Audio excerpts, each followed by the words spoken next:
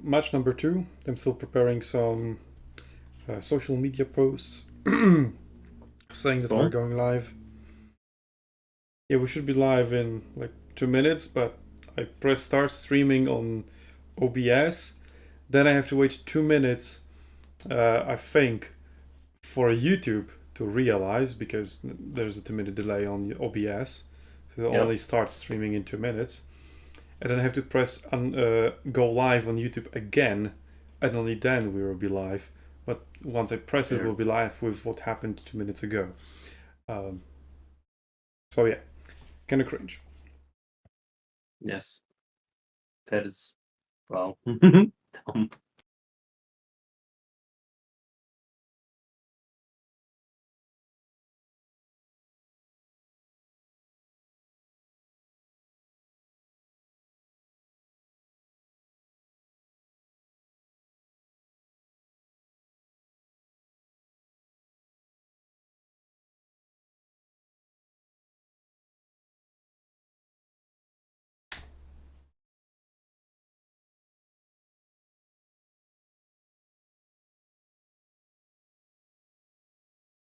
Nani? Now my PC isn't detecting my USB. There we go. All right.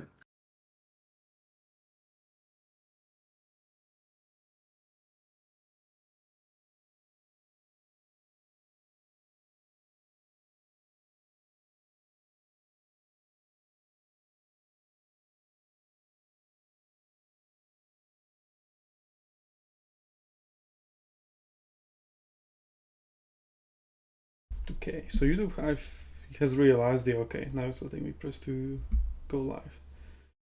Okay, so now we are live, but kind of since 2 minutes.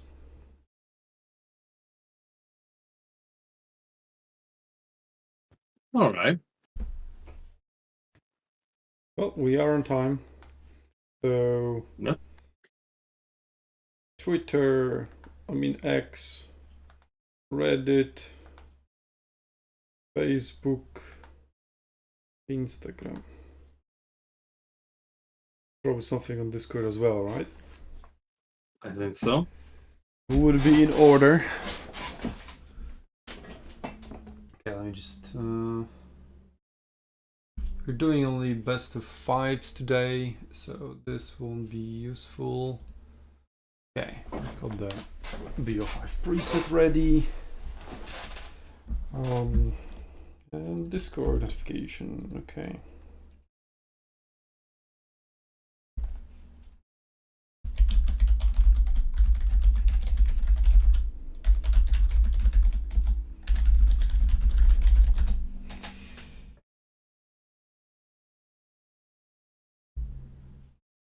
Okay, actually, let me switch to the draft. There we go.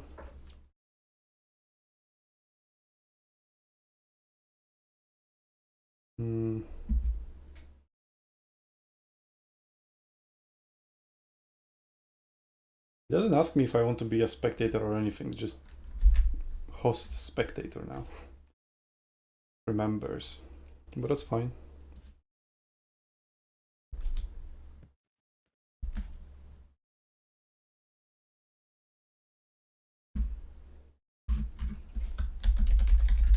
Okay, I'm joining the lobby.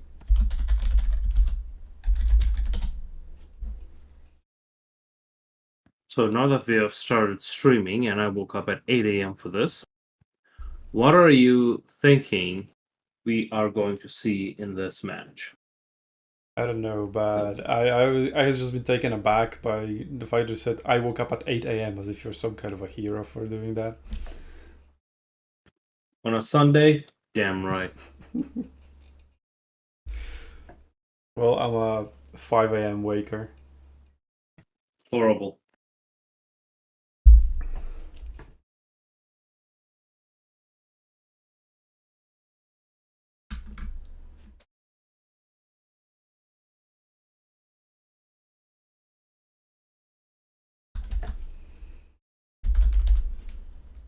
I'm more of a 11. Well, I'm 13. Hello. Okay, well, I still haven't even gotten into the draft unless I need to have it open. Oh, I need to have it like open. I need to have it in the foreground to even see it. Well, they are already banning, so let's focus on that, and I'll post the announcement on Discord later. What's the password, by the way? To what? To the lobby? I'm not the one who hosted, so I don't know. Anyway, Ogre Kingdoms banned first by Serica, then Britannia and Chaos Dwarfs, so two very standard bans. So Phoenix King just doesn't want them to be first pick and doesn't want to trade them. So we just won't see these factions, sadly. We were about to see Chaos Dwarfs, but then they weren't used. They were left for last, and it didn't come to the tiebreaker. I do want to see more Chaos Dwarfs, but the bug regarding the Skullcrackers is I can see why it would, Is it Iron scare Demons people or to play against. something? Well, doesn't matter. Okay, Vampire Counts, last thing banned by Serica. Yesterday, he was countered by them pretty heavily, so understandable to see that go. He also doesn't seem to like dwarves because he banned them twice. And we're going pretty fast. Kislev and High Elves and Empire, Wood Elves, Dark Elves. Wow, this is going super fast. They both really know what they want to do. Skaven, taken by Phoenix King. That could be a denial peak, because we also saw Serica playing that yesterday. Yep. But seeing the bans by the Phoenix King, that makes me think he didn't watch yesterday's stream, because then he would have banned these factions. That's absolutely true. Well, this is potentially we can see Serica at his strongest. He may still actually go and win the tournament. He's still in the lower bracket. He's still not out. He finishes up his roster with Norska and Tomb Kings. We have Grand Cafe for the Phoenix King, and we'll see what he's going to pick last. Maybe Slanesh, Greenskins, fast factions, Greenskins, a lot of cheap shields, cheap cavalry that can run at the enemy ranged, which is what we saw from Serica or Nerexa yesterday. Well, here's 3 seconds, or it's going to be random. Greenskins. Okay, Greenskins. So, let's get to the lobby. Maybe I'll just host it and... Let's take a look at our picks. So I think strategy-wise they are quite similar. We've got High Elves, Wood Elves, Dark Elves, kind of against one another going on. So very interesting. Very interesting. I think we're going to see these both two experienced players, are going to play kind of more meta from what I'm seeing. And the meta seems to be a mix of infantry, melee infantry, and the range infantry. I am expecting to see some more monsters here. Pretty much very similar to what we have seen before. Serica has picked Kislev as his first faction. So his first pick. But first we'll see what Phoenix King counters with. Yes. Speaking of Kislev, I was looking at the matches yesterday, and looks like Michael had fought against Kislev on one of the games yesterday with Medlin, and the war sleds have been wonderful, apparently. Been very powerful from what I heard. So I'm looking forward to seeing that. No, I don't think the Nerexa will pick them. I think this is picked by a different player that they're just going for different styles. Maybe, but I wouldn't expect it. Yeah. I would expect just a spam of Kislev Hybrid Infantry. Okay, Phoenix King is countering with Skaven. So let's switch to the lobby, where I take my time to now post a Discord announcement.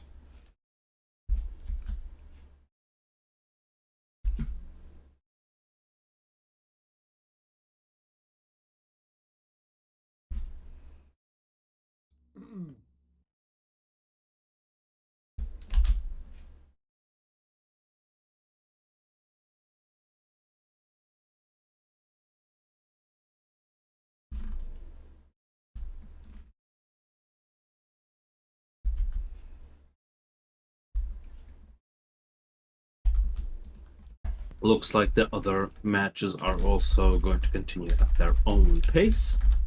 So hopefully we'll be able to see the other upper bracket match. Yeah, I've told them that because they wanted to start 30 minutes later, I said that they should just delay it until we're done with this match. So we're done with this, and then we'll hop over to the upper bracket final. And then the lower bracket semi-final should happen at roughly the same time, because it will be between the winner of this versus the winner of the other round 4 match. And then we'll cast the lower bracket final. Kislev versus Skaven. Ooh, that's going to be interesting.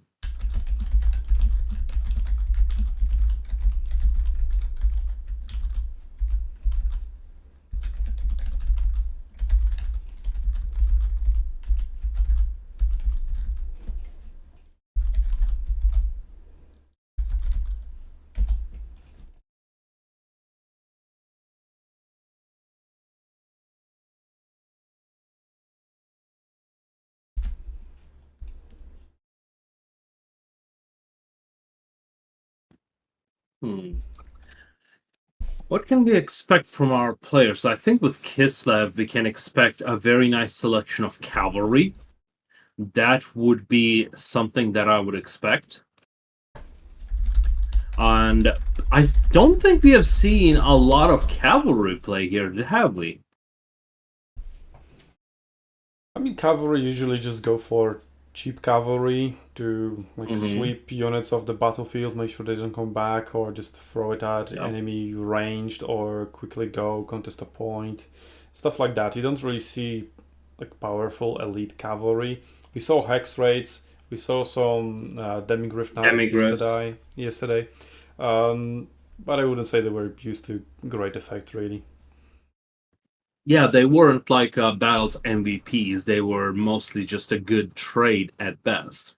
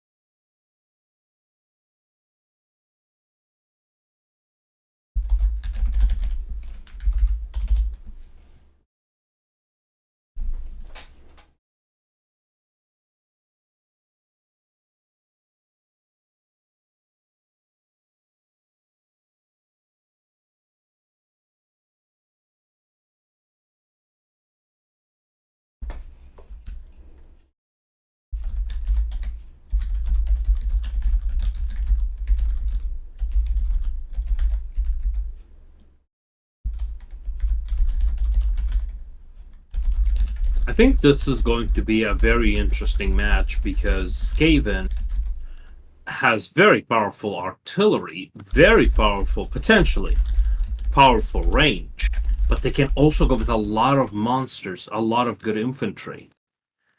You're speaking about what? Because I'm doing like administrative work right now. Oh, just thinking about the match, about what we can see, what we can expect from the players. I did not want to watch specifically the players yesterday from other tournaments because I kind of wanted to be a nice little surprise. Yeah, I'm also just, learning as we go. Yes. So, for Nerexa, we saw him play yesterday against a team. So, in the first match, he played Norska, played really, really well, won that. He went like full melee composition.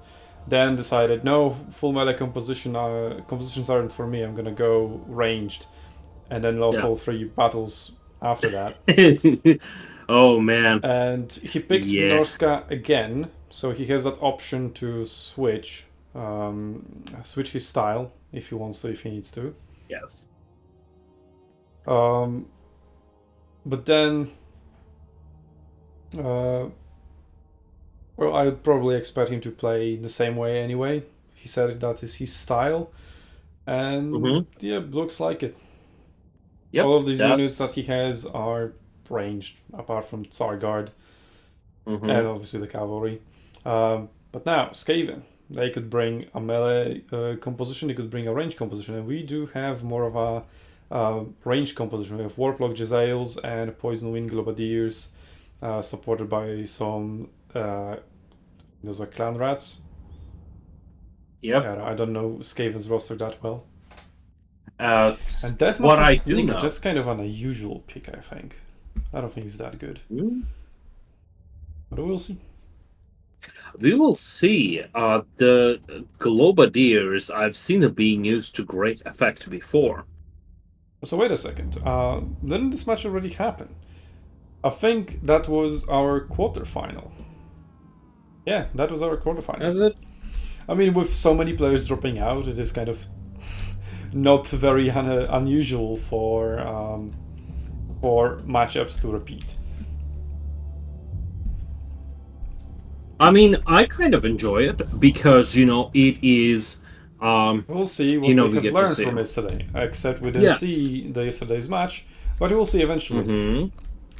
For replays. Yeah, exactly. So the rematch is, I think, kind of creates a chance for the grudge matches to happen. So, you know what? I think that's quite interesting. I think that's a great thing to have.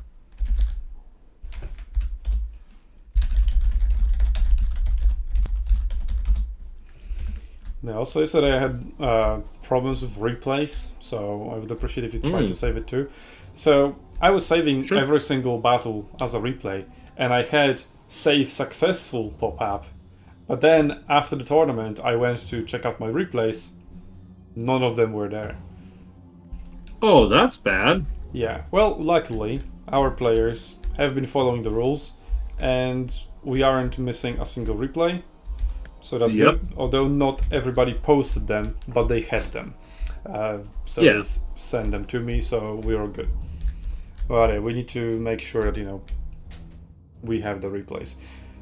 So we need to check after every single battle, like go see if the replay is there. If it isn't, use the autosave as your replay, and then go to another battle. Yep. Let's see. So that's a lake at night. Very nice scenery. Very nice scenery, but more than that, I want to see how the artillery is going to be used in this case. I mean, there's still a decent tree cover, but unlike last time. I mean, Jezzail's sort of an artillery? No, not really. It's just a long range snipers, like crane gunners from Cafe. I mean, if you think about it, that's exactly what artillery effectively is.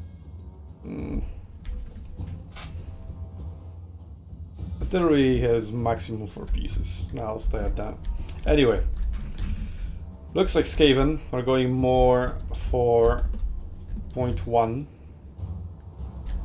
Yep. One free line, not really committing into point 2.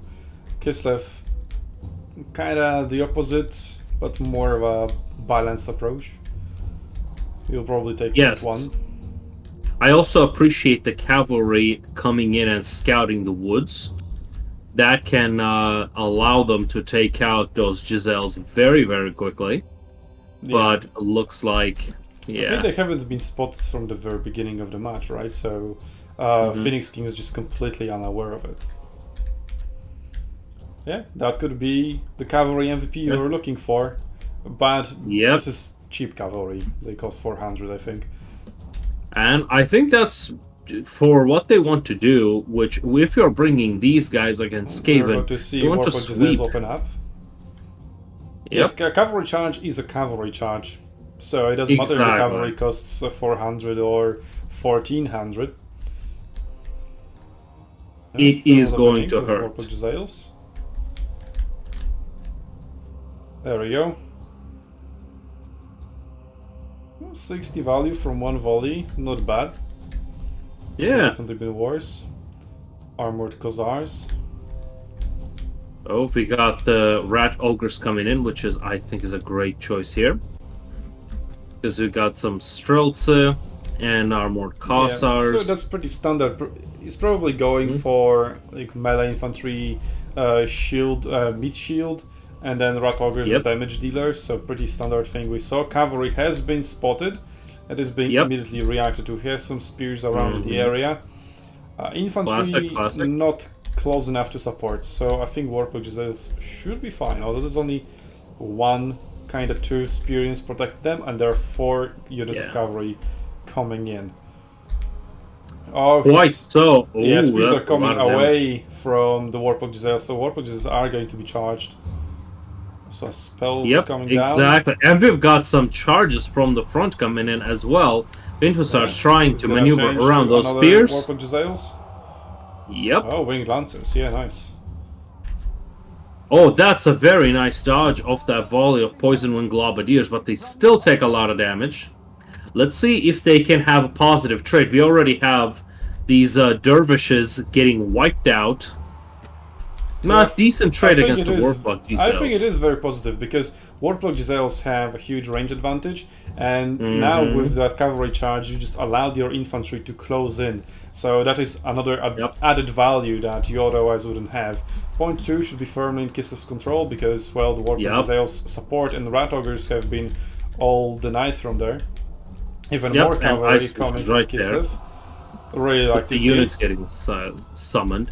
I think Kislev is just really in its element in this playstyle because you can just position exactly like this, get a nice few shots, and you've got units that are still good in melee,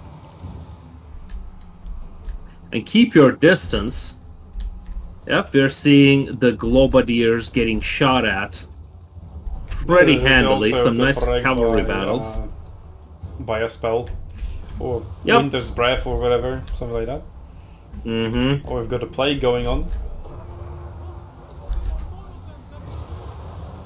On strategy, so pretty looks good target, like pretty high value. Also got the cavalry have pretty much been, most of it has been wiped out. We've got Winged Lancers just having a Mexican standoff against the left flank. Out of 3 Warpog Giselles, only 1 survived. And it's 20 out of 32 models. Poison Winged Globadiers still tied up in melee against another unit of cavalry and Winged Lancers. And another Winged Lancers are coming in, but the only thing they can really charge are some Clanred Spears, so I don't know if that's good. He's trying to squeeze them in between and probably going for the Warpog Giselles. Yep. Might just work. He really wants to get them on the Might field. just work. He already got 1 unit squeezed in, but there are only 7 models in there. Oh, the Winged Lancers got tangled up with the Clanrat Spears. But the other unit got the job done. Yeah. They're down to 14. They got the job done, yeah. Yeah, he should pull out those cavalry, though. Although at this point, only those Winged Lancers can survive. Although, if we look at the gold value, only 500 up in trading. So, the match is still pretty close, but I would say Kislev is quite firmly in control. I think here's what's happening spell going down. on that fight against the Giselles. So much friendly fire though. Like his Death Runner Regiment of Renown just got wrecked by his own spell. Sounds like Skaven. Yeah, that's very Skaven. Well, a lot of reinforcements have been summoned towards point 2, but to no effect. It's still very firmly in Kislev's control. And Kislev is using their cavalry advantage to wipe out the backlines of the Skaven. Of Death Runners. So fast units being summoned in, now facing cavalry. And, well, they're not very good against cavalry, that's for sure. If these 2 units decide to sandwich them, that's going to be quite impressive. The cavalry really control the battlefield. To run down. Yep, there we go. Probably quick charge, then retreat them to charge in the back of the remaining units, rout them, finish them off pretty nicely. Yep, Point number this 3 is still why controls cavalry is Skaven, but so maybe not for long. like this cavalry right here, MVP. Like, yeah, maybe value-wise, we might not see it right now exactly, but you know what? Considering the Yeah, potential I think value we're that totally this seeing it. Yeah, I called it out at the beginning. Like, cavalry in this match is MVP already. Once we saw them going through the forest. And yeah, now on point Yes. 3, Kislev can just chill and shoot. There are no ranged units Yep. from... Oh, Warplock Giselles have been summoned right in front of a cavalry unit, but it looks like And it's Seika AFK. doesn't see it. He does not. It's gonna die. Well, that isn't anything unusual, great. really. Yeah, I mean, the micro here is pretty intense. On point 2, we've got a pretty big back and forth happening right now. And more units, more and more infantry being summoned to reinforce it. But now, because Kislev has pushed so far overextension, Skaven is able to reinforce much faster, and they're taking advantage of that, doing damage at Kislev has point 2 in firm grasp. Now we have Tsargard coming in and Streltsy, another unit of cavalry coming in with 3 chevrons already. He's rotating Kosovite as a dervishes very quickly. So yeah, I think point 2 should be fine. He also has a hero on top of it, Patriarch. He still has his spellcaster there. I would much more worry about point number 3 if I were Skaven. Yep, because those Night Runners, which I thought might swing the battle in Skaven's favor, are getting charged in the face. I mean, we are seeing some misplays of... We have 2 cavalry units now charging the Rexa, Warplock Giselles. Now, some melee infantry summoned, but those are not cannons with spears. Oh, point 3 being very handily contested is not good for the Skaven, but they did summon a nice defended contingent of units. It's gonna be flipped before they get there. Yes. Cavalry trying to go around. Deathmaster, we are seeing a bit of a duel of the generals here. Deathmaster Snickage is taking out that Ice Switch. Ice Switch is running around. Snickage is getting shot at. Versus a melee hero, so Snickage has it covered. But he isn't faster. But the stamina right now, so Snickage is exhausted, but he's very tired. It is a horse difference, you know? Yeah. There's the horse difference. Speaking of horse difference, I don't think Snickage is going to enjoy getting charged in the face. If I was Kislev, I would have taken that cavalry and would have just charged through and waited for the reinforcements on point 2. He doesn't have to fight him. If he already stopped him, he already ran away, so that's all fine. Unless he wants Snickage tied up so that he can get his Ice Switch closer to the fight at 2, which he still has quite firmly under control. It is getting a little bit more equal, but still quite a big advantage to Kislev. And Skaven are struggling to get even close to point 3. Well, I lied. They just got on top of it. Oh, point 1 is also kind of open. So this contingent that is now capturing point number 3 could go to point number 1, but cavalry is retreating over there or hiding in the forest right now, so they can still do a nasty surprise once they get close. But Skaven has learned their lesson from leaving the forest open and are now sending 2 units into the forest, and they found that cavalry, so cavalry is seeding a melee ground. unit going there, but why are Poison Wing Globadiers going there? That doesn't really make much sense. They have been spotted before going to the forest, and well, Narsa is going to capitalize on it, and Death Runners not being microed to stop that, although charge inside a forest, that wasn't very spectacular to look at. It was not. Nor is it very effective. Well, Skaven are pushing towards point 1, which is still barely defended. Now a unit of armored Khazars is being summoned towards there, and point 1 is closer to their spawn zones, so it is very difficult to take. Well, Snickage has finally been routed. He's got 650 health left. This could have a very big effect on Skaven because their starting morale is not very high to begin with. Let's see if Streltsy can snipe him down. Ooh, those Giselles are getting charged in the face, but they also have Globadiers So let's see if we can get a Well, positive trade. if Oh, we are gonna get a positive shoot trade. there, I don't know who's suffering more, the Giselles or the cavalry. Yes, actually, I think that's exactly what caused the clan rats to rout, leaving them at the mercy of that cavalry. Now, those Kosovite dervishes in the woods are standing idle, but right now I'm guessing our players are doing pretty intensive micro. Well, the Regardless, it gentleman is still misplaced. They have some good targets. Yeah, there we go. Warplug Giselles, although clan rats with spears and shields have been rallied, so they can defend or at least attempt to help Warplug Giselles as they're about to get charged. Gonna get a nice shot. And we've got Deathmaster Snickage at 450 health. Not very good for him because he was trying to snipe that general. Icewitch saw that and just kited him around. You know, I'm telling you, the Kislev is a pretty well-designed faction for this type of game mode. And we've got the GGs going down. Yep. And Kislev takes the game. There was quite a big turnaround for Kislev because I saw on Total Tavern, like those faction statistics, I saw Kislev in the gutter, like 30-something% win rate, and I was, what the hell? Kislev's pretty good. And now Kislev is sitting at 60%. What changed? Have I missed something?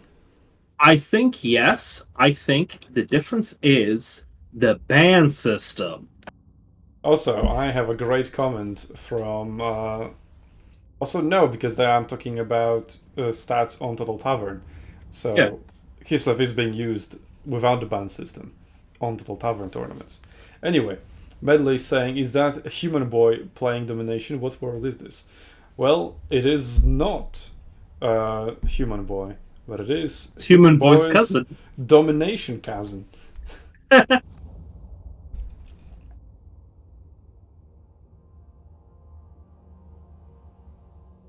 Actually, some say, I mean, human boy, some say he only plays Skaven.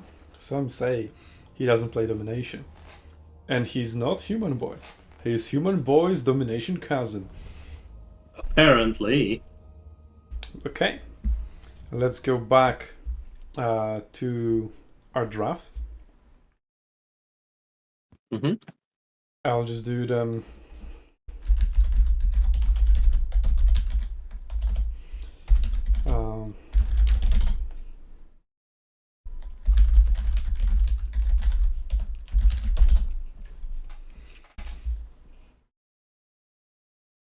Okay, actually, I wonder.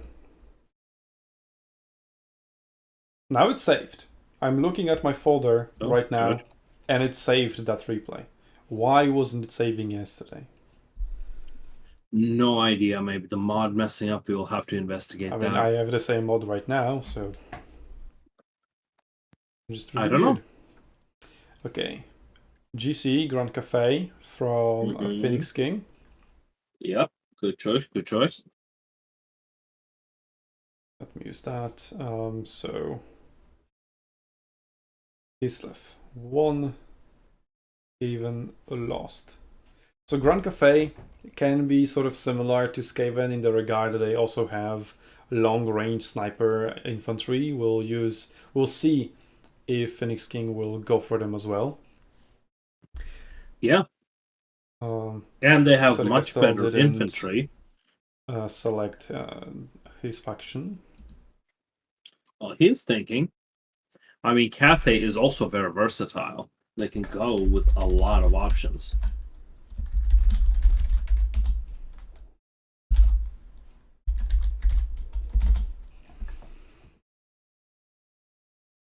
They'll probably look towards Tomb Kings for something with good cavalry and similar playstyle to Kislev, sort of. I mean, hybrid infantry is kind of exclusive to them. Dark Elves also sort of a hybrid infantry, just good infantry all around and some cheap good cavalry.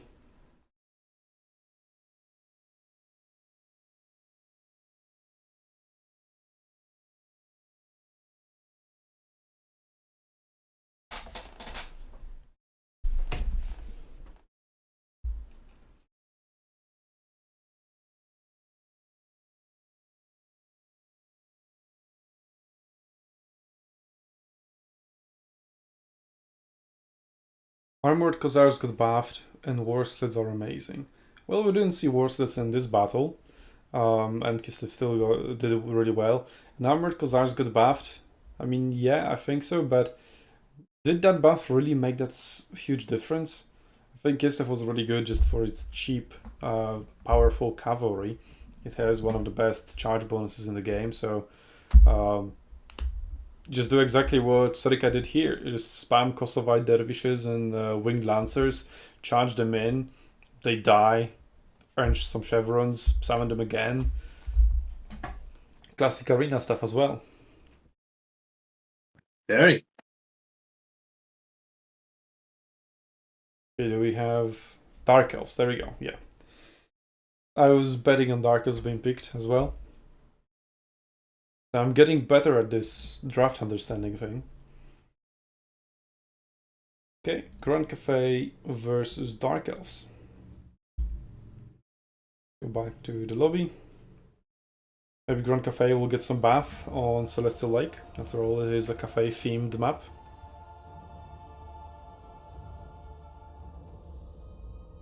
And maybe we'll be able to see it in the day. Mm-hmm. It'll be like playing on 2 different maps.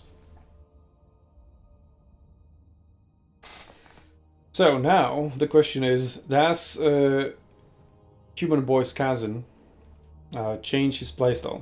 Does he go still for Let's see. Rain Gunners? Cafe doesn't have monsters similar to Rat Ogres. They only have the Terracotta Sentinels, and we'll probably not see them. Also, it would be a terrible choice against Dark Elves, who will probably bring a lot of range and just kill that dude. Although the Terracotta Sentinel Regiment of Renown has a very cool ability of reflecting range, but it only works from 55 range, so you need to be really close to set range, otherwise it doesn't work, and I think it's garbage. If that range was like 100, 150, that would be pretty good. Means it just cannot be shot, and you need to either snipe it with really long range missiles if you have them. Not all factions would have them. And you would need to just take that thing in melee. So I think that would be great if they buff that ability, but otherwise it's just overpriced. It's just a gimmick, yeah. Otherwise it is just a gimmick. I wonder if that got buffed, like, would we see it in tournaments against like ranged factions? That would be pretty cool. It would be such a game changer, and you would you need to adjust your strategy around that. Yep, it could be like a great trump card if it were to be buffed. Could be quite interesting, but thinking of the fundamentals, like the fundamental strengths and weaknesses of these factions. Grand Cafe has great gunners. Iron something gunners. Forgot the correct proper name. I mean, I have seen Jade Guardians being very price effective.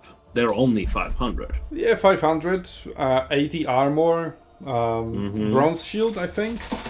Yep, bronze shield, 24 attack, 34 defense. Not too bad. I see you looking at them, I see. Well, yes. Well, Nerexa is ready. Let's hope Human Boy's Kazan also gets ready quickly. It is also the thing that I had noticed, because they have battle harmony, they get their defense boosted if they are in formation. So I think that could be a great strategy in domination. Just, take the point early and then hold it with your superior defense. It is quite difficult to utilize the harmony thing fully for Cafe in domination specifically, because you lose your front line and you keep summoning, and the units are approaching the front lines and whatnot, and it's very hard to keep set formation. Yes. That's why Grand Cafe isn't very popular in domination, but now, thanks to our ban system and wide faction pool that needs to be used, we're seeing, and it's only game 2. It wasn't delayed until game 5 or something.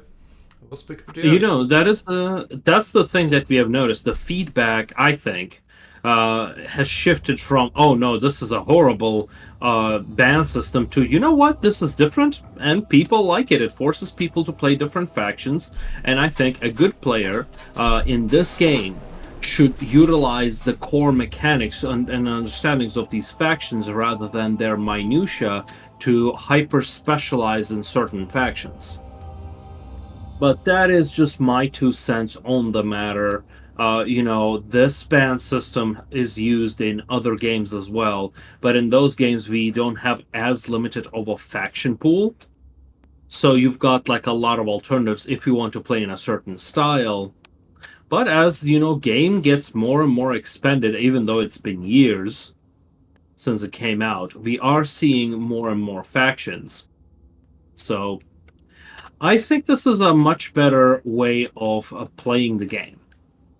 Somebody who is a good player should be able to adjust easily into this one and not just utilize these high value broken units all the time.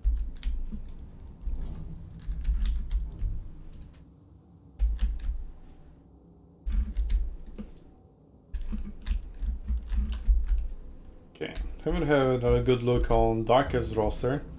They're moving their units around. How am I supposed to look at it? Dark Shields with Shields, Regiment of Renown. I don't know what their gimmick is. Then we have 2 shades of dual weapons. That's the correct choice.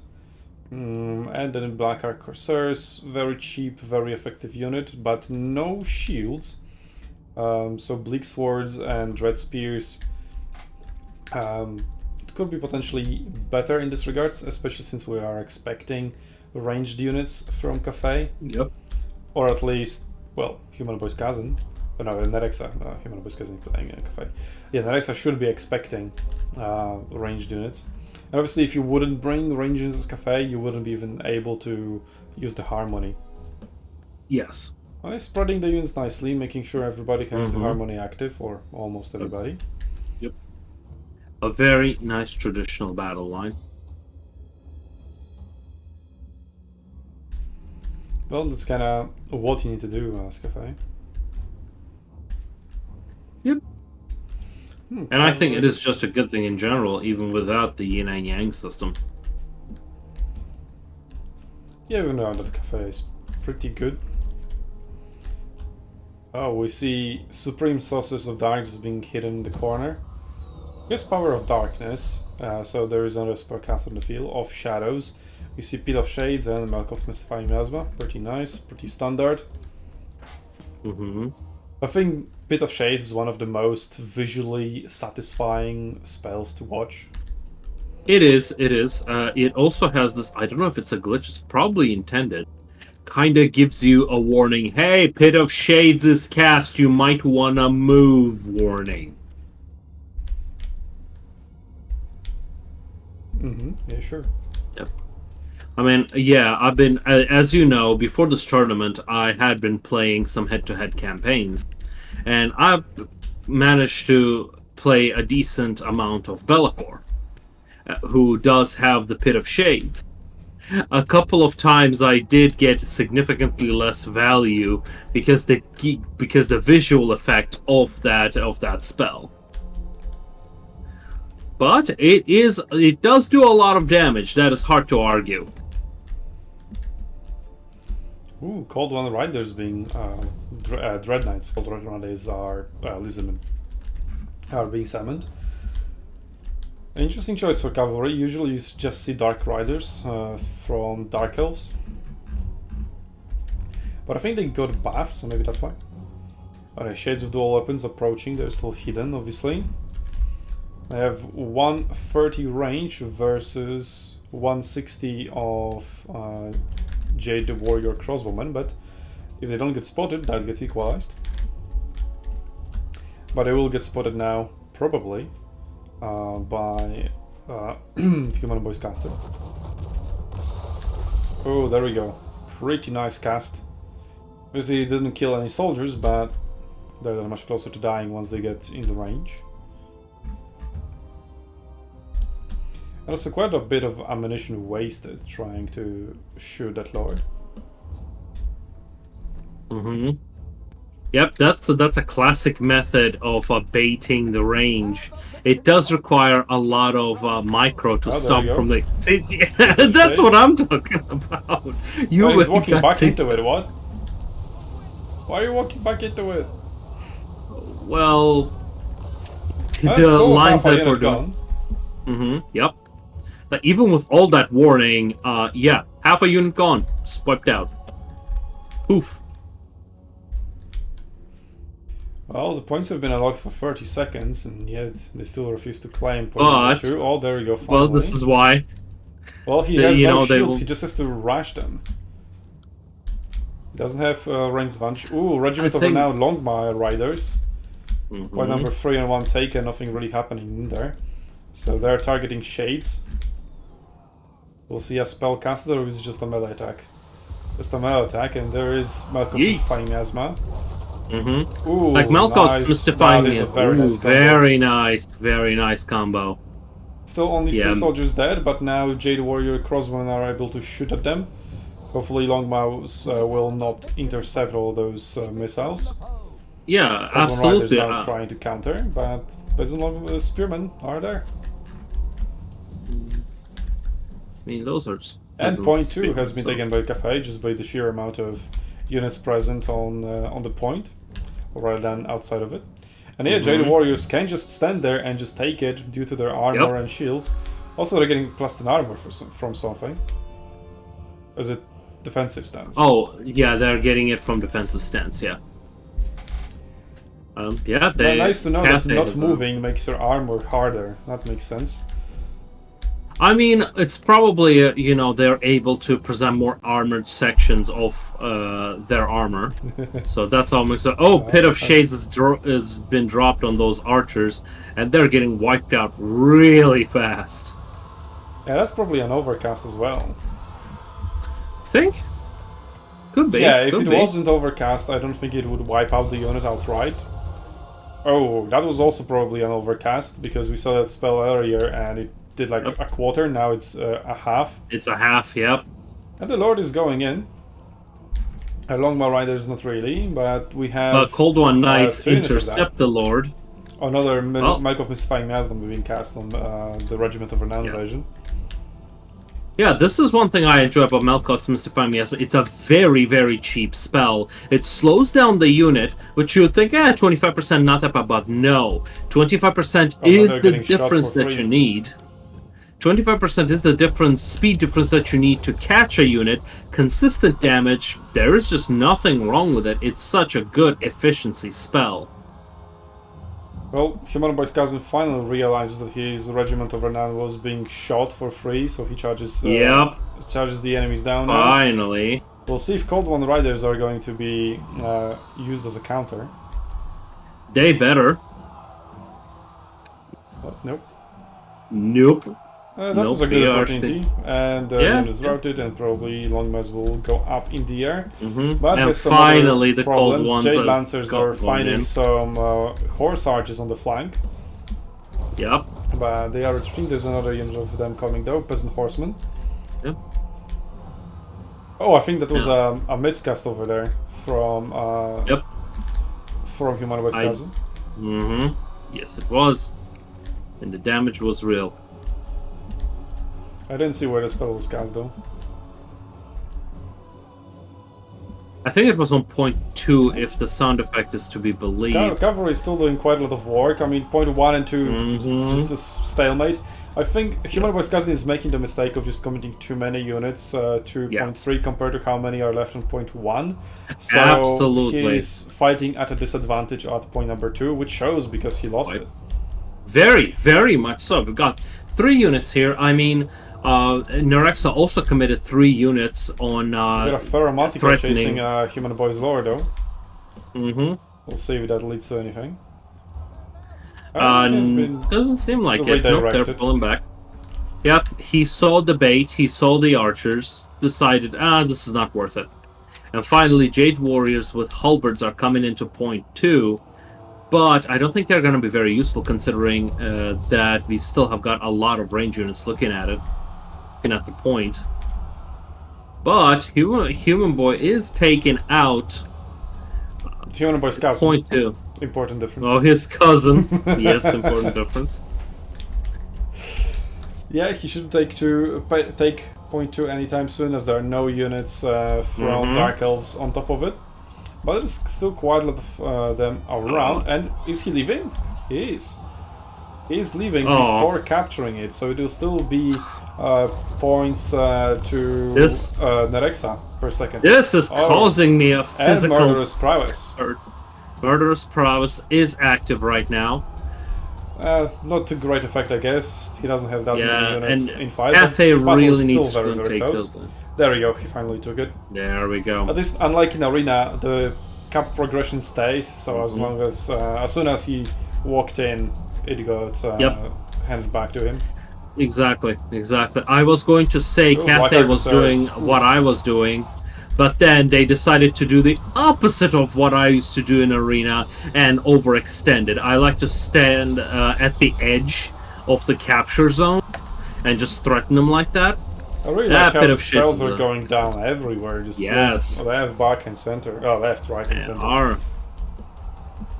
And a lot of depleted. It's still very hard to tell who is at an advantage. Point-wise, a little bit advantage to Cathay. Value-wise, a little bit of advantage to Dark Elves. Well, Cathay is now extending the advantage. We'll see if Dark Elves can strike back. Their Murderous Prowess just expired. Cathay, however, I think has the advantage of having that congregated range line doing a lot of damage to Dark Elf lines. So I think that's a pretty big kind of formational advantage they've got over there. I would like to see those Jade Lances on the far left flank being pushed forward against the Horse Archers, sort of finishing off at the unit. And now we have Chaos Furies, the Crows of... Yeah, it's not Chaos Furies, it's the Harpies. Same thing they're though. Same thing, wiping up Cold Night Knights. Oh no, what? I am curious about something though. I am very curious about this little dark sorcerer, supreme sorcerer standing in the corner of the woods. Wonder if she's just channeling Arcane Conduit. Is that the reason? Power of Darkness. Also, you cannot unsummon lords. Yes. Oh, Power of Darkness? Yes, Power of Darkness. You can use it 2 times and it grants you a little bit of more Winds of Magic for health. Is it worth it? Well, apparently. I guess it does, yeah. We've got that Wizard of Shadows chasing that general away. Just a battle in the sky right there, and with the Cold One Dread Knights disrupting that archer line, they can handily chase them away until Longma Knights. There is a ranged blob in the center that is not being disrupted by the Feral Manticore, but the Feral Manticore can sort of just be ignored, but we have Longma Riders, Regiment of Renown being summoned to now deal with the Sorceress. If the Sorceress of Shadows isn't able to run away from them, they again have the same speed, but Longma Riders are less tired. That Sorceress can go down. But on the other hand, it doesn't matter, they are both out of Winds of Magic. So cannot be really used to any other. I still think that value over there is important. Still, that value there is going to be important. And for Feral Manticores, as you know, in our head-to-head campaigns, I had a chance to play Feral Manticores a lot. And one thing that I've noticed, they are a single model. They are great. Probably one of the best units at disrupting range. Can sneak in and out easily, tie unit up. Maybe they're strong at disrupting AI. But I don't think that applies to... Well, we just saw exactly that happening.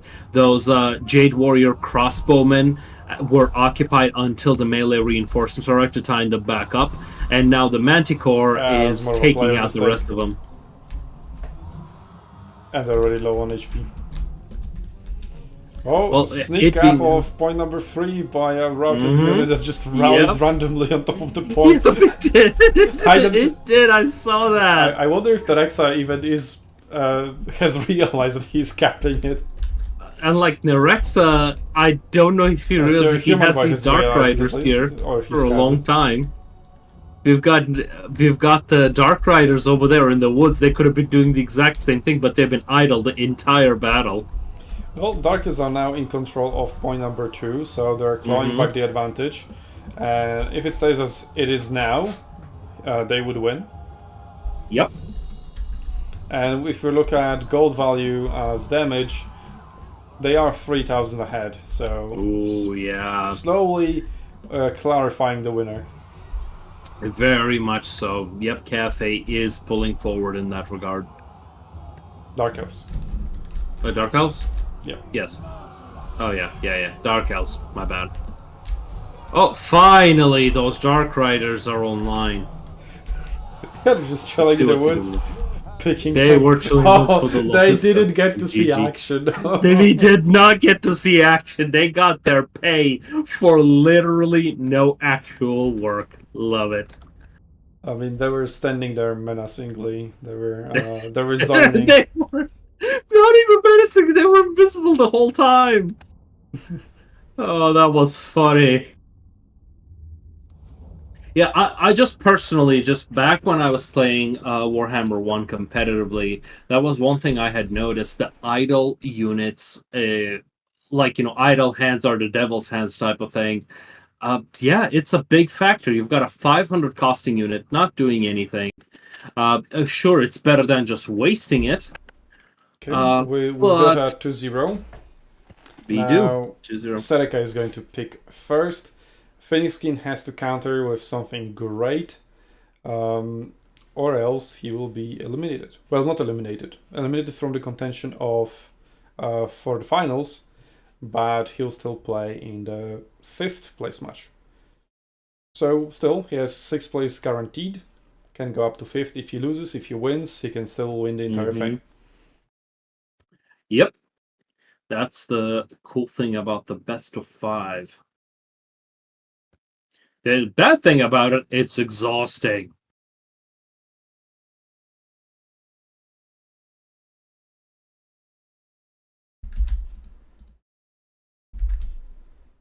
But yeah, we had a nice, entertaining battle.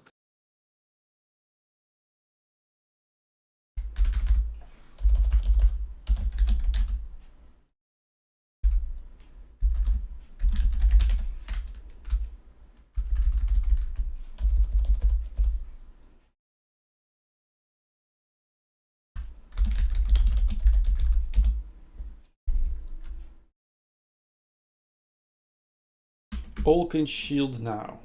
Yes.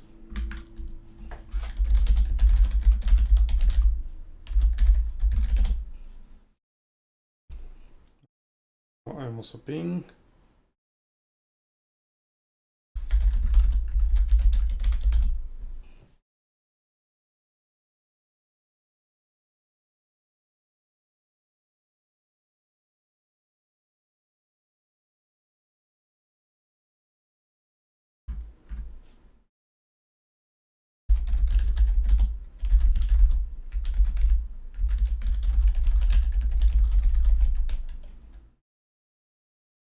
Wood Elves.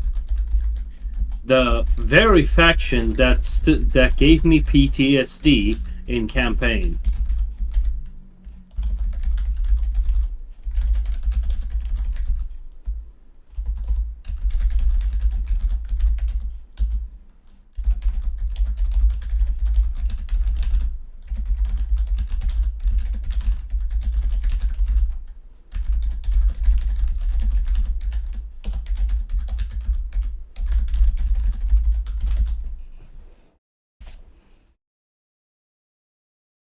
Okay. I was answering the question that was asked. Wood Elves. Okay, we'll finally see them after they have been banned yesterday.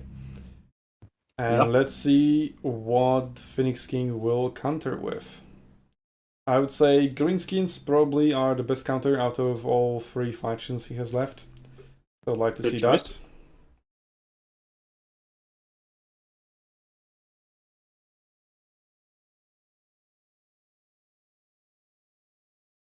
Also, just so the viewers know, after this is finished, we are going to the finals immediately. I see they're already preparing, they have already drafted, they have already selected their factions, and they'll be waiting ready for us. So we'll have a very, very smooth transition. Mm-hmm. And we're still waiting for Phoenix King to decide on what he counters with.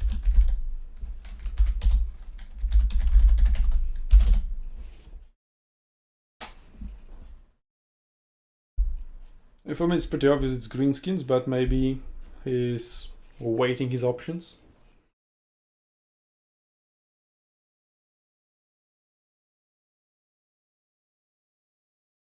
I mean, Empire, Spearman with shields, 350, I think. Swordsman, 400, 450. High Elves. What? Yes! Elf on elf violence. I mean, okay, thematically cool, but competitively, are you sure this is the best counter? Am I missing something here? Maybe he wants to be like, oh, you want to kill me with range? I have more range, screw you. Could be. Maybe that's the plan. I mean, Wood Elves have 190, but that's on Way Watchers, which is super expensive. Yes. And the regular Glade Guard is 170, whereas High Elf regular archers, or just all the archers, are 180. But they'll get the 10 range, not that big of a difference. First shot, you can dodge it anyway. Well, we'll see. I definitely didn't expect High Elves. So, in terms of my draft prediction, I failed there. But, well, we'll see if I will be proved wrong, and maybe High Elves are the secret strategy, secret weapon against Wood Elves. What do I know after all? I'm just an arena player. Yeah, that's why I'm trying to avoid comment on that. I don't know. I really don't. Wood Elves does have that monstrous infantry. They've got cavalry, so do High Elves, but who would win?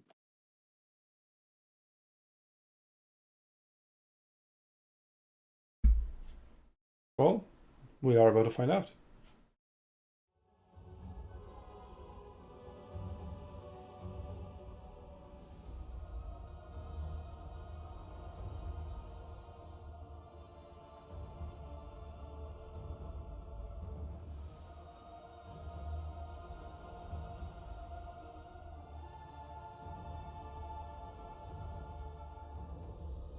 Well, mentally, you can just wait until you face somebody who doesn't know you, then do their homework.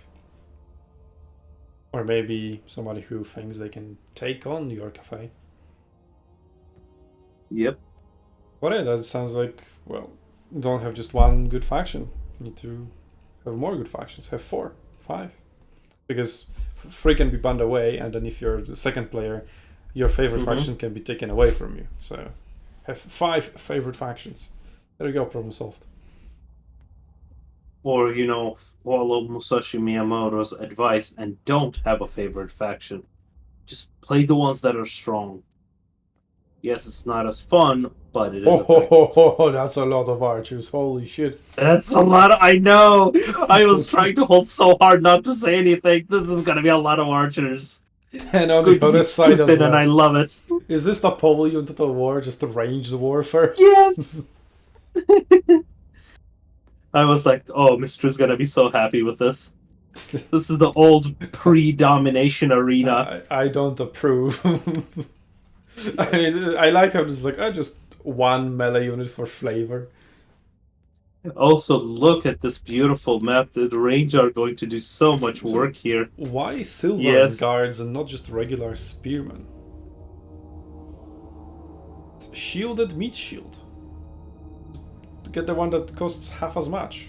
You can take twice as many. I mean, you can't take 8 spearmen. You could take like 4 spearmen, 2 silver guards instead of just 4 silver guards. Maybe there will be reinforcements. This is definitely something very unique that we didn't see before. But then again, I did predict it. Like, maybe he's just going to fight fire with fire, fight archers with archers. But on the other hand, if you take greenskins and you kind of face the same composition, you just roll over them. But I imagine maybe if Nerexa was playing against greenskins and other high elves, he would also build differently. We'll never know. Although we can ask him. That's definitely something I would like to to know.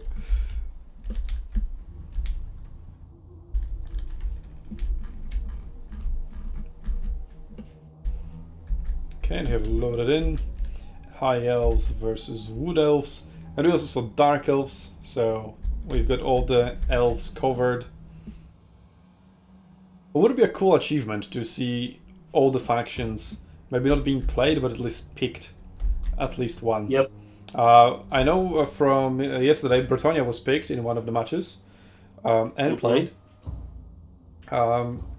Yesterday on our stream, Chaos Dwarfs were picked but not played. So the two most banned factions have been featured in pick or play. They haven't been banned. Oh, just in pick and bans. I wonder if we touched all the factions, or is there one faction that people just refuse to pick?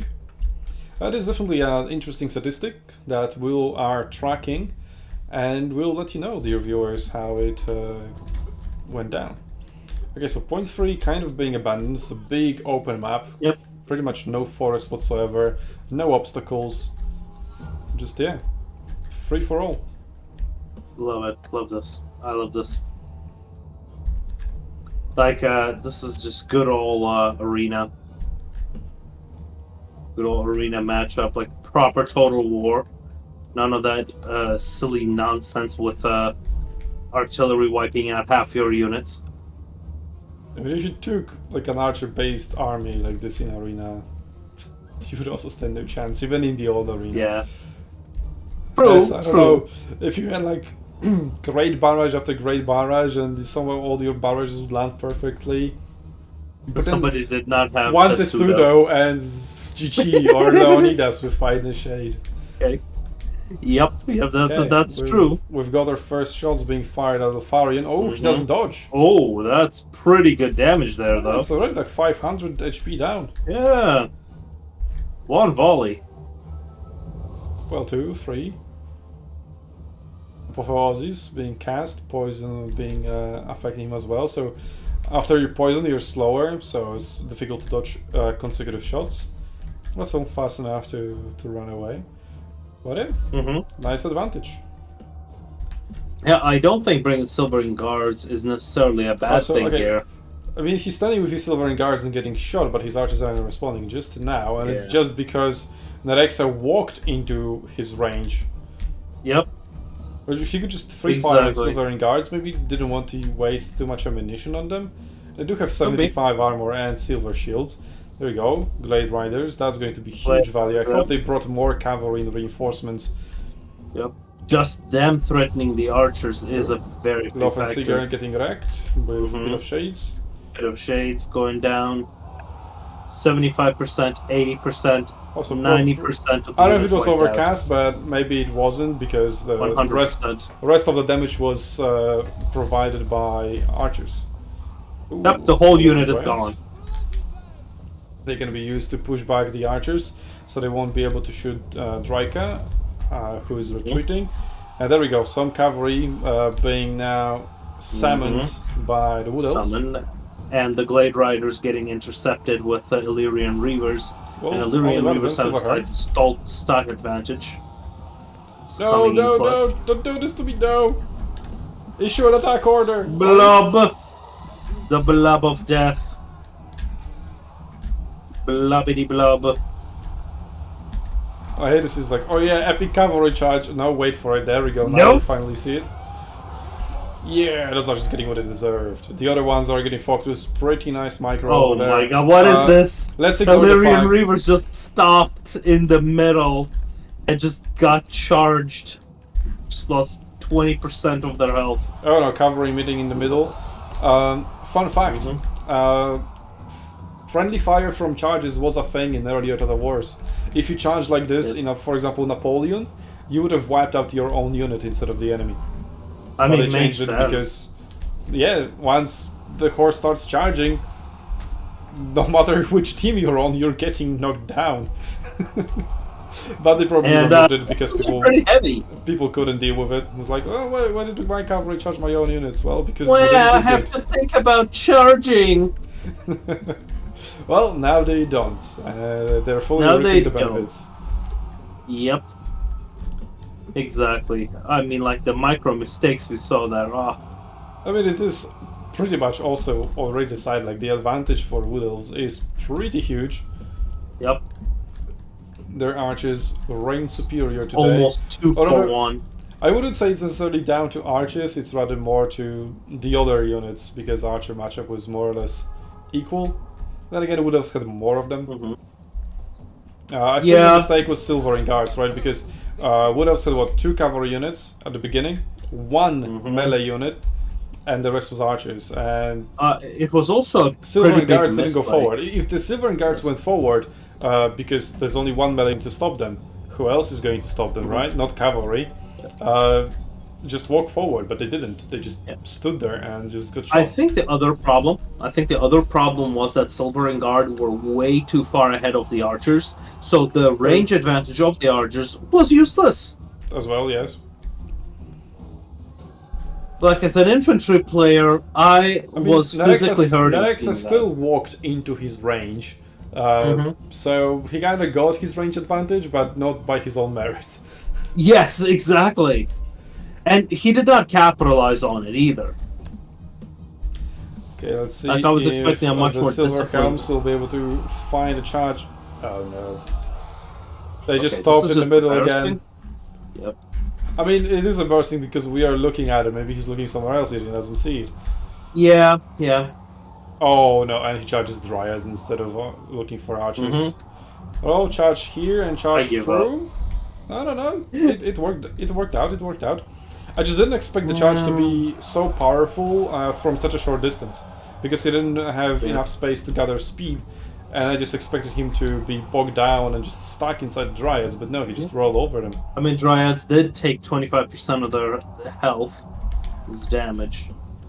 But yeah, Dryads are a very good unit. Yep, really like them as well. A very good. Yep, Cheap they Vanguard are deployment, cheap, damage Vanguard dealing. fast, damage dealing. Yeah, I think this is a great unit in this matchup. I think it's just great in Yep, the general this is- round. Yeah, okay. Yep. I got this. Yeah, a lot of misplays here. Let's see if the replay showed up in my folder. Yeah, you did. Okay, so that is a swift 3-0. I just take greenskins next time, I think. Well, 3-0. The Human Boy's Aren't we at this cousin is dropping now to welcome to Agincourt 2. I mean, Agincourt was archers versus cavalry, not archers versus archers. Yeah. Anyway, Human Boy's cousin, aka the Phoenix King, is dropping down to the 5th place match. And the next is advancing to a lower bracket semi-finals, where he will fight whoever won in the other match between Special and Michael Pontifex. Let's see if we have a result of that.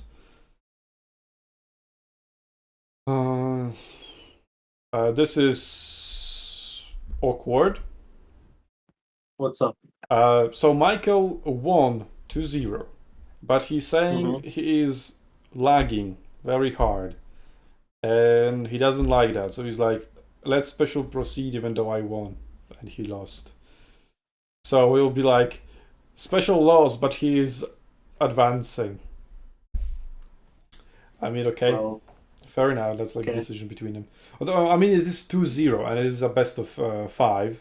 So he still technically didn't win. He would need one more win. So 3-2 for Special? I guess. Okay, let's bring up the bracket. Let's update it. Oh, you already did? Okay. I already did. And we need to type it here manually because once I started doing like manually, that somehow broke the code. Special here. Yeah. So Special versus Serica in lower bracket semifinal.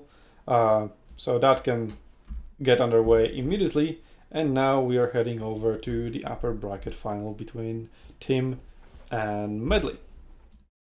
Let's see how that is going.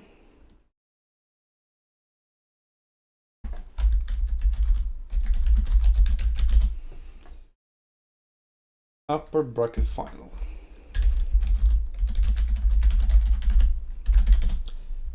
Okay. I have in meanwhile, their draft pulled up. Yep, you take care of that. I am currently doing the administrative work. Cool. Okay, looks like they haven't hosted the lobby, so I'll host it for them. Mm-hmm.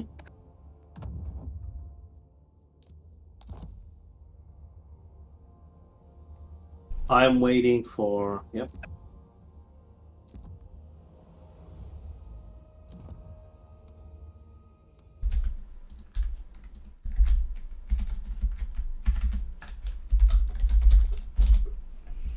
Okay, what map is this? Borderlo Landing, one of my favorite maps. Quite a big open space in the middle with one giant lighthouse, and then forests on the sides, allowing for flanking. Pretty good.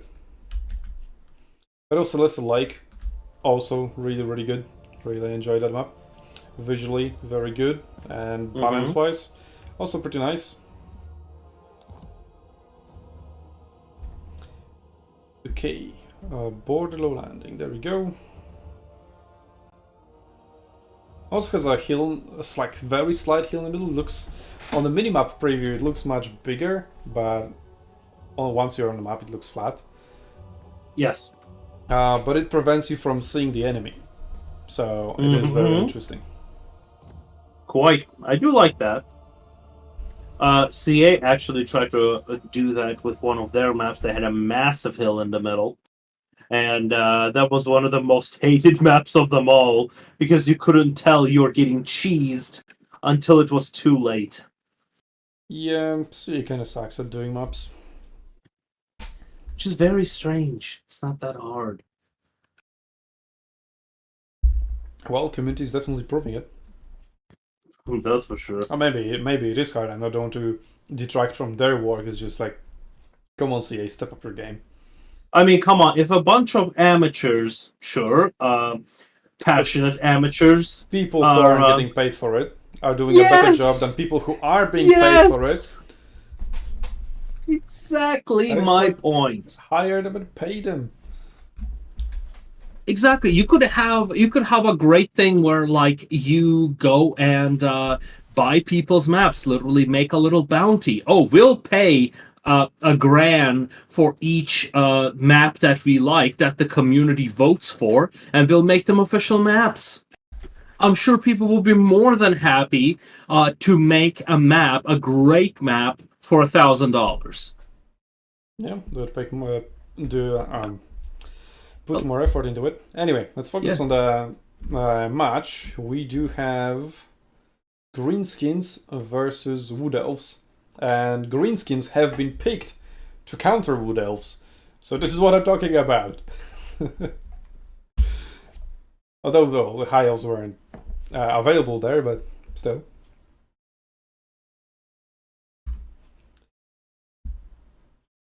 Okay. Let's do that in the lobby here. Boom. Where's Tim? Yep. Not to change the subject, but Michael confirmed that he will be dropping out because of his internet problems. That makes Phoenix King the fifth in the tournament. Also, Michael good sakes, even though winning the match that he would have against Special would grant him minimum 4th, he kind of takes the bullet there, but they are teammates, so at least there's that. Yeah. Okay, this is our final, and then we will have first places being taken. That's what it looks like. Yep. And the loser of this match can still play in the grand final if they win the lower bracket next final. one, the lower bracket final. Yeah. Yeah. So maybe we're saying the preview. Yeah. Of the grand final. So right now Yes. we have Special and Serica in the lower bracket. In the lower I bracket also would semi-final. like to. Then whoever wins between them will fight the loser of the match we are watching right now, which is upper bracket final. And then the winner of the upper bracket final waits for whoever wins that in the grand final. So we have 4 people left in contention: Tim the Wilder, Medley, Special, and Serica. Yeah. Now here's the cool thing about Medley. Medley got unlucky, or lucky depending on your perspective, that she did not have to play anyone just one game yesterday. So she was all fresh and ready to go against a 3 out of 4 people, which she's the 4th person. From her, I don't know, quarter series of brackets. 2 brackets had dropped out. Yeah, so she got a technical win in 2 rounds without playing a single game. Yeah, we had the upper quarter, like the first quarter, and that's where everybody showed up. Second quarter was 2 people showed up. Third quarter was 1 was late. The three showed up, and the last quarter is 1 person showed up. That was bad. I mean, considering this is the first tournament, this is perfectly normal. So I'm not worried at all. Honestly, I expected a worse turnout, if anything. But you know what? We've got a very passionate community here. They've been playing with each other for a very long time. So I'm excited to see people coming back together and playing. It was also, like, the tournament was announced less than a week before it took place. And some people already had commitments to weekends. Absolutely. It is also middle of summer. A lot of people are just traveling. Like, I had a lot of people from SUNTZU as well, who were supposed to take part, but, well, they couldn't because they are traveling somewhere. Oh yeah, absolutely. Like, I had to move my plans by a week just so that we could play. Yeah, also continuing my story, the first tournament was supposed to take place in July, but then IRL things happened to me, so I wouldn't be able to host, so it had to be postponed. No, that is good. I was actually, not for, how do I put this? Not really glad it happened, but, like, it really showed your dedication to this whole project. Like, no matter what, we continue doing it, and so I'm glad we are still doing it. So, that is great. But anyway, let's get back into the game, and we can talk about the organization later. And I also want to talk about after the tournament as to the things we have learned and the feedback we get from it, because I'm loving the feedback. I'm loving the community. Everybody is just so positive, so productive, like such positive conversations we are seeing. So let's take a look at our deployments and the so in the previous match, I said we would never know what would happen if we had Wood Elves versus Greenskins, and then now we do.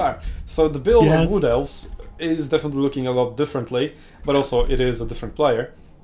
I mean, I also have see 2 units of archers, and then mostly war dancers were backed up with tricky. So something that Tim the Wilder has been doing pretty much in every single one of his builds, with the exception that the Trikin are on the field from the get-go, rather than being summoned from reinforcements later. Instead, I think he's bringing in the archers as the reinforcing backline. I heard of this method, kind of mixing in monsters with infantry to let them take out the infantry very quickly and take very little damage. I mean, yeah, that's just I think one of the basic tactics of Total War Warhammer, which wasn't a thing in the past. I mean, like in the past Total Wars, because, well, there were no monsters there. Yes, it took me a while to really comprehend. I actually learned that effectiveness of it from Legend of Total War. Like, you gotta keep an open mind with these games. I just kind of figured it out on my own in Warhammer 1. I was using that with vampires and their crypt horrors at the beginning. Yes. Yep, with the crypt horrors, it was a little bit more obvious, but I was like thinking, you could send them somewhere else, or you could cover more ground. Is it really worth it? And yeah, it is. It is. And with Chaos Trolls, yeah, it was great. I don't know if you remember that from our head-to-head campaign. In couple of cases, we did have that. But yeah, it is. It's a great idea. It's a great ability. And we're seeing, but going back to what we're seeing now, Deepwood Scouts are taking pot shots, are these orc boys. Yeah, I'm not getting much value. So he Yep. actually decided to turn off fire at will and just get close, trying to maybe snipe Bulldozer. Yes. That would be a better high value target. Yes, Maybe Savage exactly. Orcs in the back. Because orc boys do have bronze shields. And they're also cheap, so it's not worth Yep. shooting them that much. But yeah, like the entire Greenskin army is staying back. I mean, they are capturing point. Well, were capturing And point Deepwood 3. Scouts have stalk, so this allows them to hide in any terrain. And so here, they've just been capturing this point 2 the whole time. Would have been nice if they hit snipe. Yep. Oh. Yeah, Medley is moving. Yep, the Greenskins are moving their infantry to take point 3. Point 1 is handily taken by Wood Elves. And so is point 2. Yep. So yeah, advantage in that regard already to on Wood Elves. We'll see how it goes. I mean, team has been, so far in this tournament, historically the player who is playing the build-up, and now build-up is being used against him. Yes, wonder I if was he going to will- point that out. If he will use a different tactic, because as a build-up player, you should know what counters build-up. We'll see if he does that. Yep. Yeah. Now you're seeing the Greenskins using build-up, which I'm surprised, because you would expect more aggression there. Savage But Orcs nope. getting wrecked at 20%. Actually, no, this makes 35. perfect sense. This makes perfect sense because I think the Wood Elves would win in an engagement because they have these massed ranks with Treekin supporting the infantry. So I think they would have the advantage there. And finally, the Greenskins have their formation there in a checkerboard formation. And coming in, I don't think this is a good idea here. In my opinion, checkerboard formation is really good when you have something like Ironbreakers that can throw their special high damage missiles and move in. So, No, the sneak attack from Tim has been, well, he kind of messed up on his own because he got spotted somehow inside that forest. he did. I don't know how he was spotted. He shouldn't be able to be spotted, but maybe there's like a gap in the trees somewhere. Could be. Could be. I see some units sneaking in. Yep, and they're the just Medley just has looking those through there. Night Goblin fanatics moving towards point 1 sneakily. Well, point 2 can be taken by Greenskins unless Tim moves in as well. I mean, he has his War Dancers plus Tricking ready. And they are kind of standing idle there. They could have been served a lot better standing on the point. The point still hasn't been flipped, but if he doesn't move now, he will lose it. Yeah. And he is losing it. Well, Okay. he's like, are we gonna see who's gonna build up now, huh? Yeah. We're just going to the old-fashioned 18,000 land battle. Yep. Okay, we've got first melee infantry engagement. Orc boys versus War Dancers. Orc boys are gonna be backed up by Savage Orcs. So this is like a different way, 5 minutes in. different build from Greenskins, because yesterday we also saw Greenskins, but it was mostly Orc boys backed up by Trolls and Squeaks here and there. And here we're seeing just mostly just regular infantry with not a big presence of monsters. So we'll see which philosophy will win. Well, these Orbis are gonna obviously get wrecked by War Dancers, who are a higher tier unit, supported by Treekin, one of them being Regiment of Renown. Some Arbors going. Oh, was that Foot of Gork? No, that wasn't Foot of Gork. No, that must have been something different. Well, I wish we would see Foot of Gork. We have. Okay, we finally he doesn't have it. the squig herd supporting the melee engagement. And we got the wall going down just in time. But we see Wurzag kind of walking around and letting those dryads engage the range. This is pretty big brain for greenskins. If you build up as greenskins, you get one at the beginning of the battle pretty much immediately. Yes. That ensures that a larger amount of units gets one. And now the archers are getting attacked by Wurzag and some Night Goblin Squig Hoppers. Damn, they're fast. But the Eternal Guard intercepts Wurzag. Not the Squig Herd, though. Wurzag is fine with it, yeah. Wurzag was a minor threat to the archers. Yes. Night Hoppers were a much bigger threat. Yep. They wiped out like 30% of that unit.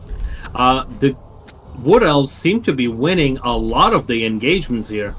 Like these dryads. Infantry is the better tactic rather than just spam of cheap infantry.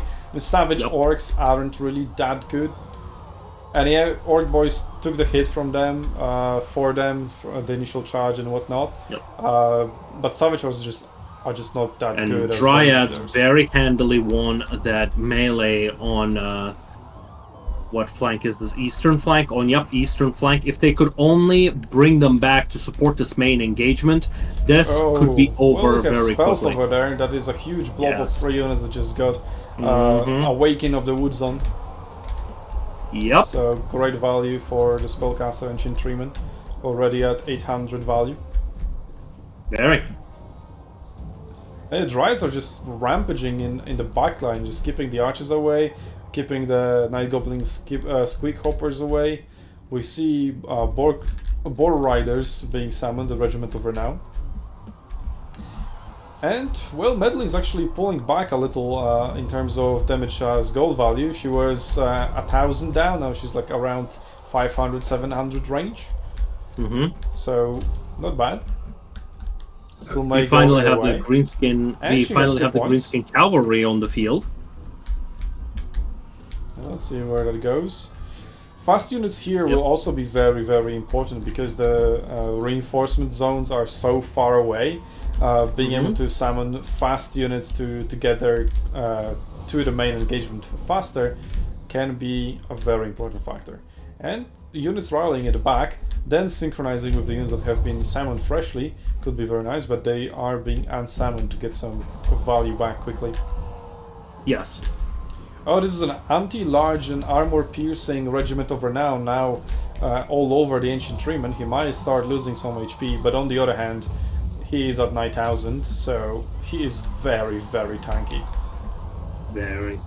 And Tricking being 7 as well. He's being focused by some archers, and yeah, once he sees Tricking and and War Dancers, the cavalry is being pulled The Wood Elves realize the build-up of the archers happening over there and a lot of retreating units, so they summoned in Glade Riders to mop them up.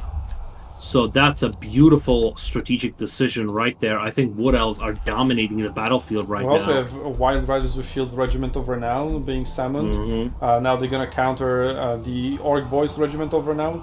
But it's a big blob of cavalry. If only Wurzag was close enough to maybe use some explosion spells. He does have Edbat and Brain Burster.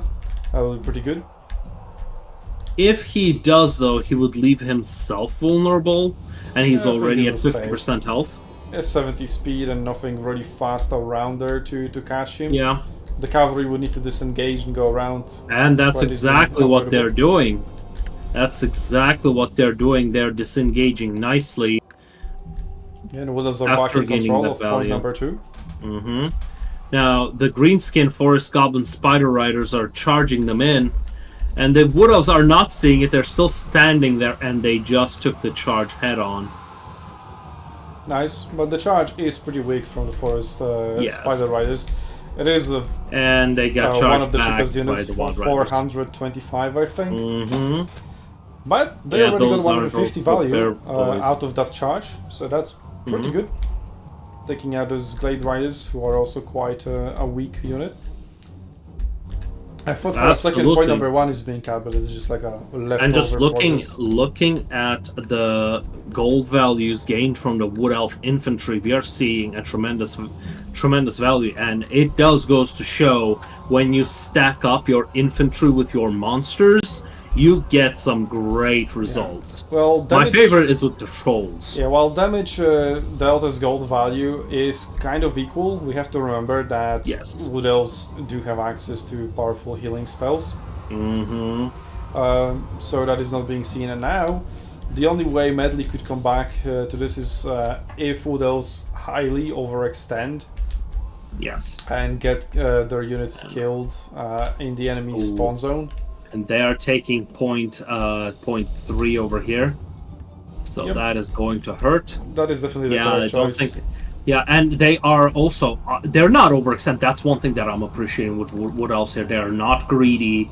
They are just nicely holding the line. Like, you can draw the a line. are overextended, but the other ones they aren't. Yeah, so he's withholding. It's reasonable. Yes, he is withholding. He is keeping these nice lines. It's not perfect. It's not perfect by any means, but you can draw a straight line and see only 2 units pulling out, which I think, all things considered, is a very nice, shows very nice disciplined maneuvers there. Not as good as like the ones we used to see in traditional Total Wars, like in Shogun 2, but you know what? We're getting there. We're getting there. Like, we're seeing, old legends there, and I know my old coach Adelmo is watching it, so I know the Wood Elves are gonna get a talking to about that. But yeah, we are seeing very nice, very disciplined maneuvers over here, and Greenskins are trying to consolidate their forces there to push it back. Now, because we are now seeing gold value on the field getting closer, we had about 4,000, maybe more than 5,000 difference at the start. Now that value is congregating closer. And as you said, that healing factor is tremendous, but the lines being controlled, I think, is a much bigger factor. Greenskins, even though they had been pushed back, are now pushing back in with also very nice lines. I probably would have kept them a lot cleaner. Just a last-ditch attempt. Yes, with no real hope of winning, really, because forces are somewhat equal, I would say, and Wood Elves already have such a big advantage. They don't have time. Wood Elves will win in less than 2 minutes. That will buy them some time if they do it. I don't think they can. Eternal Guards are very strong, and these are just squigs, so I am not expecting them to do much. Those squigs that are about to be, well, not about to. Like, this is a big map. This is quite still a lot of distance to cover. Very. Yeah, this is a big map, and so this type of logistical advantage, hard to come back from that. Very hard to come back from that. All that Wood Elves need to do is just waste time at this point. Just stay on point 2, and you're good. I see quite a lot of melee units from the Wood Elf sides being above 1,000 value, so the melee engagements have went really well for them. Actually, exactly. The regiment over now is only at 950. That's kind of surprising how low it is. Yeah, but you gotta consider the combined forces there and how much they had pushed the enemy back. Like, the Greenskins aren't bringing in like Black Orcs, which are like high value units. Like, they're doing a lot of damage and they're not taking a lot of damage back. That's why I became such a big fan of trolls. I used to hate them so much, but when you combine them with infantry, they aren't taking that much damage, they aren't fully surrounded, and they've got regeneration. And then they regenerate and they come back. Oh, they don't even have to.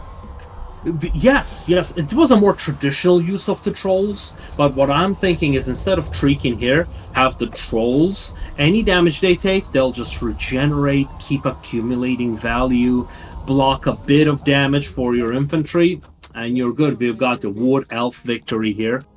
Very nice plays on both sides. I love watching games like this where both players give it their all. Yep.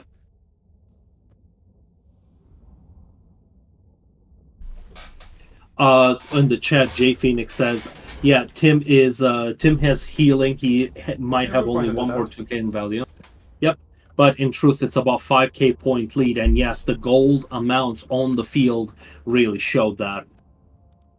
I'm telling you, those combined lines, I mean, Greenskins lost in the melee engagement. If with a faction like Greenskins or Warriors of Chaos, if you're losing the melee engagement, yeah, you really don't have much ways of coming back. That's your bread and butter. Yeah, I would have liked to see more trolls in here. Yes. And Greenskins were picked as a counter to Wood Elves. Mhm. So now Medley is picking first, and Tim Yes. will be countering her. I'm glad that you mentioned that. Actually, they were picked as counter, but Wood Elves brought in not a traditional range-heavy build. Instead, they brought in a more melee-heavy build, stacked those up, and won in melee. What Tim brought is pretty standard for Wood Elves, to be honest. Oh yeah, I think it's within their repertoire. It's absolutely within their more expected standard repertoire. I would say even it's more standard than a ranged build. What we saw in the previous match was an anomaly. Yes, but sure. my reference point there is, of course, not the domination battles in general, but what you would expect from a campaign, because vast majority of players are mostly just single player campaign players. So compared to that, yeah, this is an anomaly for them. Not much of an anomaly for domination. Well, Medley picked Dark Elves, so now we will see what Tim picks as a counter. Dwarves would probably be pretty good, given their high armor. But I would just like to see High Elves as a counter for the thematic matchup. And you'd have pretty much all elves fighting each other. We had Dark Elves. No, we didn't have. We had Wood Elves versus High Elves. Now we would have Dark Elves versus High Elves. So we will only be left with High Elves versus Dark Elves. No. Alright, Dark Elves versus Wood Elves. There we go. That's the one we were missing. Too many elves. Yep. Too many elves. Knife-eared bricks.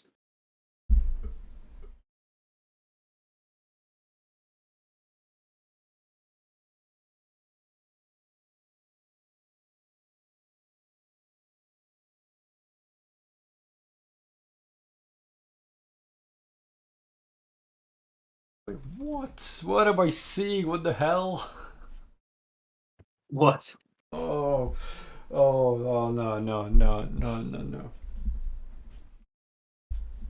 I'll tell you later, man. I do not approve of this. Okay, Ogre Kingdom's being picked as the counter. Wanna send me a screenshot? Yeah, sure. Okay. I'm curious. Okay, Ogre Kingdoms. Okay. I want to see that. I want to see that matchup.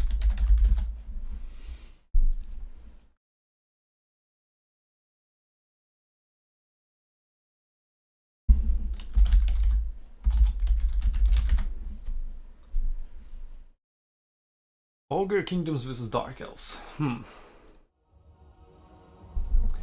And Team is already ready. So, this is build.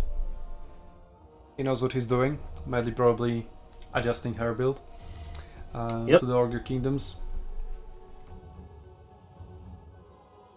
I mean, they have Blackguards of Nagarund as anti-large armor piercing, but they are expensive. They're not really tournament material, so the only other anti-large option is our Dread Spears, and then you would have to spam some ranged, which is also not very good against ogres because ogres can just pull through and overwhelm you ranged. Yes, and they're fast. Yeah, that as well. So you can't really kite away from them. I love Ogre Kingdoms definitely are a good counter. I just want to see High Elves against Dark Elves, and well, just like before, I said High Elves cool thematically, not cool competitively. Now it's the other way around. Yes.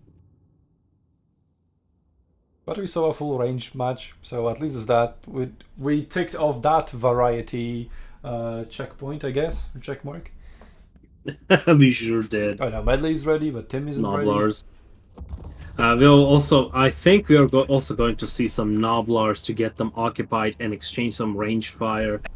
I Yeah, do want to see Nobblers that. are a state point Yes. of Ogre Kingdom's rosters.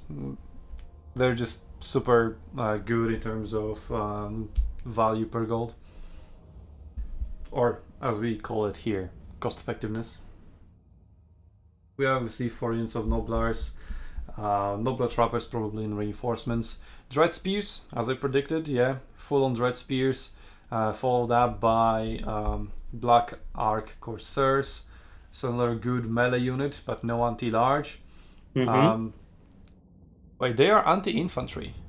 So maybe they want to be used against Nobblers. So yeah, they can cut through them pretty quickly. So there is that, but other than that, I don't know. They have high armor, but Ogre Kingdoms have mostly armor piercing. And we see an artillery piece to maybe make the ogres come forth, because they usually play build up from what I've seen. But it is a big map. Before that artillery gets into the spawn, like in order to have range into the enemy spawn as artillery, you need to be in dead middle. Mm-hmm. Like yeah, we are seeing that now perfectly. Like he is at the edge of his deployment zone, and he barely has range beyond the middle. So he needs to stand like at the edge of 2 to be able to shoot into the enemy spawn. And what if they stand back? He needs to go even further forward. We also have a catapult to answer the Eagle Bolt Thrower, Reaper Bolt Thrower. I think it's called differently in just same thing, just packed in an AGR package. It's the same thing from Hot Topic instead. And well, the catapult has range advantage, but it's only 1 piece versus 4. Mm-hmm. We'll see how that goes. I'm not a fan of artillery really.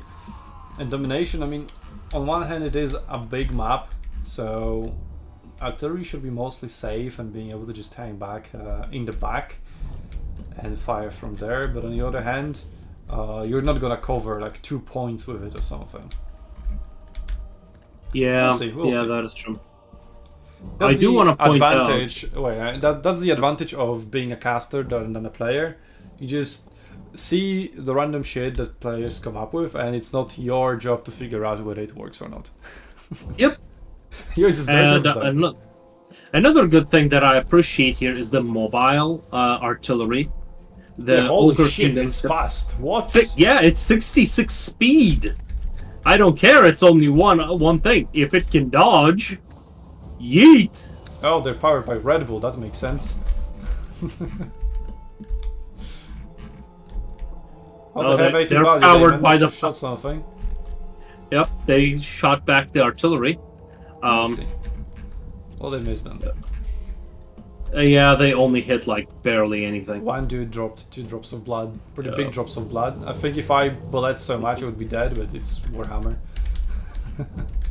Yeah, everybody's full of sacks of blood. It's like a samurai movie. We see artillery kiting. Like he has a larger range, and before the slow artillery gets in the range of the answer, he just turns around and runs away. Yep. Mm-hmm. Exactly. So now, before we get into the proper battle, funny story from Total War Arena. In one of the first tournaments on the Wargaming version, where the artillery that can pack up and run was introduced. You were in the enemy team. I was there. I seen it. I suffered. I was the one chasing that artillery. Oh, you were playing elephants? No, they kited elephants. They kited elephants like in the later stages of the battle. Yes. And they killed the elephants while running away from them. Artillery. Yes, I was there. I was playing on the team with the elephants. So that was like the first tournament right after the launch. CA saw that, was like, nah, nothing wrong with it. Let's keep it that way for the rest of eternity. Oh god, yes, they literally packed the artillery in their pockets, outran the elephants, set up, shot the elephants, and then left. Yeah, packed up, rinse the repeat. Well, Eagle Bolt throwers I was or rather, Reaper Bolt throwers are firing back, but aren't finding any success. Yeah. I mean, the lighthouse or whatever this little tower over here. Very curious shape. Bit of glitch again. What the hell is this? Whatever. Yeah, I am kind of not liking the ogre lines, to be honest. Yeah, I think they should have been a lot further. I would definitely, if I were Dark Elves, wouldn't try even shooting the artillery piece. Just use the scatter shots and start shooting Nobblers. Oh, Lead Birchers are in range. They're all focusing the Regiment of Renown Dread Spears. They know it is a threat, as they are anti-large. Definitely larger threat than regular spears. And the Wood Elves got point 2 for a while and now are pucking back. They haven't even captured point 3. Just now they're sending Bleak Swords to get there. But yeah, Wood Elves not many options to counter Ogre Kingdoms. This might have been just over in draft, but we'll see how that pans out. Mantis with pistols coming in, 140 range. That is very decent for a pistol.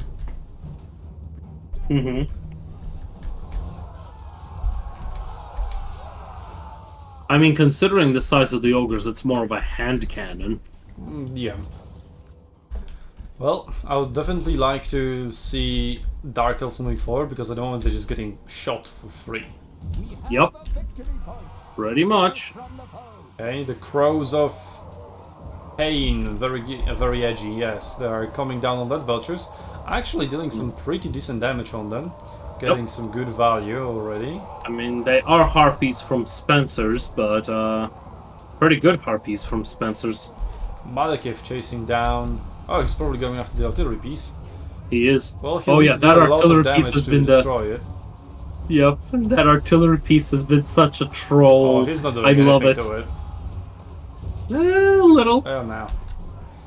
Oh, spell being cast, is it Soul Stealer? He doesn't have that. Yeah, it is Soul Stealer. It is.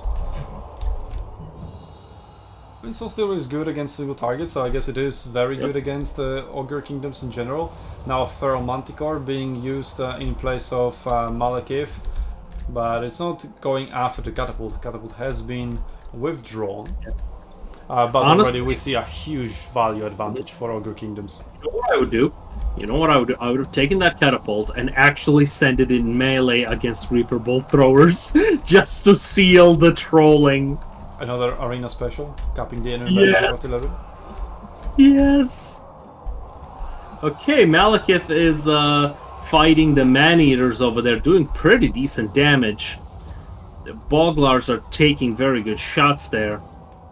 Yeah, Dresses finally got into melee against those, but they have already been taken down to half before even being able to do anything. Left flank is already crumbling, or right flank from Medley, so her right flank. Ogre Bulls are charging into that repeater crossbows, doing very respectable amounts of damage. Yeah, the Ogres did destroy that Elven mainline. That is actually a pretty good point. They have armor piercing, and Ogre Kingdoms are armored, and they are actually able to outrun Ogre Kingdoms. But yeah, it was over. Wait, yeah, I didn't even get to save the replay. What? Why? Where was my 10-second countdown? It's fine. Yeah, luckily we do have autosaves. Still have the autosave, yeah.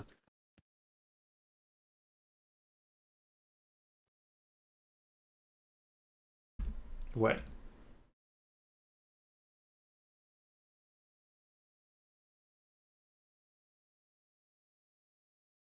Yeah, it's a very. I don't have the previous battle either, which I am pretty sure I saved.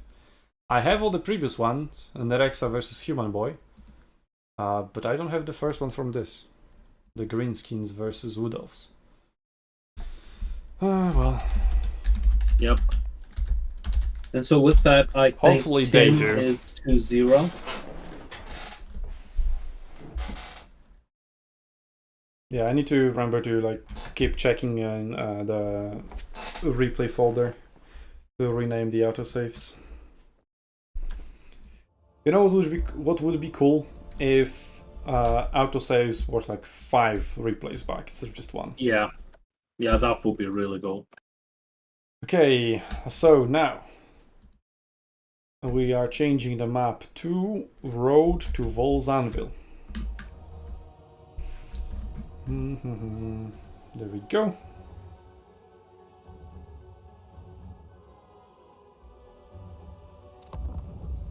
And let's see what they're picking.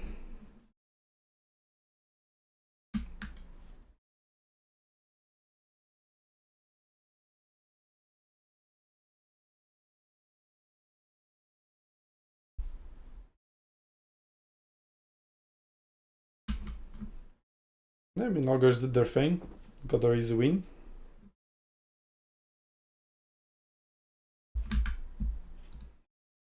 Okay, let's put up the draft.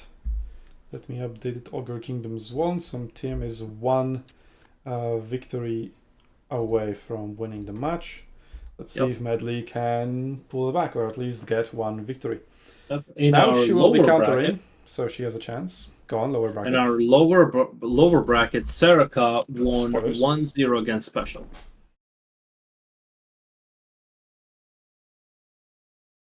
What is the matchup? Norska versus Tomb Kings. And Nerexa played Norska versus Special Tomb Kings. Well, Norska was the unexpected special for out of Nerexa to defeat our special. But it was.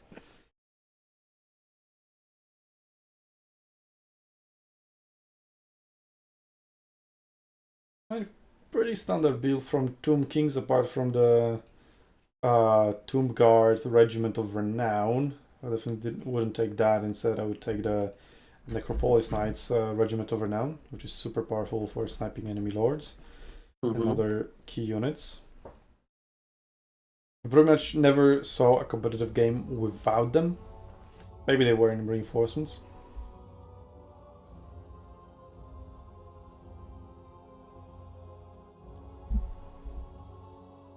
Anyway, have our upper bracket. Yes, we do have High Elves countered by Norska. That High Elves, Norska. Well, High is definitely not a top tier faction, while Norska definitely is a top tier faction. So now Medley has gotten her chance to counter. And Dark Elves are also a top tier faction. It's just Ogre Kingdoms, due to their very specific playstyles, they're either countered hard or they counter hard. So they are a very good faction to have, because when you are countering, you can just wait for enemy to pick a faction that is vulnerable against them and just play that trump card right then and there. And that's why Ogre Kingdoms are next to Bretonnian Chaos Dwarfs, who are just broken now, also the most banned faction. Yes. Although we will see. That's like just a logical thing to assume, but we'll see if they are actually the most banned faction next to Bretonnian Chaos Dwarfs. As Tim was saying, now that the ogres have been picked, they're off the table. So Medley just needs to get, in that type of way, she does have that advantage at least. But she's only 1 loss away from losing the whole thing. So she better win this one.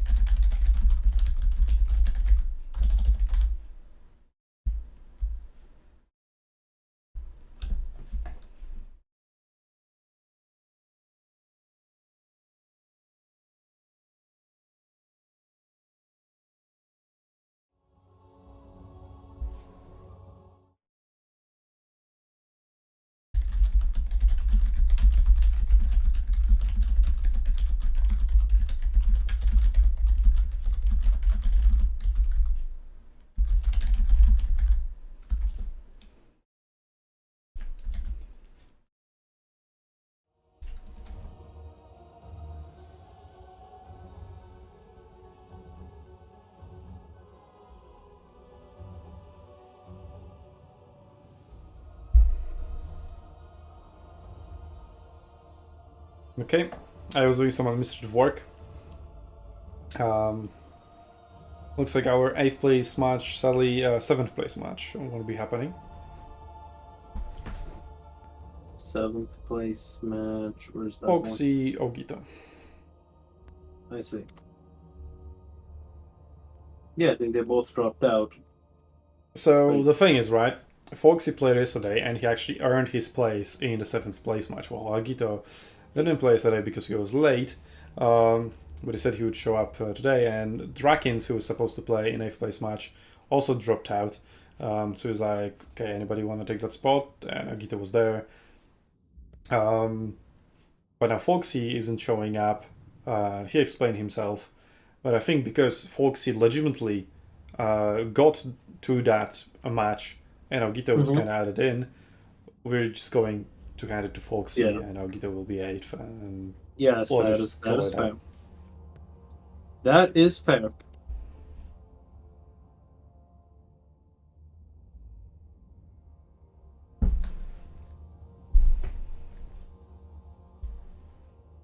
Okay, so I'm gonna update the bracket. That means we have our 7th and 8th places also decided. And now we're only left with our last top 4 to be decided. Yep. 4th place is being decided between Special and Sedika. Whoever loses takes 4th place. The winner advances to the lower bracket final, where they will meet whoever loses here.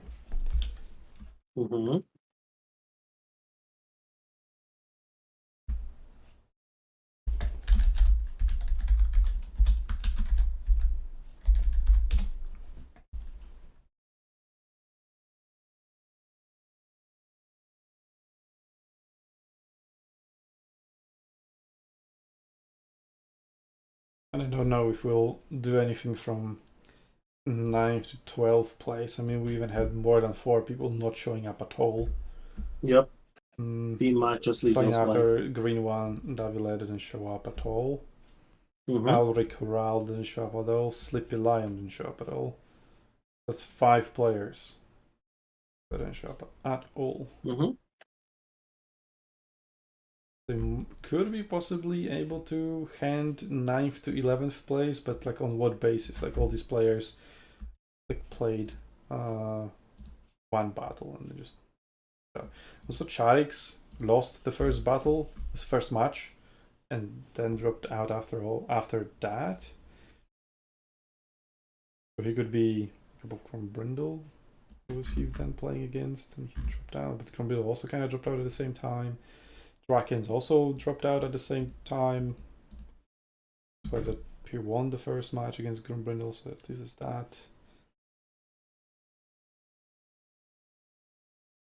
So yeah, those are the 3 players who have played anything, but haven't lasted to the end. The remaining ones just didn't show up at all. So Drakins would be the top out of those. Grumbrindle, Charix, even. I don't know. We'll figure it out. Wait, we aren't starting. I thought I pressed ready. Okay. Yep, they're starting up. Yeah, because I pressed ready. Ooh, quite an elite starting army out of Norska. Archmage of Life, pretty standard, but also Archmage of not Archmage, just a mage of beasts. These beasts, right? 3 spearmen, 2 silver guards, 2 white lines of trace, and 3 archers. It's actually kind of similar to Arnheim, but 2 and 3 still on a slope rather than on an equal ground. Fire Wizard from Norska, that's what I like to see. I wonder if both mages from High Elves will have spells, or if Lord is just there to put in the corner.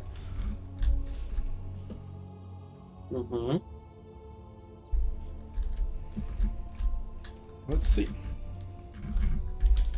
Well, the Lord is on a dragon, so definitely not going to a corner. Yep. Dwellers below have been taken, as well as Earthblood. but not regrowth. And Mage of Beasts has just Starwood stuff, so it could have been any mage. So they've just taken beasts. Yeah, so Spearman. Usually you would see double mage, but maybe he just wanted some units, or maybe the other mages and reinforcements. But yeah, we definitely want to use as many dwellers below as possible.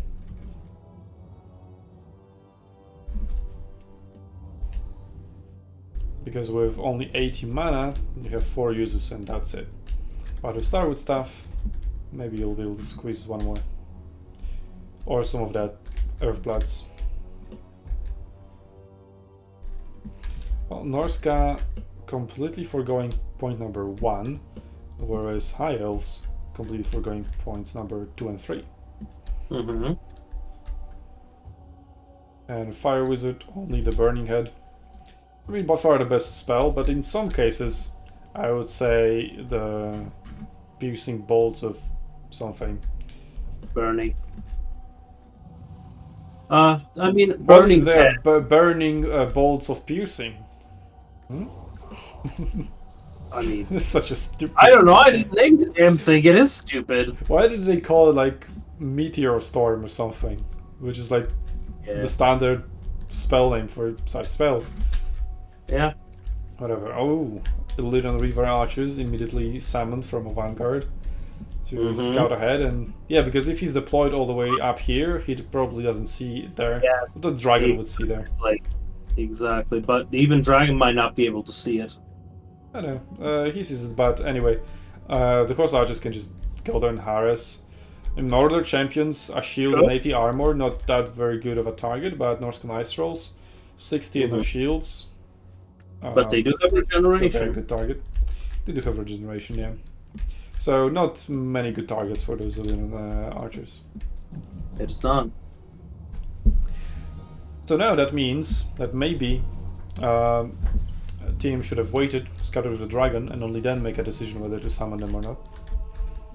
Mm-hmm. I mean, usually you would expect some standard murders, which are now being summoned. Yep. So you can shoot the standard murders. They still have a shield, but 15 armor, a little bit more of a value. Or he's summoning another unit of Horse Archers, anyway. Well, they do have their use. They can just focus fire trolls once the engagement starts, so they don't regenerate that.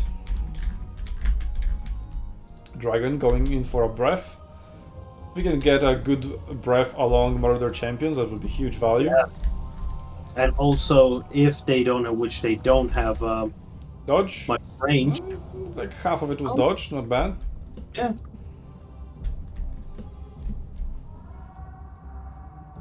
With the horseman throwing axes versus Illyrian River Archers, that's not gonna go well for the Murder Horseman. They did get some value onto the dragon, 121 value. That's pretty good. volley. Yeah, the Illyrian River Archers would need to get closer, but for some reason they are unwilling to. Another unit of Murder Horseman. Oh, I think I know why. Because they're right on their Vanguard deployment point, so they can summon more units at any second, which is exactly what they did. Yeah, but the throwing axes are just too slow. Like the missiles are very, very slow, so it's very difficult to land them. And the points have unlocked. Point number 1 taken. Well, point number 3 and 2 can just be taken by Horse Archers as well. Yep. No need to commit infantry. Yet another. That's all 4 units. I think 4 is probably the limit. The type you can bring 5.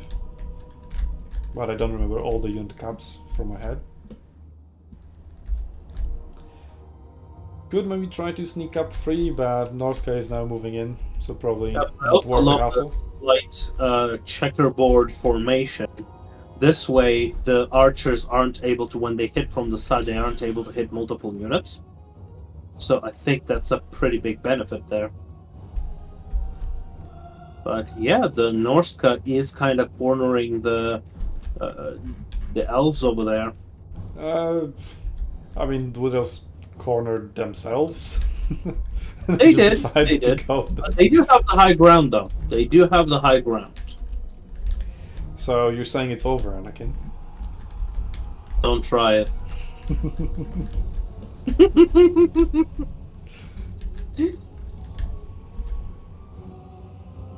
Okay, Horsage is approaching, targeting Marauder champions, but instead shooting Wolfric. Yeah, because of they're probably just pirate will. Yeah, I mean that's the problem with Horse Archers, right? Because if you want to have them shoot a specific unit, you can only do that while stationary. Whereas in Arena, you actually could pick a target and then run separately, and that wouldn't cancel your target order. Targeting, yes. That was a good thing. So that was a really good They had a solution for that in a different Total War game, and then in Warhammer did. came out so much later, and it was like, yeah, we're not gonna implement that perfect solution we had. Yeah, even though they actually implemented so many things from Arena. Yeah, like domination mode. Mm-hmm. A lot of the general abilities, a lot of the unit abilities. I do want to see more Testudo, though. Mhm. Like, I do believe Marauders should at least have a shield wall ability. I don't know, maybe they're just really going with tabletop. I don't know if they have that in tabletop. Well, Norska is now just suffering ranged fire and just chilling under Wolfred, it. what are you doing? Oh, we've got a bug dragon over there. Oh, that is quite a good target for a burning head. There we go, yep. It is being Exactly. dodged. It will scrape. I would rather summon it on an infantry that cannot really. Oh, they just Yeah. turned left. That cannot dodge that effectively, and then hopefully hit some archers. Force archers. So kind of a bad targeting. The target was good, the idea was good, but the execution kind of bad. I don't think that idea was good just because the horse archers are very mobile and very fast. Yeah, that's why I said So- target infantry first, and then hope that maybe you'll hit archers on the other side. Exactly. Alright, on the other way around.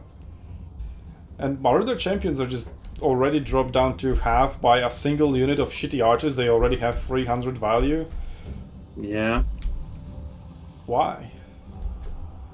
I mean, I would understand if Marauders were getting hit, the regular Marauders. Like, who cares, just a meat shield, but Marauder champions. That's a very high value target. It is. I think they were getting hit from like a slight angle, so not all of their missile block was working. There, he'd be hit probably. So, missile block is working, but missile block is only 35. And Right it's still now- great value for the archers. Yeah. Right now, it is doing not as much damage as it was. The dragon quite in a peculiar position. Lining up a breath, yep. No, he cancelled it. Yep, I cancelled. wanted to dodge the Marauder Horseman. Mm-hmm. The Dodge Marauder Horsemen and the Marauders there were already dodging, so. Now there we'll see another Burning Hand being cast. I'd like to point out the High Elves are currently have the elevation advantage, so they're doing more damage So they're than high. what say. Yes, the High Elves are high. More news at 11.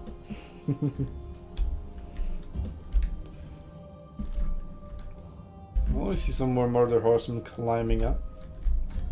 And we see Marauder champions retreating. I would have probably, replaced the hole in the line with Marauders and It's just teleport. another unit of Marauder champions is being shot. Yep. Badly, why? I mean, this is just pretty fine. It's okay. What Medley is doing is just playing on the points. Basically, she's like, okay, you know what? You can do the damage, all the damage you want. Time is on my side. But is it? Is my question. Is it? Those white lines of trace are going to do a lot of damage in melee. I can actually push out the rest of them, and we can see that strategy forming already. We got Swordmasters of Hoeth. We've got white lines of trace preparing to push point number 2. So Medley should see that writing on the wall there, and should have been pushing them out from point 1. I think. Yeah, you're like the saying strategy she's I like. defending point 2, but Yeah. the best defense is offense. Yeah, Which in this case, that's finally exactly she what I was going realizes- to say. Oh, friendly Yeah. fire, nice. That's exactly what I was going to say. If you're going to take that strategy, if you're going to just let them shoot you, might as well fight over point 1, so that way you are getting 50% more points than you're currently getting. And that would have been a very valid strategy.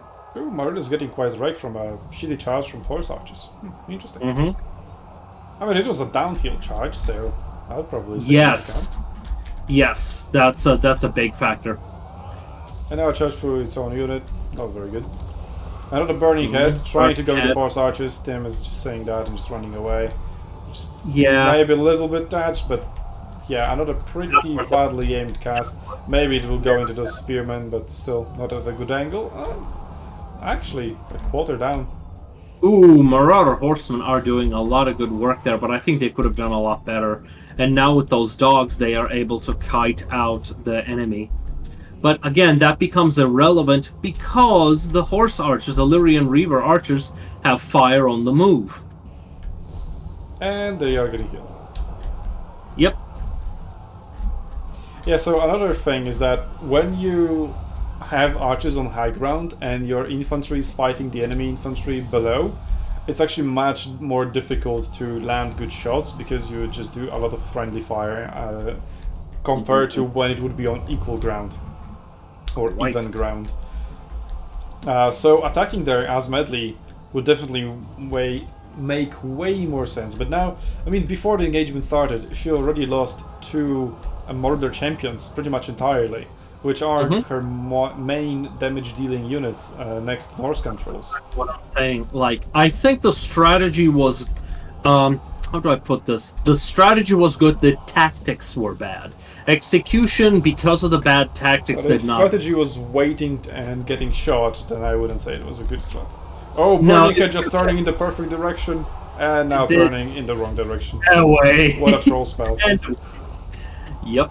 Oh, No, turning in again. I And think it turning would have out been. again.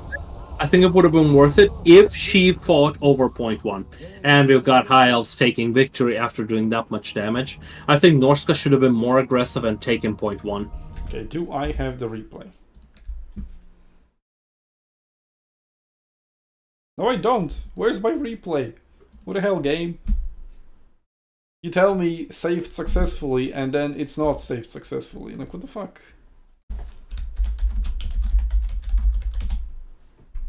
Okay, Swift 3-0 to Tim. So he's advancing to the grand final, has at least second place guaranteed. So let's switch over to the bracket.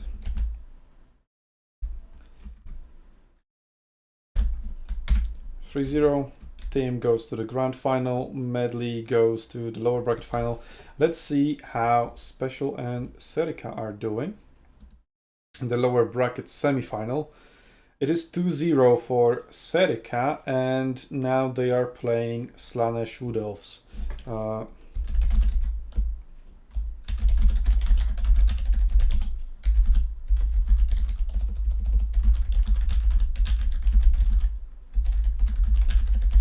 We can guess the third battle if they haven't started. Let's see if I can see them on the list. Serica versus, so that's probably him, but there are no spectator spots. Slots open. Okay, let me. Well, I can't refresh, but expect it. Password I expect 1, 2, 3. Yeah. Yep, we're in. Okay, to then quickly give you a brief look on the draft. Let's go. We have the draft here. And based on their Discord reports, the first match was Norska versus Tomb Kings. Sorry guys, here. Norska won. So Norska was used to counter Tomb Kings. And then the second match was Kislev versus Dark Elves. Kislev winning. Dark Elves losing. And now we have Wood Elves versus Slaanesh, if I remember correctly. Yes. Slaanesh versus Wood Elves. That is the only match going on right now. Medley is waiting in the lower bracket final for the winner of this match. And then whoever wins between them will face Tim. And both of these players already faced Team in the upper bracket. But it is, again, things that happen when you have so many fewer players. Hercules, are you joining? Yes, I am. Just give me a second. I was just chatting with our grand finalists there. As it was a foregone conclusion, I was never going to win. I mean, Medley is a little bit tough on herself, and I was saying, if you had only pushed 4.1, I think you made only one mistake there, and that's where everything fell apart. So you shouldn't be so hard on yourself. You played much better than you think. But it was a strategical mistake, right, and a tactical one. It was. Absolutely. It was a big calculation mistake, but it's just only one. It's only one mistake. It was big, but yeah. Fixable. Easily fixable. Yeah. Next time when you see a situation like that, just attack. And strategy was good. I think the tactics were like that miscalculation with, hey, I should have pushed, not just hold the point, 2 points. That's where it all fell apart. Like that 50%, if the math was a little bit on her side, would have been a good strategy, but should have been just a little bit more aggressive on the execution. Well, you're too late, Dark now. They pressed ready and we're. Oh, that's fine. That's fine. That's fine. I was actually hoping to take a bit of a break. Yeah, I'll cast it solo. Yeah, go right ahead. Road to Vol's Anvil. Wait, what? Is that the map? No, it isn't. The map should be Temple of Osirian. I think as long as the players are okay with it. I mean, yeah, sure. But... Come on.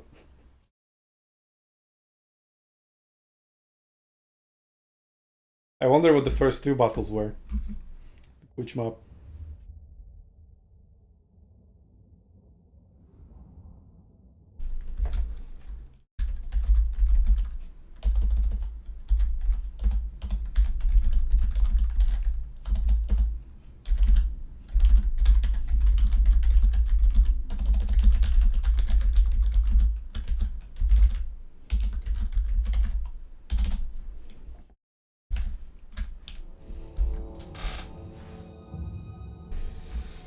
Okay, so special as Slaanesh.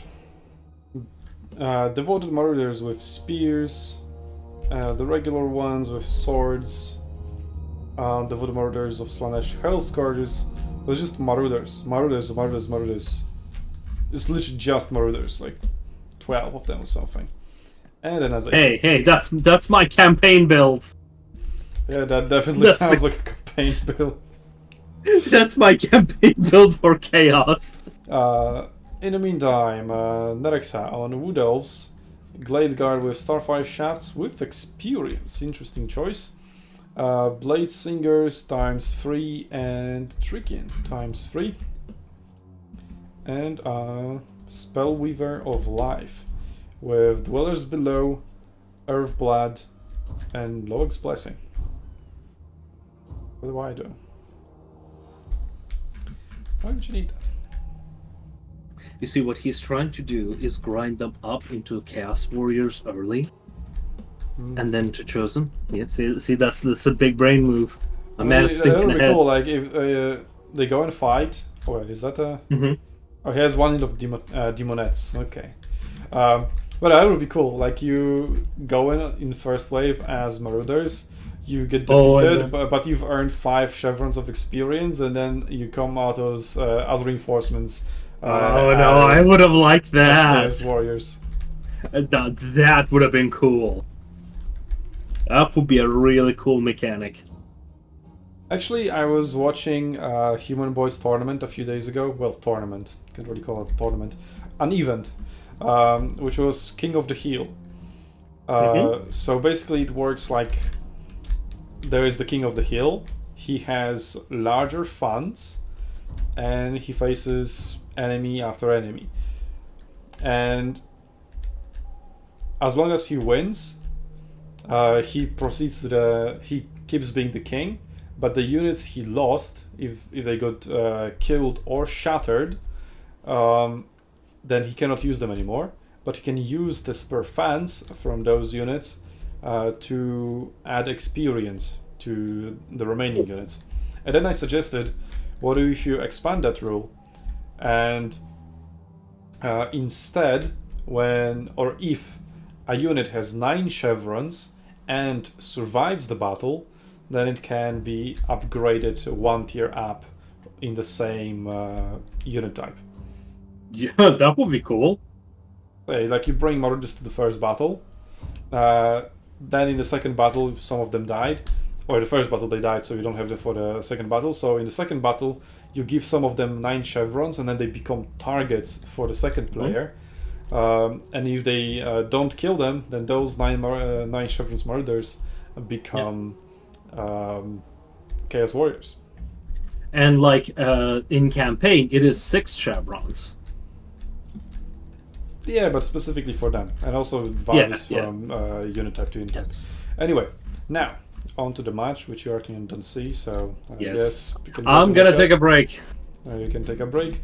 So Special is deploying a 50-50 between, or like 40-60 between hill and points 2 and 3. He wants to go wide, whereas Nerexa is just focused entirely on point number 1. We've seen how that went last time around.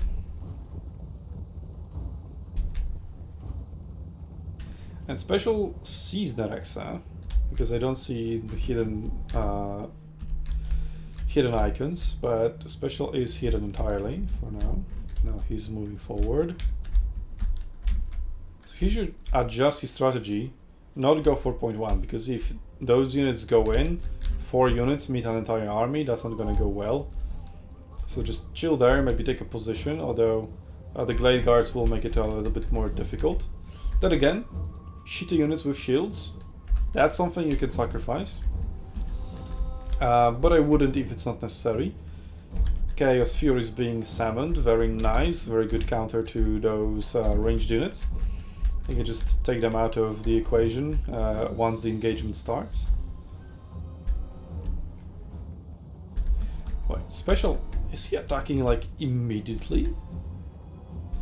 Yeah, so speaking of strategical mistakes, not tactical ones, why are you attacking with a third of your army, the entire army?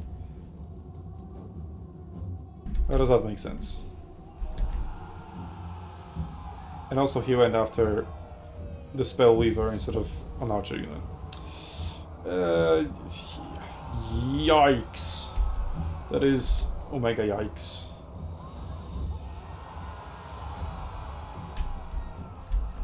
Okay, 2 units of Devoted Marauders of Slanesh going into Blade Singers and Trikin, which should be a very favorable matchup for the Wood Elves. 2 units being kept on point number 3, Y2 instead of just 1. Now the units from the middle are already attacking up. In terms of gold value, Nerex is slightly ahead, but not by that much. And now would be the perfect time to summon some Chaos Furies. Special has 1.8k in the reserve, so high time to summon them, for example, from here. Go after the archers or something. Here's a perfect opportunity to do so. Yet Special just forgot about the fact that his reinforcements might be the case. And what is it? Whereas below being summoned, wiping out 3 units. Well, not wiping out, but hitting 3 units. Pretty good.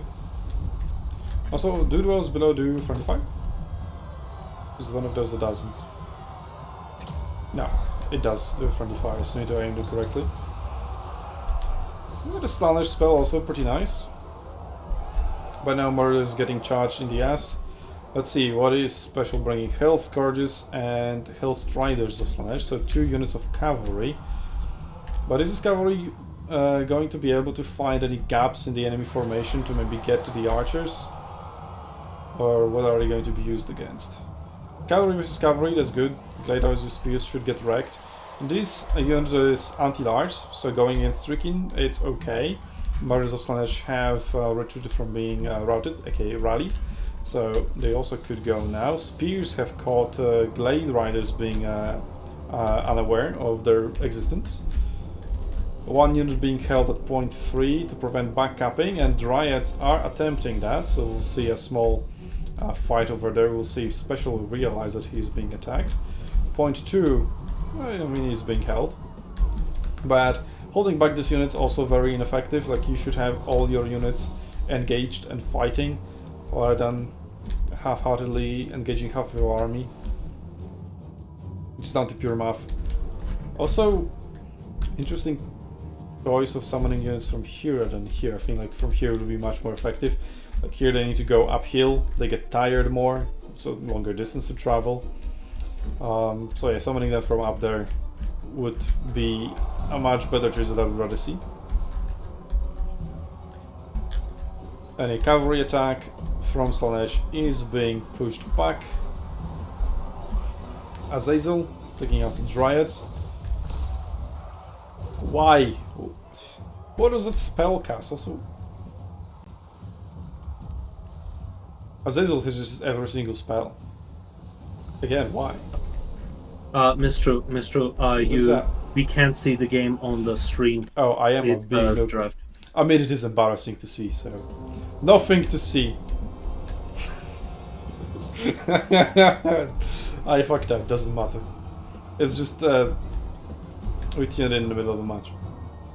I am just so good at describing what is happening that I figured it's enough.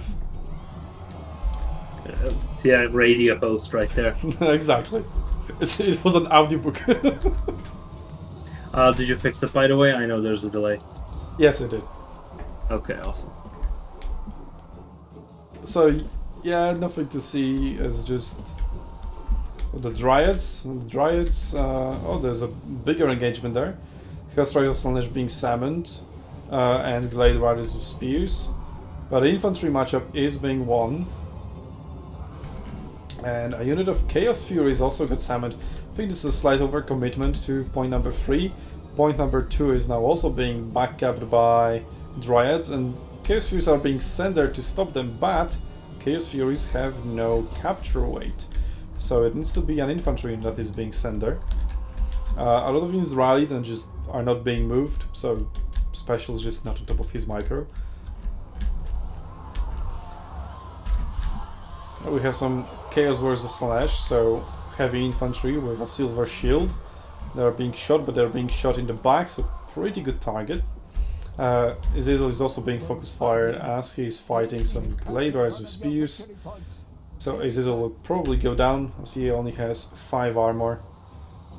Very much so. 900 health lost in just a single volley.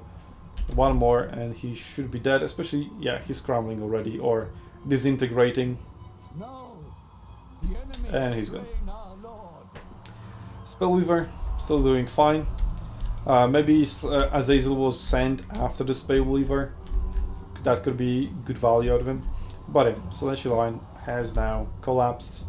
Point 2 has been taken. The only thing they're holding onto is point 3, which some Dreads are fighting on, but doesn't really matter that much.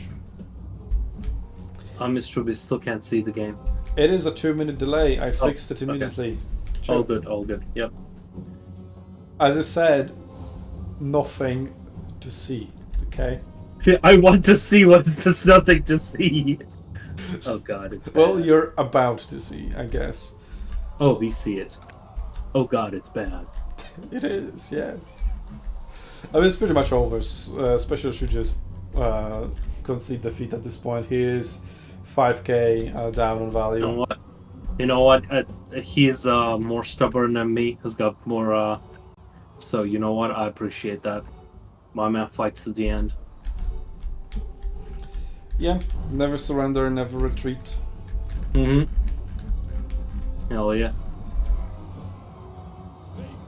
Well, I'm seeing a funny Chaos Furies bug. They're just jumping up and down, not willing to start fighting.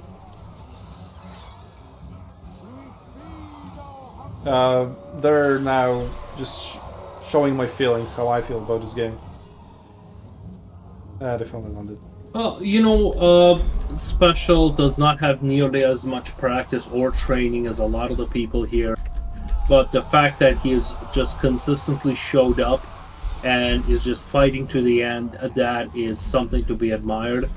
I know, that is definitely much more that we can say about half of the participants. He showed up, was there, and he's also Australian. So for him, it is already like past midnight, more or less. That's true. That's another factor. So I am definitely appreciating his commitment. 100%. 100%. I know I myself suffer from, I give up too easily. So, yeah, I am very envious of his perseverance. The enemy has captured one of your victory points. Take it back. And not like he played bad, he just doesn't have the practice.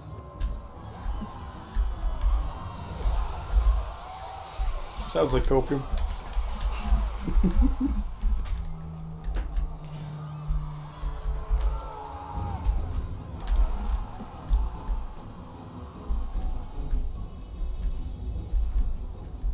At least he's obeying the rules, right?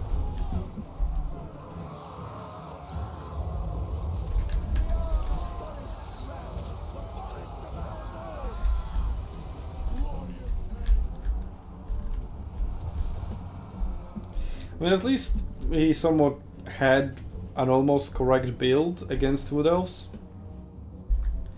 So that was a good attempt. A lot of cheap infantry, just swarmed them over. It just needed some anti-large for dealing with Trickin. I mean, he had anti-large cavalry and marauders with spears, so there is that in terms of anti-large. But yeah, pretty much the same case as with Medley. Medley stood there, just got shot and then lost, and Special committed 1/3 of his army, then another 1/3, and then some other thirds, instead of just attacking with the entire army at once. That is a pretty big mistake that is always true on every single map, in every single situation. Don't commit 1/3 of your army to the entire enemy army, unless you're delaying them for something very important, but not at the beginning of the match.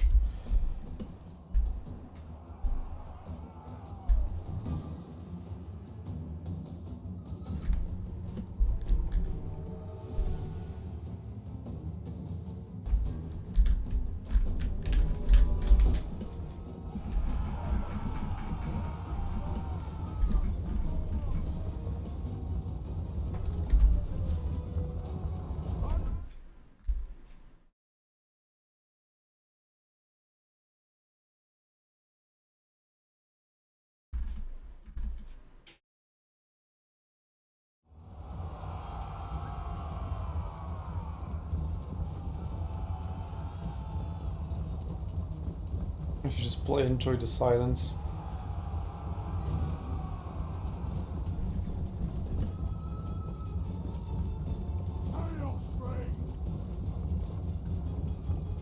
I'm liking it. I get to have breakfast.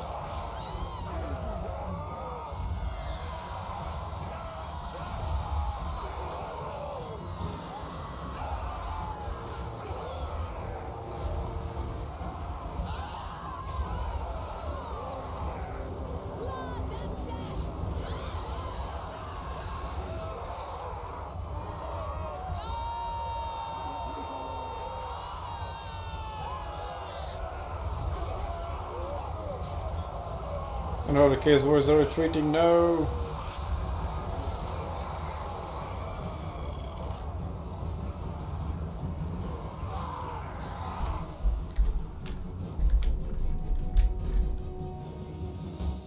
Well, it is almost over. So, GG. You have been GG. There is only defeat.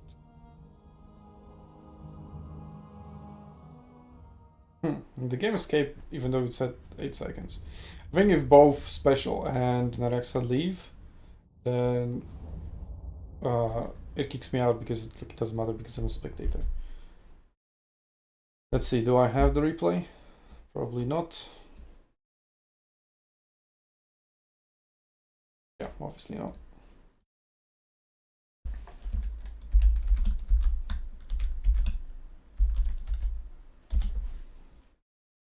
I hope they do have all the replays.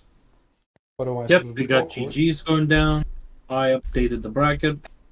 So, yep. Next is the. Yeah, they do have the replays, so that's fine. Yep. Next is Medley versus Serica. Yes, the lower bracket final. Lower bracket final. The winner of this will be going to fight Tim in the grand finals.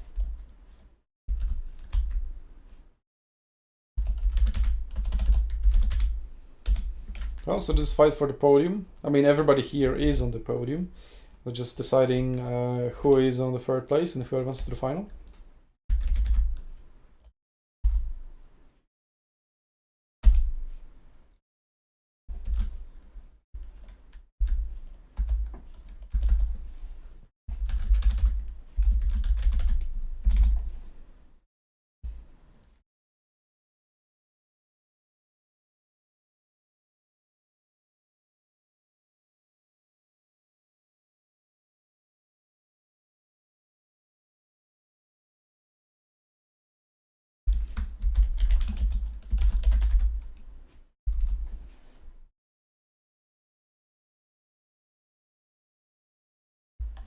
Yes, we're gaming, Medley. We're gaming.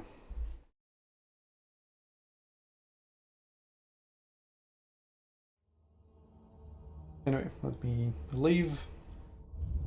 Close the lobby. And host the draft.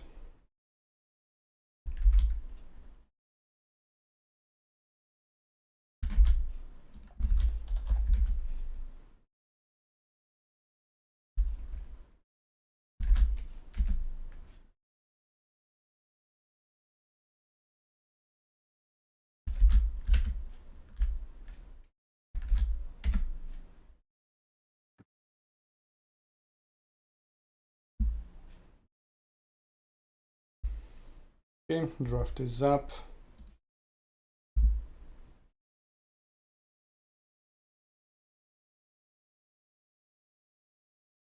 Let's show the bracket to visualize it before they get in.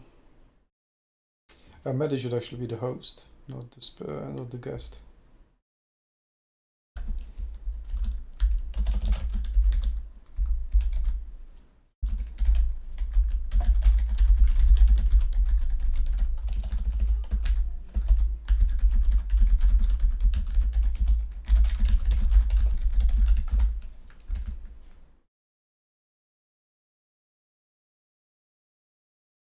I don't know if they can switch. Just host a new one.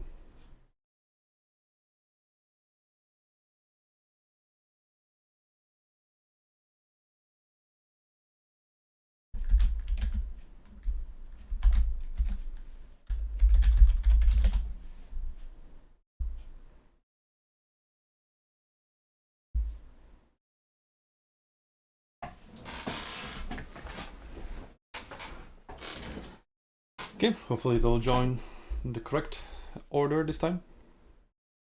Or rather on correct positions.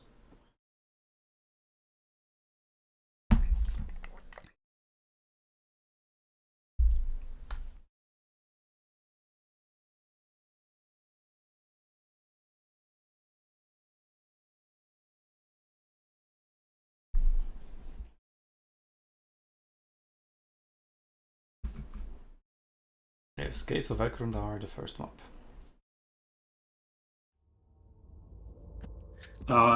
Is the game hosted? The lobby is hosted, but we're still waiting for the draft. I mean, they're incorrect. They just need to get ready. So wait for that. Then we'll host. I mean, then we'll I don't think. You need another spectator slot. I know. I'll do it after the draft. Don't want to miss them starting it. Mm-hmm.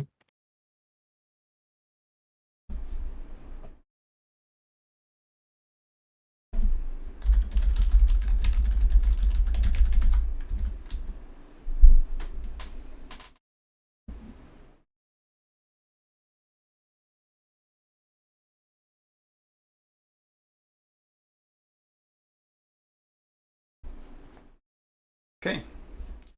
There we go, Medley. She had an opportunity to watch Serika play.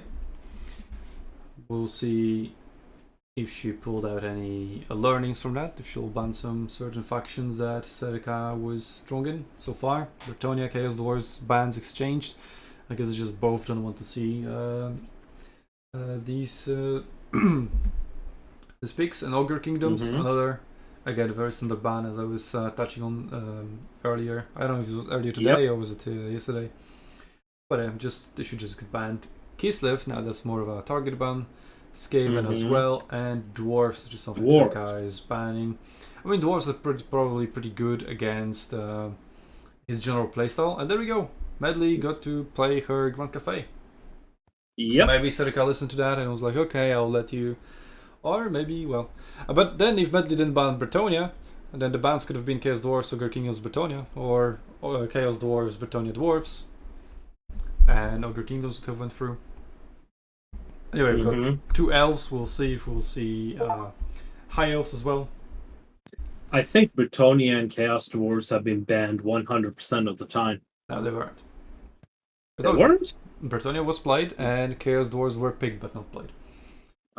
And we have high elves as well. So all elves selected for Serika. Medley taking away Norska from him. That's pretty good. Following up with Greenskins and Warriors of Chaos. I think that's the first time we see Warriors of Chaos. Yes. I mean, they could have picked in a different match that we didn't follow, and then to round it up, Tomb Kings. Okay. Oh, they're already in the game lobby as well. Okay, spectator slot. You can join if you see it on the list. Let's not make the mistake. Let's remove the draft now. We know where we are. We are in the lower bracket final. Lower bracket final to decide who moves on to the final and who takes third place. These 2 players haven't faced each other yet.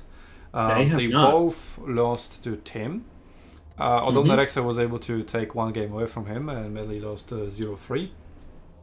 So based on that, we can say Nerexa is the favorite. But is a huge favorite or just a slight advantage? We'll see. And maybe their styles are mismatched in some of the way. I mean, the style that Tim has going for him is pretty good counter to Nerexa, and apparently the maps were also not in favor of Nerexa, although then he kind of withdrew that statement because he's like, oh, I just didn't see the strategy. And that's also kind of interesting, right? Because, I mean, I haven't looked into maps that have been that are being used in different tournaments. I just selected them based purely on our own conclusions, right? So we do have quite a different map pool. So some of these tournament players are playing for the first time on these maps. Even Tim, he was like, I'm gonna leave for 5 minutes, or I think his opponent was leaving for a while, and was like, okay, I'm gonna take the time to check the map. Like, where am I playing? Yeah. Hey, that's smart. Okay, so we have Medley going with Beastmen and Serika countering that with Dark Elves.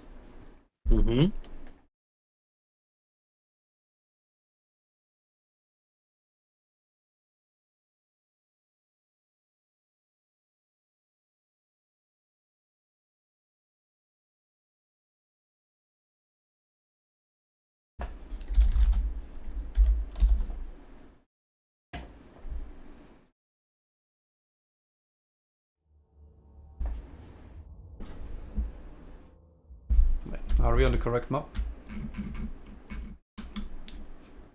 No, we're not. Yeah. Oh wait, No, we're not. Lower Gates of final. Ekron. Yeah, Gates of Ekron.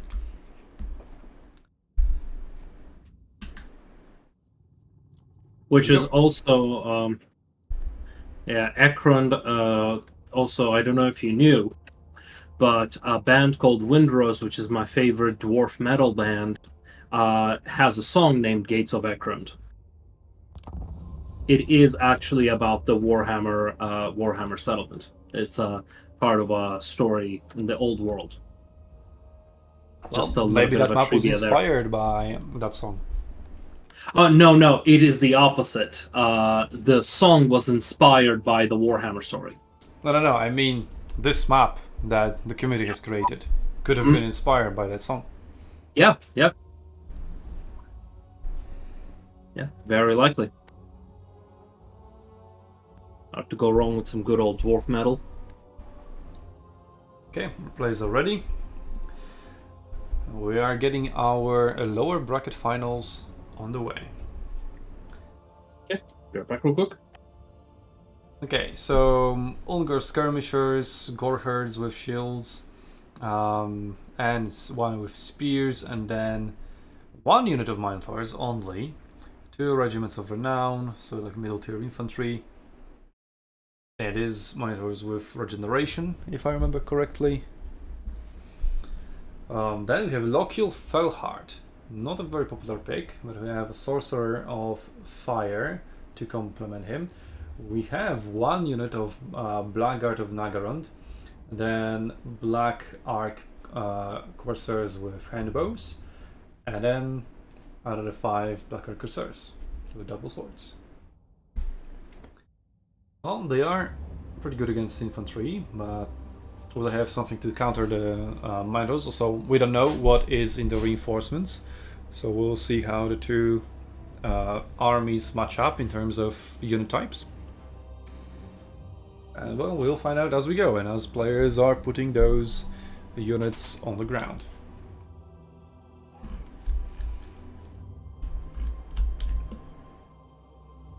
Let's see, do they have regeneration? Yes, they do. So it is a very, very powerful unit, but only 1. It could get focus fire. Let's see the spells. So we have Bray Shaman of Wild, Bray Scream, which is a breath spell, and Traitorkin, a direct damage spell. And Morgul the Shadowgave, he has Stave of Ruinous Corruption, which summons Wind of Chaos spell. And Fire Wizard on the other side, or Sorceress, has only the Burning Head, which has been standard. Also, Lorker Felhart has regeneration while in melee and increases defense by 10. That is really good.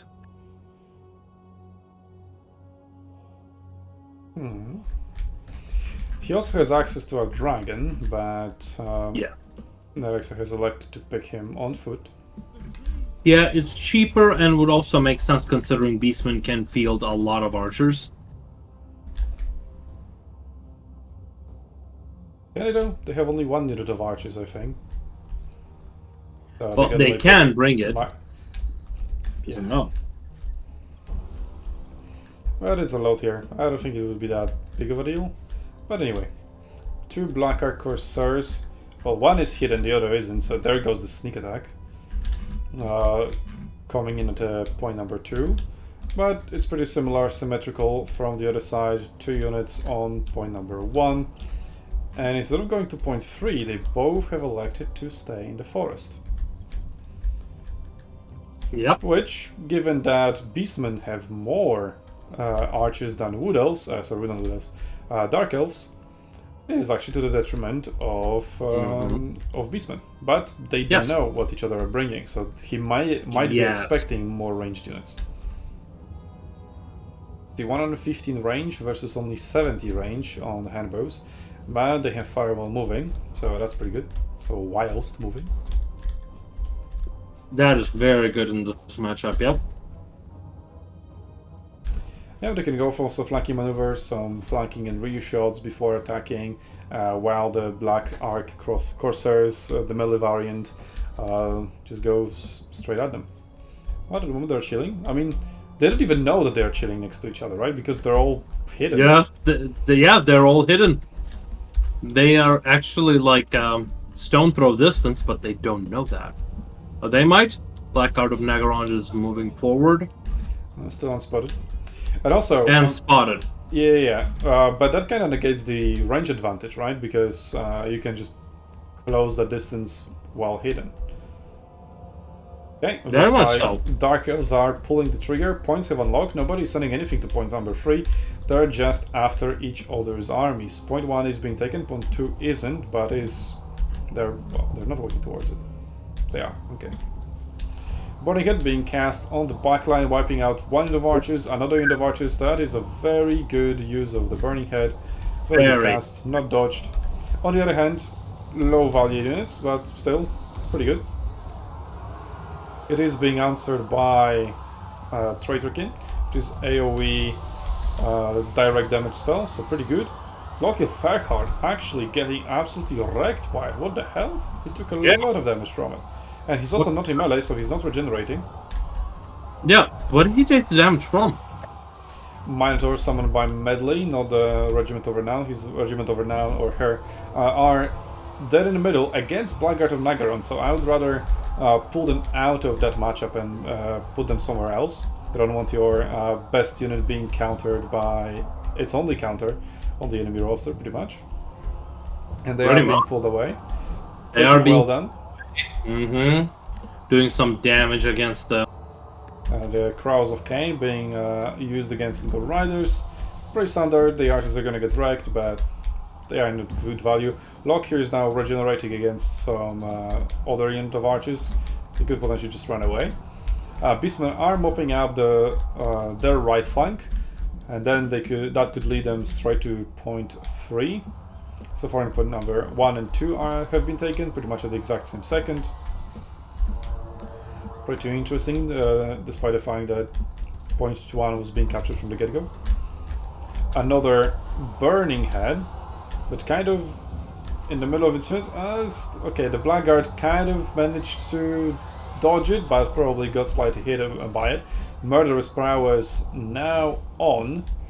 But, well, Wood Elves have suffered Dark Elves have suffered quite a lot of damage, so that Murderous Prowess doesn't have that much value as you would want it to. And point number 2 is going to get captured, or the capture is going to start. Which is an Ungur herd. And those repeating crossbows are just regular horse archers. Like, there's nothing about them that says repeating crossbow. Just a regular reload. Yep. Just shoot one at a time, reload, shoot another. Why call it repeater crossbow if it's just a regular crossbow? Yeah, it really doesn't make much sense. Now the repeater crossbows in Arena, on the other hand... Craigasm. Oh god, yes. I mean, looking at the value, it is very much equal, so maybe the Murderous Prowess is pulling through for the elves right now. Yeah, I think that's exactly what is happening, and Lork here is doing... have the healing Regiment of Renown of Minotaurs, which is... where is it? Did it die? Am I just not seeing it? No, they are back. Oh. Have just came back and regenerating. I see, yeah. Down to 6 soldiers though, so not much regeneration there, but... Yep, 6 models, but still there's something. Why would you attack to Blackguard of Nagaron? Your only counter is charging into Blackguard of Nagaron, and Blackguard of Nagaron are currently braced. So the charge bonuses... Yep. Well, I actually got a rear charge because of that. They could squish it with another unit of Minotaurs, but still a very questionable engagement. Like, Blackguard is running from that engagement. Like, you want to use Blackguard of Nagaron against this unit. Why are you running away from it? I thought that was like the specific reason why you even brought it. To counter Minotaurs. Yeah, exactly. Precisely. Point number 2 still in the hands of Dark Elves. Point number 3 about to be captured, or maybe not really. Now Dark Elves actually have slightly higher capture weight, but it's only 0.29, so it's very, very slight. Mm-hmm. And there are more reinforcements in the area that Beastmen can bring in, and they are sending Centigores towards point 3 to make sure it is captured. And the attack on point 2 is also going on. We might see a triple cap for Beastmen. We might. I mean, the middle fight has been kind of a stalemate with Lorkir doing a lot of damage against the archers there. And now with the Minotaurs running around and healing. Oh, they're being unsummoned. I mean, a lot of damage to archers, but that is such a low value unit, and he's sitting at 260 gold value. I think Lorkir could have definitely been used much better. Much putting better, him against Minotaurs alongside the Blackguard of Nagaran probably would be pretty good. Yes. Like, he can hit them for 450 each, so he can like one-shot a Minotaur after a Minotaur probably. Pretty much. Maybe not one-shot, but still. His damage wouldn't be going to waste.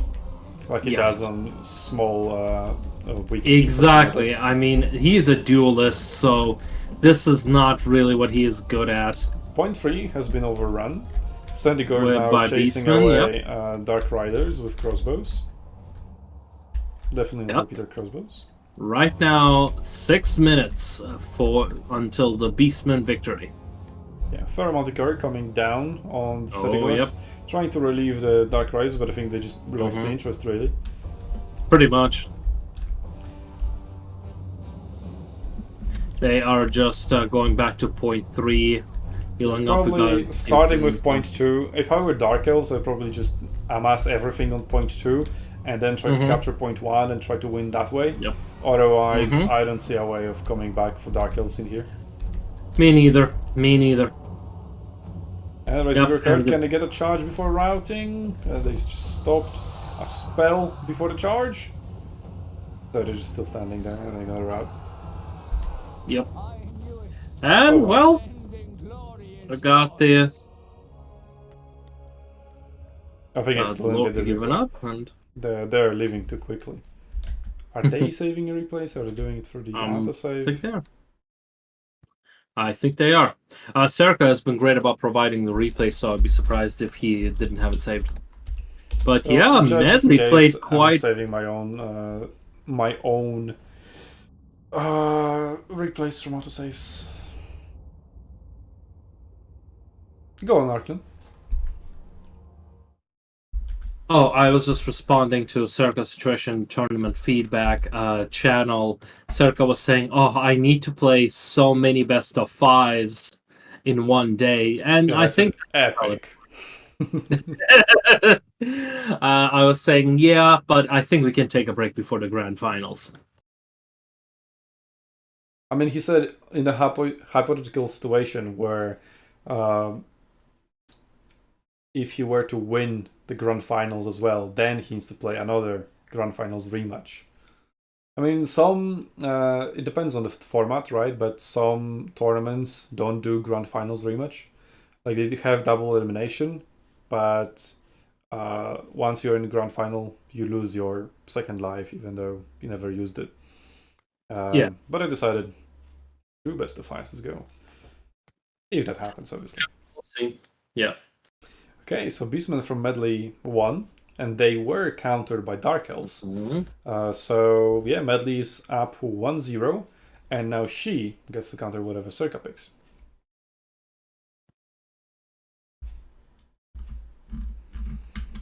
Let's see. Serka is picking Wood Elves, which is going to get countered by Grand Cafe. So she was saying about how Grand Cafe is her favorite faction, her main faction. Yep.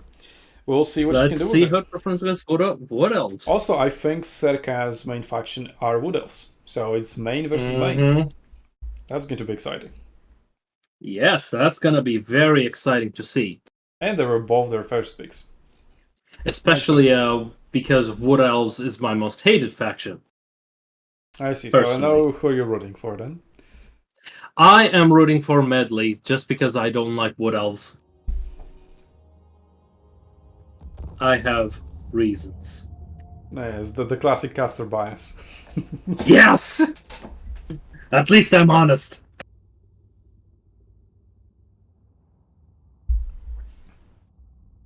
I mean, I personally always root for the underdog. Here, I don't know who would be the underdog.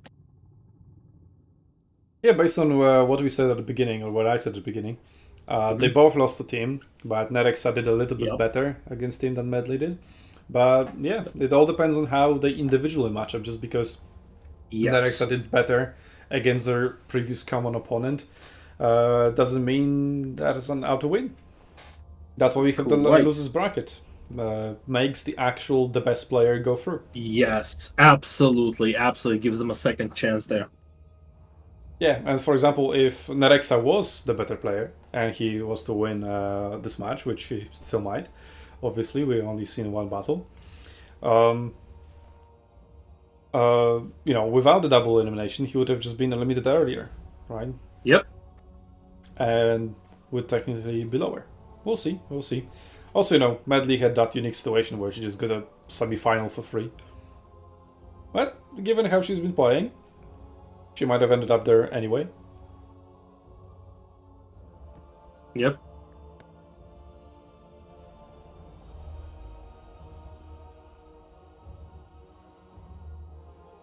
Because the players are ready since they're picking now their flag. I would assume you only do this once you have your army figured out. And there we go, Medley's ready.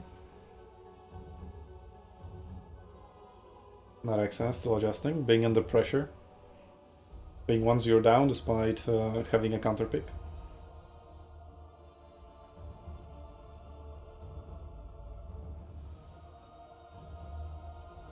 But yeah, we're talking about counter picks, right? But we've also mentioned multiple times how one faction can have several different style builds. Like, it's not that Wood Elves have to go heavy ranged. They can also do good infantry followed up by tricking. Yep. And they can just not pick archers at all, and there's like no weakness there anyway. It's still a very good build. Mm-hmm. And they get countered by Bretonia, who has fire arrows. Just Yep. burns the tricking. So actually, if you are playing against Wood Elves and you are expecting Dryads and Trikian, taking a Fire Wizard with Flaming Sword of Ruin would be a pretty good choice. Because then you're just giving Yes. AoE fire attacks to everybody, and those trees should melt or burn. Yep. You're 100% correct there. That's personally my solution to Dryads. Yeah, that's what I like to see, because we've seen Wood Elves, I think, 3 times already, but I don't think that has been used against them. Yeah. We've seen Flaming Sword of Ruin being cast, because I remember. I just don't remember which battle that was. I think it was in Bordello Landing. But it might be used by the Wood Elves rather than against them. Or maybe it was in the other match. Don't remember that exactly. But yeah, definitely a very nice thematic counter. A niche counter, like you really love to see those. Right, like there's something powerful and you find like this very niche solution to it. And then you see that working. Okay, let's see what Medley has brought as her favorite army. Looks like she's going to go heavily for a 1-2 line rather than going to the forest, so she's switching that around. And Wood Elves, well, makes sense for them to hide in the forest, that's their thing. We have Jade Warriors with halberds, then regular Jade Warriors, so just cheap infantry in the front. Anti-large variants on the sides to counter any potential cavalry flanking. And then peasant archers. Bandits of the Silver Road, which are just slightly better peasant archers. Oh, exactly that. They do have burning ammunition. Nice. They do. And also their missile strength, their missiles inflict flammable. So it's further 20% of weakness to fire.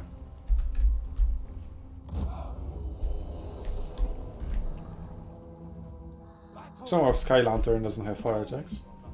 And he has Zhao Ming. So in his dragon form, But I don't know if his Dragon Form has flaming attacks. Dragon's Breath, that deals fire damage. So that should be pretty effective against Dryads, not very effective against Trickin because, well, they're large models. But, I mean, we're seeing instead of Trickin lay down on top of Eternal Guard, we're seeing them being followed by, or rather being shielded by Dryads. So there's like one big flammable blob. Let's see if that happens.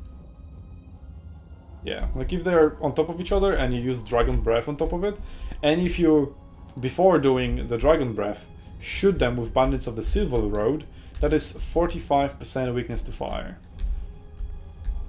Yep, that would be a lot of damage.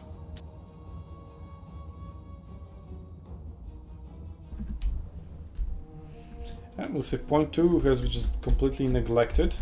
I mean, you still have to be careful, right? Because if you capture point 2 and then you turn around towards the forest, then you can get units summoned from your flank or even behind in terms of in case they have Vanguard deployment. And Dryads do. Yep. Wild Riders, I think, they also do. But all cavalry is I believe they faster, do. And I think that Rek'Sai used Wild Riders against Special, so wouldn't be surprised to see him use that again. Oh, a spell? Woven Mist, missile resistance? Oh, it's just a stance, not a spell.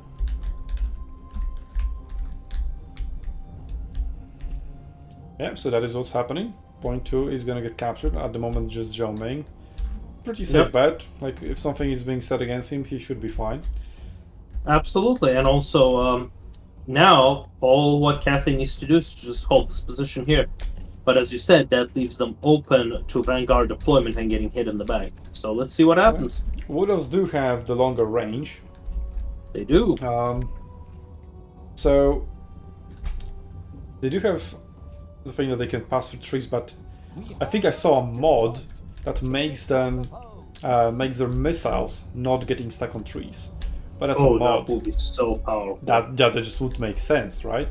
But I mean, they're incentivized to hide in the forest, but if they're using a ranged build or just ranged units, they are still suffering the same issues. Yep. Yeah. Oh, quite a lot of cavalry being summoned. I mean, 2 units and 3 Dryads to reinforce the backline. Cavalry to potentially go all the way around.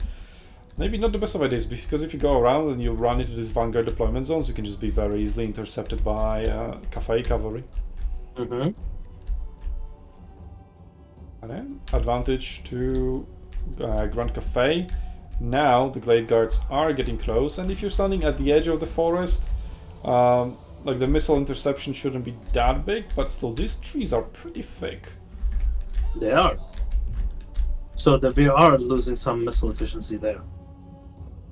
Yeah, that's for sure. Let's see, 45 value out of this one volley. Yeah, she's at the edge of the range, and you know, shield 35, missile block chance, 80 armor. They're fine. Up to 90 after they stand still for a bit. Yeah, there we go already. And Grand Cathay can just chill. Keep summoning units, keep reinforcing. We have Iron Hail Gunners, a very powerful unit. And Skyjump opening. They are opening, but the Jade Warriors are taking a lot of damage from... Oof! Half a health. That was probably overcast. There you go, change it to a dragon. Magical attacks, but not fire attacks. Oh, he's now being focused. Is she going to retreat him? Or, no, he's going in on his own. I mean, okay, he's going in, putting the archers under pressure. That's the great opportunity to put your own archers forward, but instead they're retreating, and Zhao Ming is just being sent all on his own. That is a questionable decision if I've ever seen one. Very questionable decision indeed. Maybe it is indeed. just he's being used for vision. Yeah, and that was kind of a miss. Or spell. But yeah, that was indeed vision for Sky Lantern, that's my guess as to why. A unit of Glade Guard has snuck through to the other forest and now should be looking to open a fire maybe on the Iron Hail Gunners. But he's gotten too close, and now he's being shot at by peasant archers. But then again, it is also deep inside the forest, so that exchange is just going to be a huge waste of ammunition for both sides. Yeah, like we can see just how many arrows are hitting trees and not getting through to their targets. And another Dragon Breath, that one was far more effective. That's more like it, and we do have great stack knights in there. Yeah, the Skyjunk has Eye of the Dragon ability, which gives them ability to spot in the forest for all the units. But I'm not sure if it hidden, was so they need to probably get closer. Yeah, I am not liking this range position here. For Cathay, I mean. I would have moved the archers a lot closer, to be honest. I think Cafe is still very much chilling. They are. They have there we go. the point advantage. There is salmon. Yeah, also they have 2,500 gold to summon any units they might need. Oh, Pit of Shades being cast. Also earlier, Jade Warriors as well have lost half their HP. That wasn't the Pit of Shades, must have been the archers. Anyway, 3 units, 2 of Spearmen and 1 Glade Guard. Attacking points 2 from the side, so that's probably when the Wood Elves attack. Draika already fighting in, summoning Dryads. Yep, they're gonna go and tie up the archers. That's just peasant archers. Why not go for the Regiment of Renown variant though? It's like the same distance. And we also have now I want to see that combo. They are firing on Dryads, so that's already 45% more damage. But the Dryads just went through. The gap was too wide. Like, this is such a key component to the army. I mean, maybe not key, but it's such a nice combo, but it's a shame to see it wasted. But now, what I said, if you go to that forest, Vanguard Deployment Cavalry is right in your ass, and Peasant Horsemen have just been summoned, going straight for the enemy archers, who are now lacking protection. So archers are hit from both sides, actually. Iron Hail Gunners in a really good position to shoot. Well, not these ones, they need to change the targets to something that they can actually shoot. So a bit of micromanagement there. Another unit of Iron Hail Gunners eliminated by Graveyard. Yep. Bit of Shades, another Mm-hmm. Iron Hail Gunners. Yeah, they're such a key unit, they're so good dealing with Trikin. So it's very smart from Nerexa to take them out with bits of Shades and whatever else they can find, like just pushing through. Yeah, Celestial Dragon Guard left in the middle, being shot. They do have shields somehow. But yeah, Cavalry and Trikin just went through straight to the ranged units because they are so powerful. Yep, they most certainly did. Right flank has been reclaimed mostly by Grand Cafe, so now they can swing back and possibly collapse on the center. Now let's take a look at the values here. Yep. Point 2 is flipped, and the values are pretty close. But I'm not liking the position that the Cathay is in. With their lines broken, I don't think they'll be able to hold out for long. Yeah, also there's a very prolonged engagement of 2 cavalry units versus archers. Like, they need to cycle charge there more instead of just getting stuck against some stupid archers. And Cathay summoned Grand Cannon. I do there not are see 3 units why. of archers waiting to be charged, and these cavalry is just not doing anything. There we go, we see another unit of Jade Lancers this time around, so this is better anyway than Peasant Horsemen. Getting some frontal charges into these archers. So at least there's that, so they're just exchanging backlines. Nobody's protecting their backlines, just going after each other's backlines. Exactly. This is just backline on backline action. As I often said, in Total War Arena, archers must die. But yeah, this cannon is such a questionable summon. What the hell is it doing here? It's right in front of that's what I was saying. Also, Pit of Shades just dropped on those archers, just completely wiping them out in a beautiful display. I mean, yeah, sure. I would say still questionable summon. Why wipe out these archers then instead of Jade Warriors of Halberds? A much higher value there. I agree. And Pit of Shades does armor-piercing damage. So, much better value, much better use over there. So yeah, Cannon was always a questionable choice, but also Cathay did not track those dryads that went into the woods in their area. Or maybe And we'll so see they Draika just lost the versus Zhao Ming. Now Zhao Ming is coming down on some infantry below or next to Draika. Yeah, so kinda lines exchanged. Now they're shifting. Like the Vanguard deployment points did their job and kind of shifted the battle line for both teams. And point number 3 is wide open. I would send some peasant horsemen to just go there and grab it. Otherwise, it's just giving points per second, a huge value Pretty much. to wood elves. So yeah, whoever grabs that point 3, that could be crucial. But is that in their hands right now? And if these peasant horsemen can rally, they can contest that point. Yeah, but it'll still take eternity to capture, time, which is just 12 of them. Yeah, exactly. They should probably summon some units, just one unit, and send it there. Point number 2 is being contested. If Zhao Ming could use Dragon Breath over here, that would be pretty high value on 2 units of cavalry and archers. A unit of peasant horsemen is now going in the direction of point number 3. So I have my hopes up there. Dragon Breath is being used on Blade Singers and on Draika. I don't know if Draika herself got hit by it. Nope. Iron Hill Gunners in there targeting Draika. Yes, as they should. See if they can get some good shots. It's I kind of don't difficult think they terrain. were This is targeting like Draika. The unit next to it. Yeah, slow. Now they can, because she's they're coming straight at them. And they can miss them. Yeah. But yeah.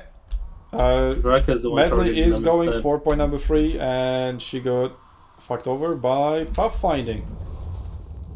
Yep. They'll get there eventually.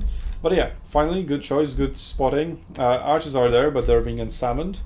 I mean, they wouldn't be able to do anything anyway. But yeah, maybe that means Nerexa has spotted the cap attempt on 3, and maybe we'll counter it. We'll see. Grand Cafe still ahead in points, but they're also losing point 1. But I think they should be able to stabilize and keep point 3 under the control. And yep, just as we were saying. And we have Zhao Ming versus Draika. Yep. Yeah, Dryads coming in to counter the peasant horsemen, but to counter the Dryads, we have Jade Warriors coming in. So yeah, now the battle is spreading over to the other flank as well. Ooh, good charge by Great Stag Knights straight into peasant archers and Iron Hill Gunners behind them. Let's see if they'll pull through. Yep. They need to pull through to the Iron Hill Gunners, otherwise it's going to get wrecked. They slightly are. Yeah, they're trying. That's pretty good from Nerexa, but there's another unit of Iron Hill Gunners, just like in that meme. The sniper behind the sniper behind the sniper. Yes, exactly. That's what I was thinking. But there's also a unit of cavalry, after a unit of cavalry, after a unit of tree And then there's an archer unit.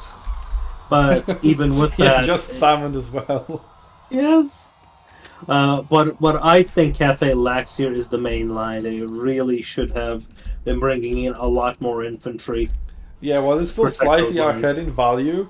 I think the Cafe's over-reliance on ranged units. Like, yeah, sure, you're summoning these ranged units, but in this situation where the battle lines are thrown out of the window, it's melee units that you need, not ranged units. Like, ranged units are so vulnerable and easy to target in such a situation.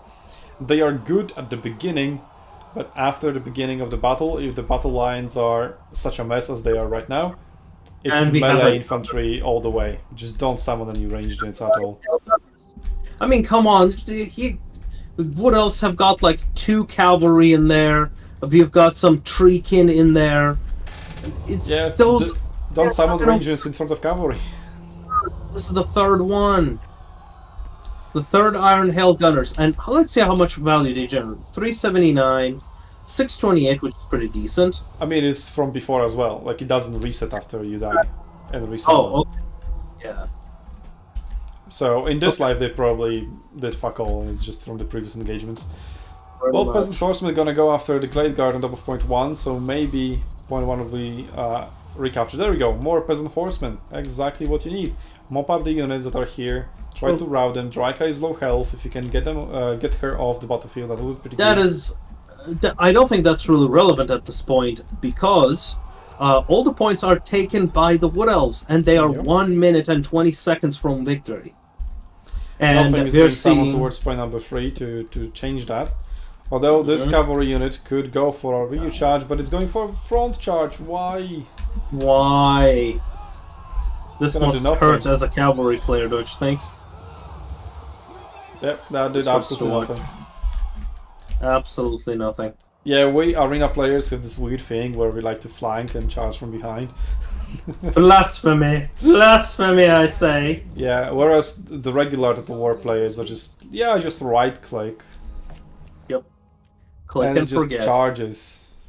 That's the main thing I appreciated in Arena, because you have less units, you've got more And it taught you micro. tactics as well. Like Yes. if you charge through your own unit, you just get stopped immediately. Here, like the charge goes through, but does nothing, but goes through. So right, like it isn't so obvious that you fucked up. Yeah. Okay, well that brings us to 1-1 in the battle of the main factions. Wood Elves of Nerexa reign superior over Grand Cafe of Medley. And Grand Cafe was used to counter the Wood Elves. So it was her favorite faction that she was complaining about getting banned, then used as a counter and lost with it. So yeah. Unfortunately, we have seen a lot of misplays there. But you know what? I'm glad players get to play with their main factions. Yep, that's good. Yeah. Okay. We're 1-1. The two first picks have been used, so now we are down to essentially our best of 3. Empire, High Elves, and Tomb Kings for Serica, and Norsca, Greenskins, and Warriors of Chaos for Medley. Let's see if they're deciding anything. Not yet.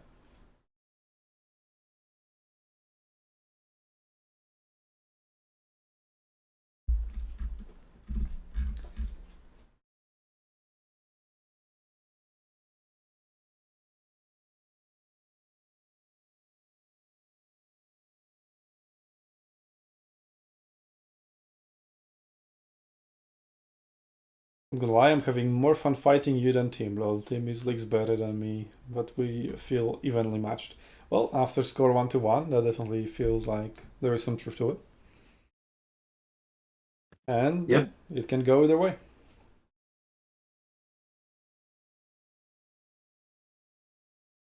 Team knows too much. Yes, knowing too much is cheating. Imagine No, like, how doing dare you all be the better math. than me?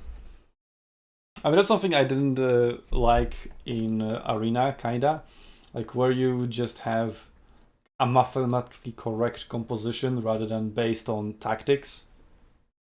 I was like, oh, I Yep. know I should take this plus this plus this, because if they buff each other, they have more than if you bring Yep. a composition that tries to flank and outplay you on the battlefield. And it's like, we outplayed Yes. you in the Excel spreadsheet. No, exactly. And this is actually one of the biggest complaints in Warhammer 1 back when I played it. The battles were decided before they had even started on an Excel spreadsheet. Like, it would have been great if you could, like, spy and all that. That's why I prefer campaign, because you can actually learn about your opponent. You can use we've got supply Warriors lines, of you can Chaos use logistics. Awesome.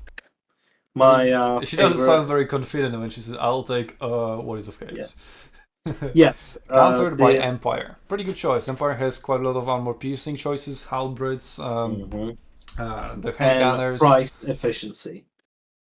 Yeah, also if Warriors of Chaos bring some higher tier units, which it most likely will, you have grenade launchers, great counter as well. Just blow up a unit of high value. An infantry unit of high value. They're not very good against cavalry and such.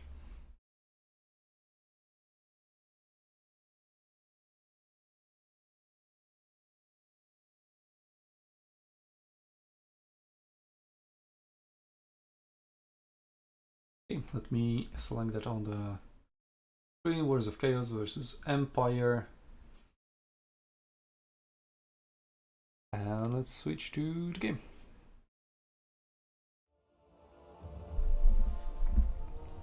Also, gotta change the map. The map is Needle Mist Isle.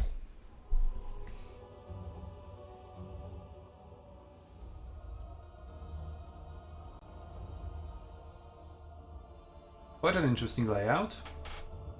I don't know where exactly the capture points are, but I would assume here in a diagonal, like that. So no forests like really near, but like all around. You can like hide in a forest on a hill and then go 1-2 or 2-3. Well, I don't know where 1-2-3 is. 1-2. Unless, surprise, surprise, point 3 is in the middle. Who knows?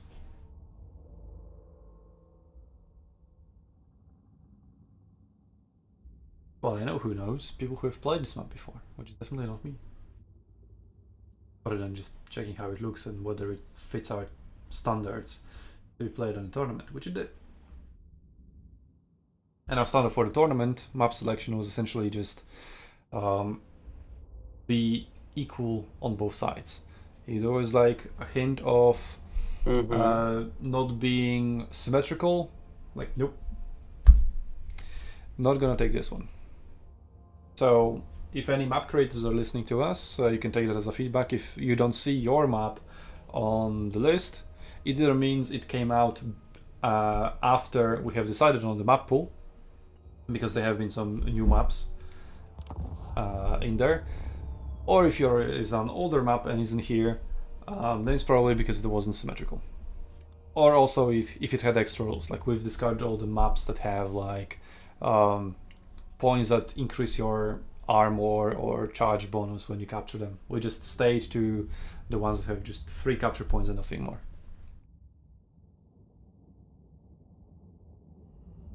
Okay, Balthazar Geld with double Witch Hunter. They have the accusation ability or something like that.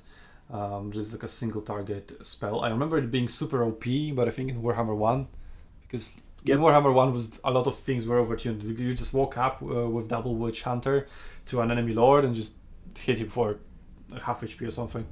Yep. I remember that meta.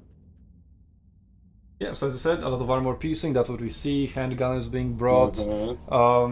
Well, Free Company Militia, even though they do have guns, those guns aren't armor piercing, but very, very heavily on ranged, which is something we've been seeing from Nerexa, and something I am totally not appreciating. I really dislike heavy range builds because they just tend to not work, so we'll see.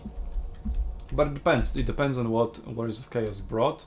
We have the Free Company Militia, Regiment of Renown, and Handgunners Regiment of Renown, and Great Swords, which are anti-infantry and armor piercing. Balthazar Geld, no mount, but he has Plague of Rust and Searing Doom. And Warriors of Chaos. Chaos Warriors, Chaos Warriors, Chaos Warriors, Chaos Warriors, Marauders. I would like to see more Marauders and less Chaos Warriors. Yeah, We'll see. While in campaign, Chaos Warriors are very price efficient, which is a great unit in general. They are not very price efficient in everything else. And this has been a problem since Warhammer 1. Yeah, so what I said was Empire has a lot of armor piercing capabilities, right? So as a Chaos Warrior player, you should predict that. Okay, I'm bringing Chaos Warriors that are well known for having high value units with lots of armor. They'll bring something armor piercing to counter that. I will not therefore bring something with high value and lots of armor. I'll just spam Marauders instead. And look at this army. If it was just swarmed by Marauders, it would stand no chance. Yes. But there's more handgunners than there is Chaos Warriors, or just in general melee units in the enemy army. It might as well work. Yeah. So yeah, I'm guessing Empire is just going to bring in armored Chaos Trolls again. Why armor? We could have brought the cheaper ones because they have armor piercing anyway. But if those Chaos Trolls are used correctly, which is just pull through the front line, if there is even is any front line. I mean, Free Company Militia is kind of a front line, but we've seen they aren't really. Like, units have been just pulling through those anyway. And Marauders being sent to a faraway point number 3, 2 units at that, You should spot, okay, there's nobody coming there, just send one unit, take it for free. Obviously something can always get spawned and sent there. But these models would be great mid shield to use against those handgunners. Just put them in front, send them first. Yep. All guns focus them, they die, cool. But it's the entire volley that didn't go into Chaos Warriors. Mm-hmm.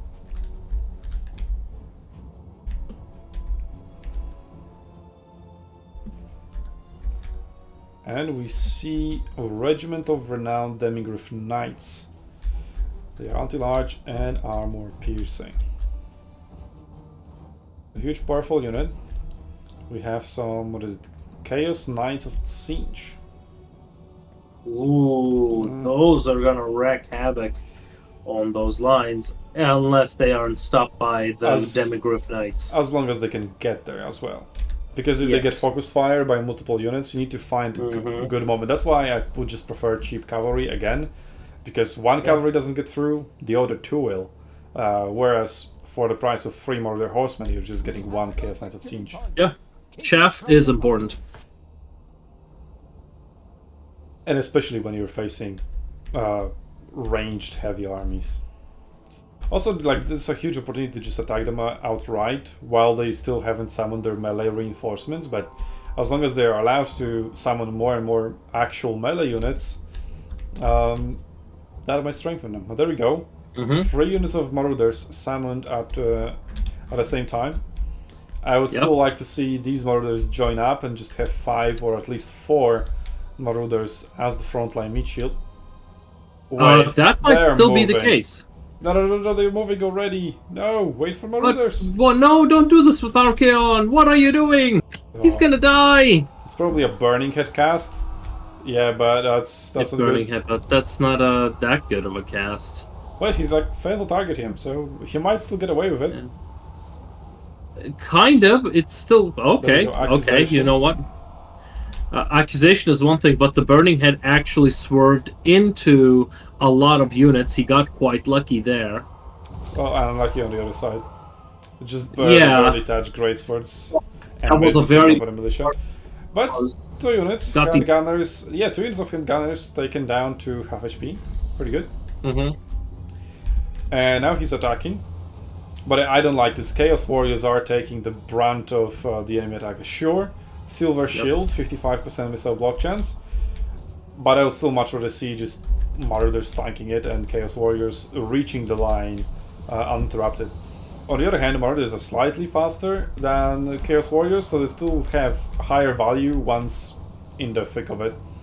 And Chaos Knights of Siege just got attacked by 3 Company Militia, Regiment of Renown, and now we've joined such a waste. Very much so, very much so. Chaos Knights of Zinch are just not doing anything. Another Burning Head, that one's pretty good. Marauders, Chaos Warriors and Chaos Trolls are going through to another unit of Burning Head just went... into Burning Head? Okay, well that wasn't that bad, but still like a 10% HP was lost in there in friendly fire. So left flank isn't going too well. Now we see some Marauder Horsemen, should have been from the beginning. Yeah, same Marauder Horsemen, if they die, if they get hit, no big deal. But preserve the high quality unit and make sure it doesn't get hit before reaching the front lines.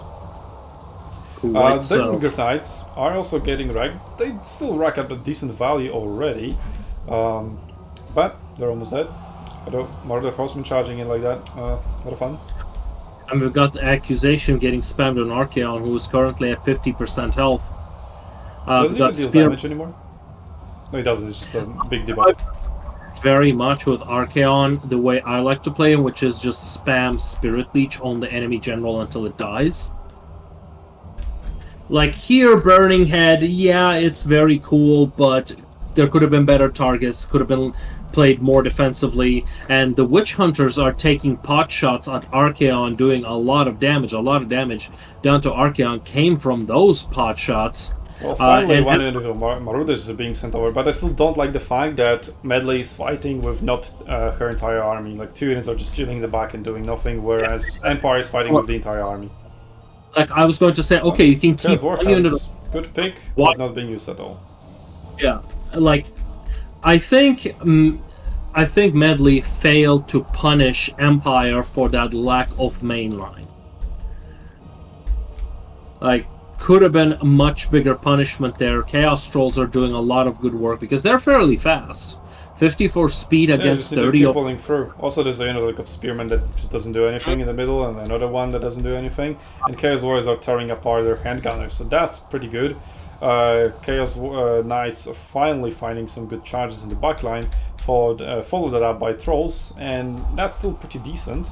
And Chaos Warriors are still in control of 2 capture points, although they're losing point number 2 right now. Although Maruders might be able to stop that. Is finally using a Spirit Leech. Should have been a lot faster. And Archeon's finally chasing Balthazar Gelt. Like, Archeon is a melee He's expert. faster He has got... than Balthazar Gelt as well, so he should be able to catch him up. And there's also Chaos Fire Manticore that's following up. Although I would rather see the Manticore attacking Starland's Revenge, for example. Yes, exactly. Maybe he just wants to take out Gelt quite fast. Balthazar is in melee now. Yeah, taking it down in a few seconds, unless he can run away. Down to 500, terror routed. Down to 500, yep. I think one cast of Spirit Leech should be enough to kill him off. Well, he hasn't used all of his Winds of Magic, and he's right next to the border, so even if he doesn't die, he should not be able to rally before he leaves the battlefield. Let's see if he does. So yeah, not... Oh, he just returned. Oh, just barely, right in front. Well, he might come back and use some magic now. And Empire is pulling ahead. So Empire, pretty good counter to the standard Chaos Warrior build, or Warriors of Chaos, but then don't bring the standard if Empire is the counter. Yeah. So again, I think that kind of is the strategical mistake that we've been talking about. Kind of sad to see. Absolutely agreed. And Chaos Warriors, however, did not capitalize on the lack of mainline. They should have been much more aggressive, should have been pushing them away and using those Chaos Trolls much more aggressively and occupying the range. And Marauders in the front line instead of Chaos Warriors. Like, you've lost half of your main force that is expensive and slow before they even got to the lines. Like, yeah. For example, Forsaken. Such a great unit against this build. I just want to shout it. Just take Forsaken instead of Chaos Warriors. Like, use Spirit Leech on Balthazar. He's back. He's right there. It's probably avoiding. Well, Archeon, I think, has seen that. Yeah, he's trying to pull through there. I don't know if he's in range of Spirit Leech. It's only 100 meters. You can overcast it for greater range. Could. Also, but only 6 Winds of Magic. So he needs 8. Yeah.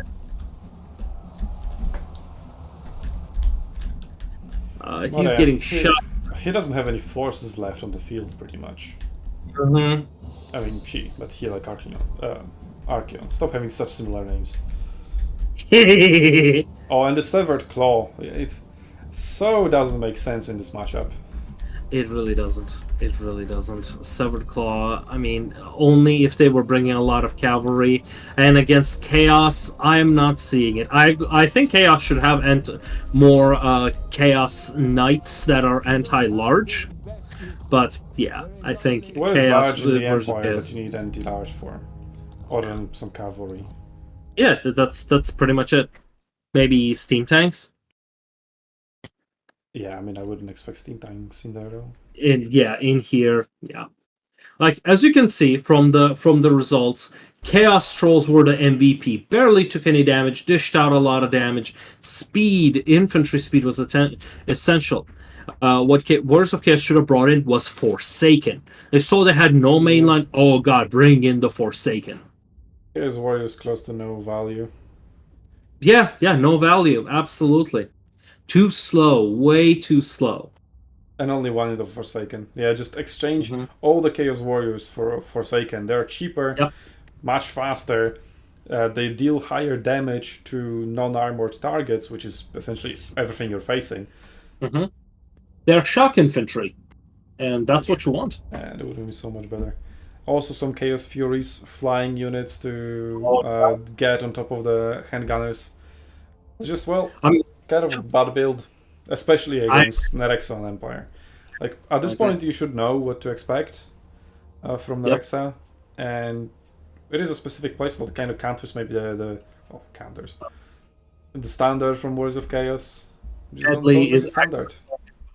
Yep, she's. I didn't shut down all your missiles well enough. Should have gone wider. Yep, should have gone much wider.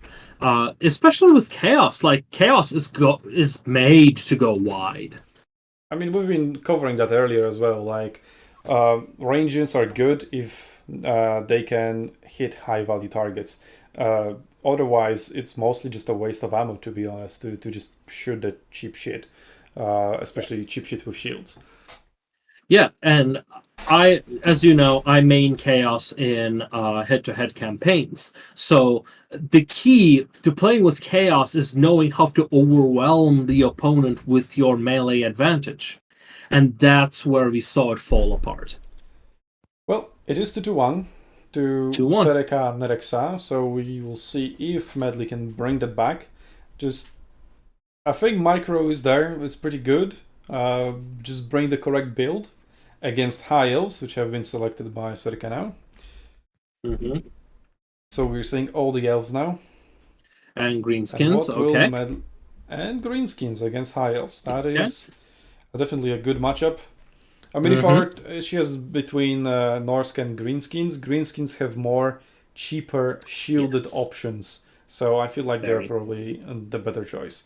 Very much so. Both have good cheap infantry, trolls to follow that up for that pretty standard, but also greenskins, a much wider selection of cheap cavalry. Norska only has horsemen marauders, whereas greenskins have like spider riders, wolf riders, boar boys. They're all very cheap and very efficient. And squeak hoppers. Very much so.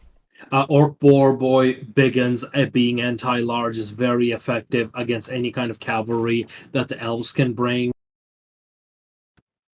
Yeah, it's good.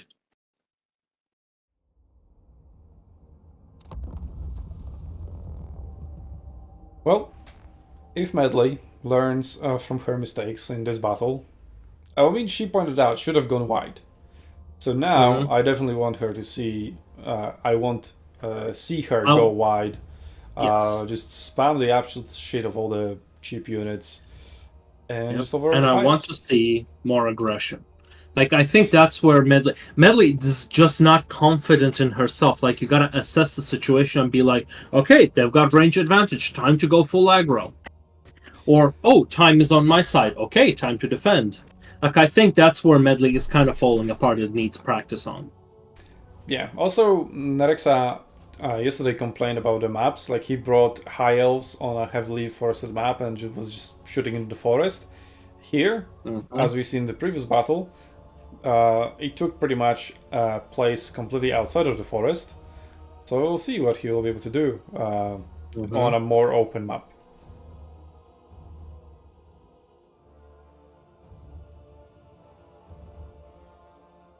But I wonder just how heavily will he go on ranged units. I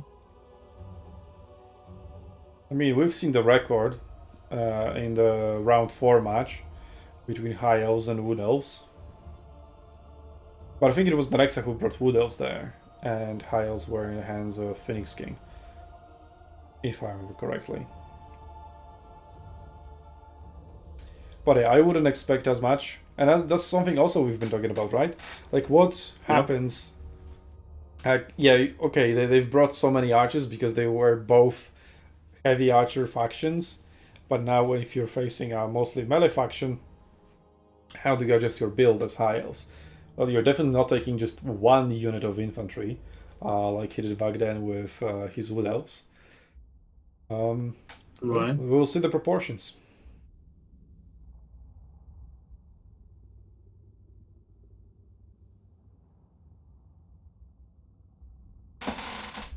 Yeah, so you've been saying like, I'm definitely appreciating all the ranges and whatnot, right? Because I like them in campaigns. But I like them in campaigns because in campaigns I'm using them against AI, which has no idea how to counter them. But in PvP, not a fan of archers at all. When you're playing head to head, it always somebody else picks the AI. Well, but I'm not.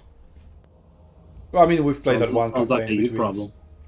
Yeah, it was When I'm honestly playing the my regular multiplayer battles. I don't need the campaign around to it. yeah, and you know what? That I'm actually releasing a video just summarizing my experiences with it, and those campaigns were literally the best and taught me. Unless you have a regular group of people who can play with, who are dedicated, So is it going to be that a campaign rant? is not going to win. Is it going to be a No. rant? No, it's just going to be more comedy. Just Nice. a minute and a half. So funny. Actually, yeah, Or I you've been did. salty by being rushed by wood elves. I'm so traumatized by that, but no, I did not mention that one. Dude, turn 19. Turn 19, 2 stacks of wood elves. But yeah, back then I did not know a lot of the tricks that you needed to know in order to be able to compete in head-to-head, like taking advantage of diplomacy and everything. Like, that's just free money. A ton of free money. A much wider Anyway, build. And we much have wider build indeed. the hybrid archers, the Lothern Sea Guard, mostly, and the Regiment of Renown. I think they shoot fire arrows. Yep, and we got gubbos. Well, fire arrows are good against trolls, because trolls have regeneration, and everything that has regeneration has weakness to fire. So there's that. And I think when you are on fire, your healing is also reduced, right? Healing is reduced by 50%, yes. Like all healing. So that does help a lot. See, carrying over at League of Legends logic. Mm-hmm.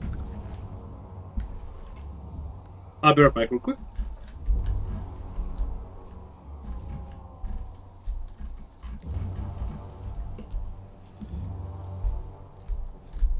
Okay, so we have 6 Night Goblins, 2 of them the Fanatics variant. No, 4 of them, sorry. 4 of them Fanatics, so that's pretty good against mass infantry. Or just any infantry, just makes it easier to pull through to the archers. So that's great. Could be used against the Silvern Guard, Wildlands of Race. And also, after the initial engagement, after they die, they can be summoned from the Vanguard points, which are closer. So I really like to see that. And then Orc Boys, cheap, armored, and shielded shit. So perfect against heavy archer composition. And again, this composition isn't as hard on... Wait, Stone Trolls. No, Stone Trolls still regenerate. Yeah, like they have Reaver Trolls and regular Trolls, I think. So not that heavy on archers. Only 3 Lothern Sea Guards and 1 archer unit with light armor and flaming attack. So they also inflict flammable. So yeah, they'll be good against trolls. Wait, Stone Trolls. Oh yeah, Stone Trolls don't have weakness to fire. Pretty smart. Yeah, that's the thing. Oh, they do. What am I saying? They do. I missed it. They do have weakness So to fire. what is It their comes to thing? regeneration. Bigger armor, probably. Yeah. Anyway, we've We got also have armor Medley piercing. going wide. I don't know if they need armor piercing, but yeah. I think all of them have, right? All the trolls have armor piercing. I don't know. Well, we have Archmage of Death as the Lord for Nerexa, with Fate of Buna and Spirit Leech. So probably going to Spirit Leech Wurzak right away, as there are no ranged units and nothing flying that could ever disrupt her. So she's totally safe up there. Reinforcing Big Salmon and aid of Stone Trolls, yeah, that's to be expected. Pretty good, pretty good. Flying over, not casting any spells yet. I love how elves are using their flyers to scout. But yeah, I would have casted it over. Oh, there we go. Wurzak is found. Oh yeah, maybe he wasn't spotted. Yeah. Still no Spirit Leech. No Spirit Leech. So maybe just why. scouting. Oh, there we go. There's Suppose. Spirit Leech. Yeah, about time.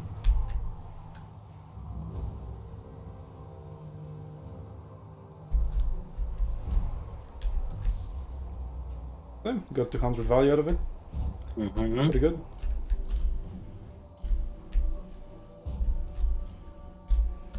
And let's see, quick herds being summoned. Pretty good.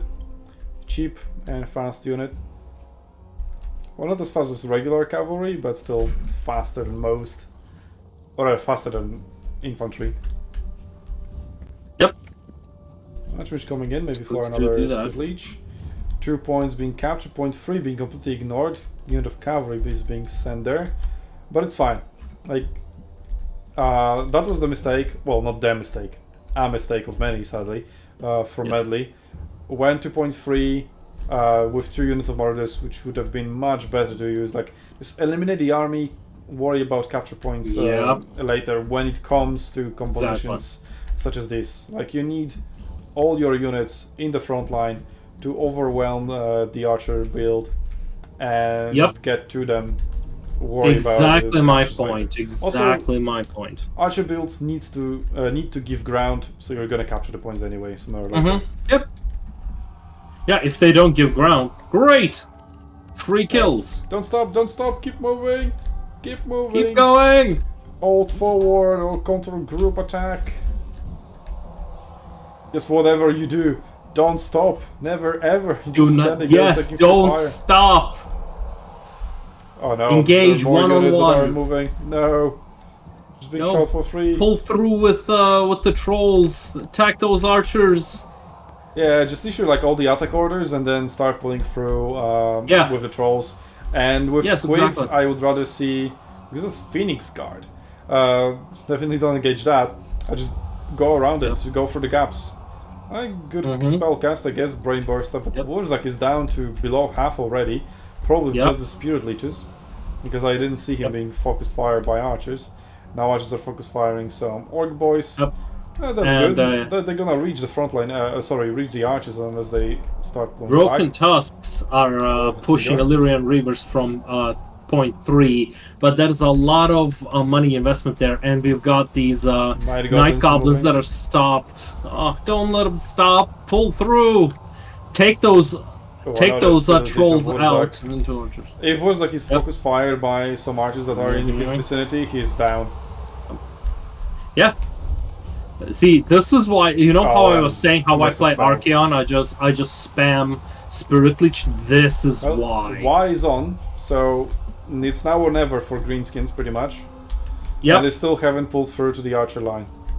Even though they have like 2 units versus 1, 2 units versus 1, 2 units versus 1. Like the front line of Nerexa is holding, even though it doesn't have any rights to. Go through the gaps. There's so many gaps as well. Just go through them with the fast units, like the squeak herds. Yeah. Occupy those archers. I like how we, instead of commentating, we just turn it into like, go Medley and do Go Medley, go! Go Medley, go! just training session. I love cheering for the underdog. Like, this is just... I love a good underdog story. I mean, I'm just cheering against the archer build because I hate the archer builds. And they shouldn't work, and I don't want to see them work. Why are they working? That's not right. They're working, but I think a lot of that is because the melee players here are not applying the right amounts of pressure. I think that's why they are working. Like, I have... It wasn't working against him. Headed up by the pressure. But yeah, if that continues, we're gonna see a matchup against him again. Yep. Because if Hyos win this, it is a 3-1. Yeah. Now with the Wurzak getting sniped by Spirit Leech, which is a tremendously powerful ability, I'm surprised it took us this long to see it. I mean, in Warhammer... No, he's been spamming Spirit Leech pretty much off cooldown. So he has, I mean... Wurzak is dead, right? In turn, I don't see we haven't very often. And the front line from the Greenskins has collapsed, didn't go through much to the archers. The archers are mostly unattached, spent over half of their ammunition, just free firing away. Yep, and right they now, much ground. elves have done 1.2k more gold value in comparison. I mean, I think Kind of archers surprising. are a great unit. For what I've seen, I would expect it to be way more. But yeah, he's now retreating the front line. So the front line is dead. The archers are untouched. But most of Greenskins are retreating. Maybe they will rally. It's maybe not all yet lost, but definitely advantage would High Elves at the moment. Yeah, by a lot. Yeah, I agree.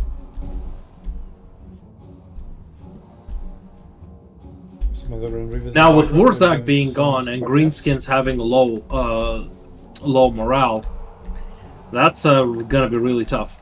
I wonder, do you keep summoning cheap infantry or do you try to resummon Warzak? I don't think resummoning Warzak is a good idea. Yeah.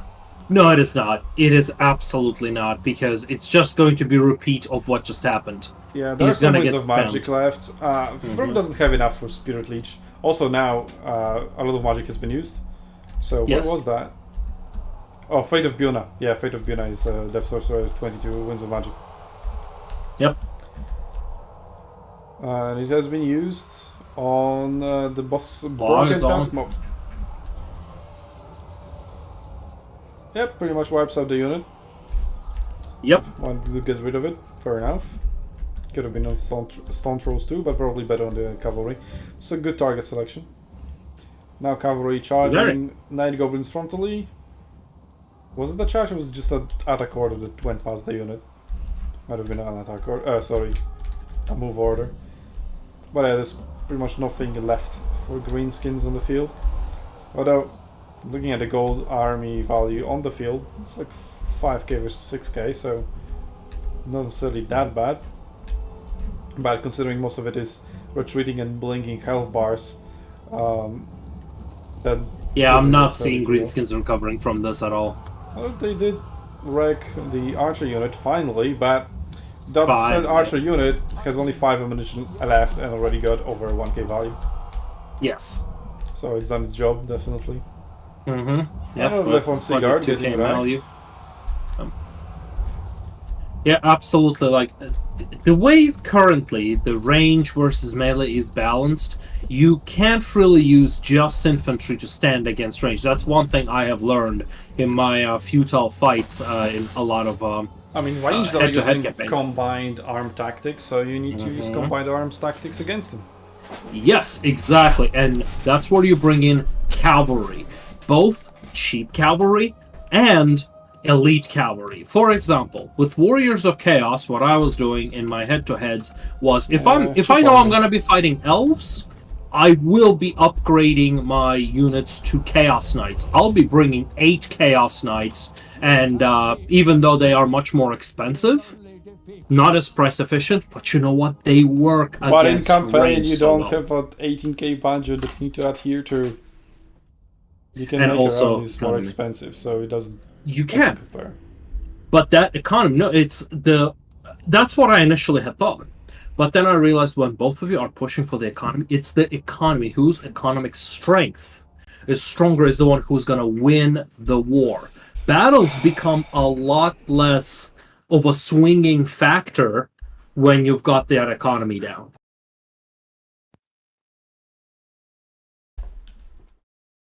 But yeah. So we have got High Elves winning against the Greenskins. So what is our score? 3-1? Yes. Okay, to update you, give you a nice picture on the draft graphic. Oh no, that's wrong. Greenskins lost. High Elves won. So Serika moves, well, whichever one of them would move to the final, it would be a rematch. But yeah, Serika is getting the chance for that rematch in the grand final. And since it is going to be the grand final, let me just put up the bracket. Update this here. 3, 2, 1. There we go. Have Serika in the grand final against Tim the Wilder. Yeah, if Tim wins, that's it. That's over. If Serika wins this best of 5, we have another best of 5. And then here are the rewards. Let's put them nicely in one picture. 4th place. Why is it TBD? 4th place is special.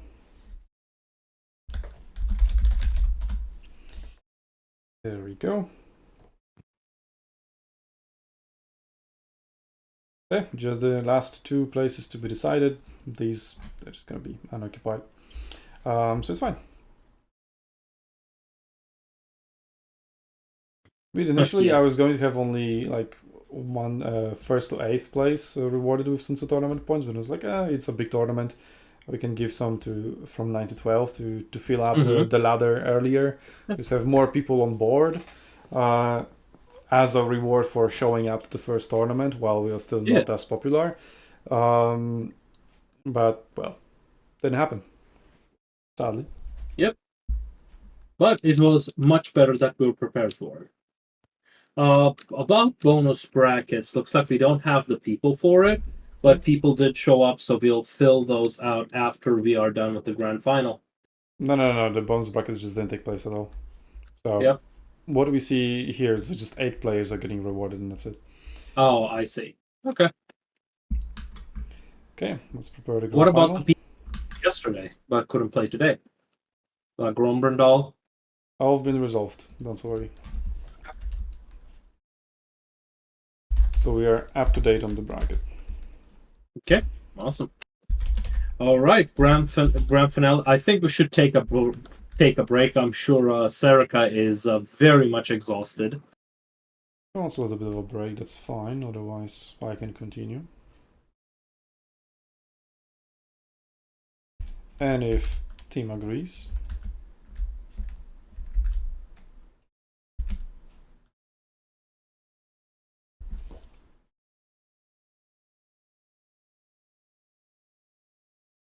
At the same time, Serica is actually hosting a beginners tournament today.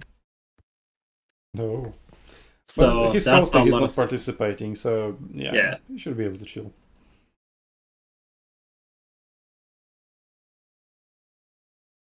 But anyway, we said so many things, but congratulations on the podium, Medley. Although you got the podium in the earlier match you've won.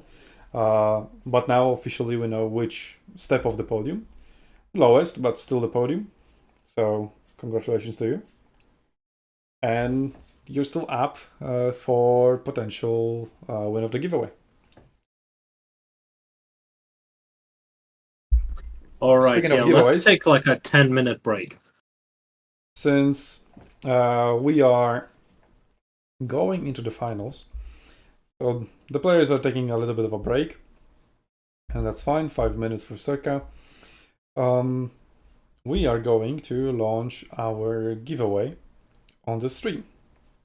So not only the players, the winner of the entire tournament wins any Total War content of choice they want, except for the newest DLC. So in this case, the Forge of the Chaos Dwarfs. So they can ask for any other Total War ever they want. Then, between all the remaining participants, so apart from the first place, players are getting tickets to a giveaway. And the higher you placed, the more tickets you get. So second place has the highest chance of winning the giveaway. 16th has the lowest chance, or 8th in this case, since like places 9 to 16 didn't happen. Let me pull up the bracket for you so you see that exactly.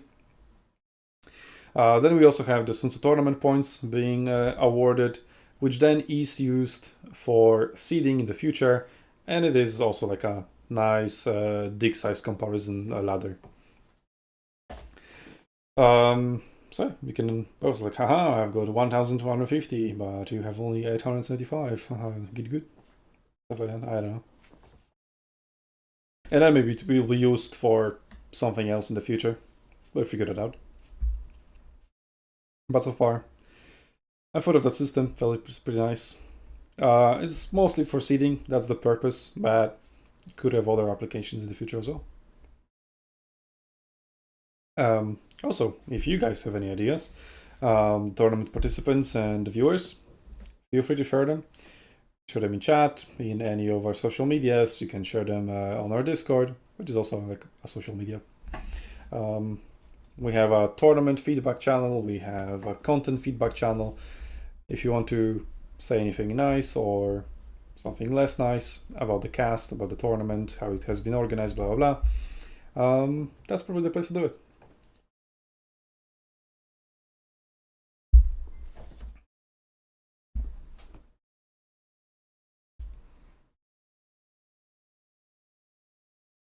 And speaking of the giveaway, there's one giveaway for the viewers.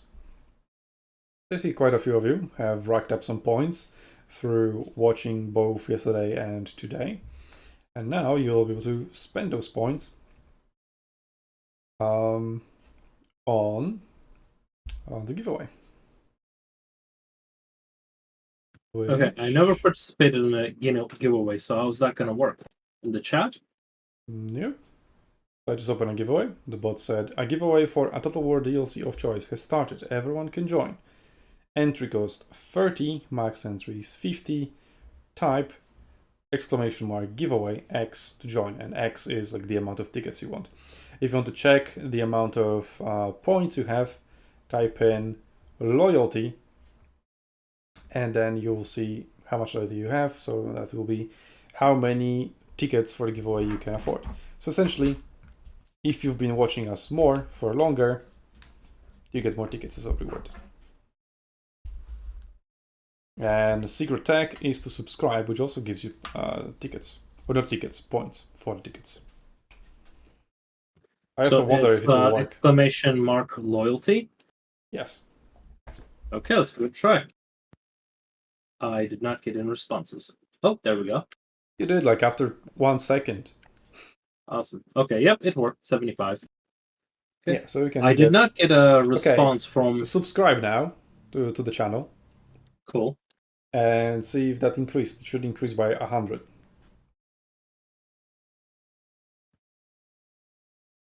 But it might not work. Let's see.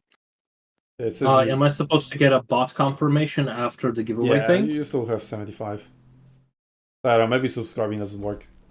It's Okay. iffy. It's probably iffy on Discord. Discord, YouTube. Like all these bots have been created for Twitch. I wanted to use Stream Elements because they had like a nicer system for that, where you can give like the first ticket for free. But you can do that on YouTube. Like Stream Elements, like they just don't have giveaways and points, like loyalty points, on YouTube. They have on Twitch. They don't have that functionality on YouTube for some reason. Should I be getting a that's the only bot bot confirmation after typing giveaway? Yeah, but you didn't type giveaway. You just I did.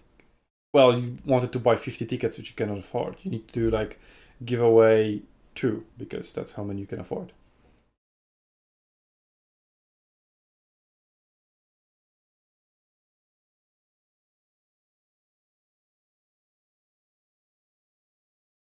And then you should have the bot confirmation that, yeah, you've entered the giveaway. So giveaway 2 is what Yes. I'm typing. Yes.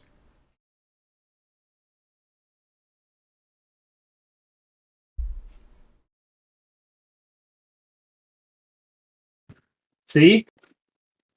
Because Now you got the confirmation. It takes a while, but yeah, no, it just what's his name? Adelmo had the same problem. It makes you think, oh, you're entering 50 points. No, each entry is 30 points.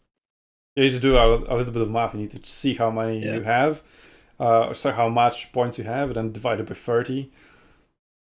Well, yeah, I see you like on the list of the giveaway. You have 2 tickets. But the giveaway will conclude at the end of the Grand Finals, or Grand Finals rematch, if that happens.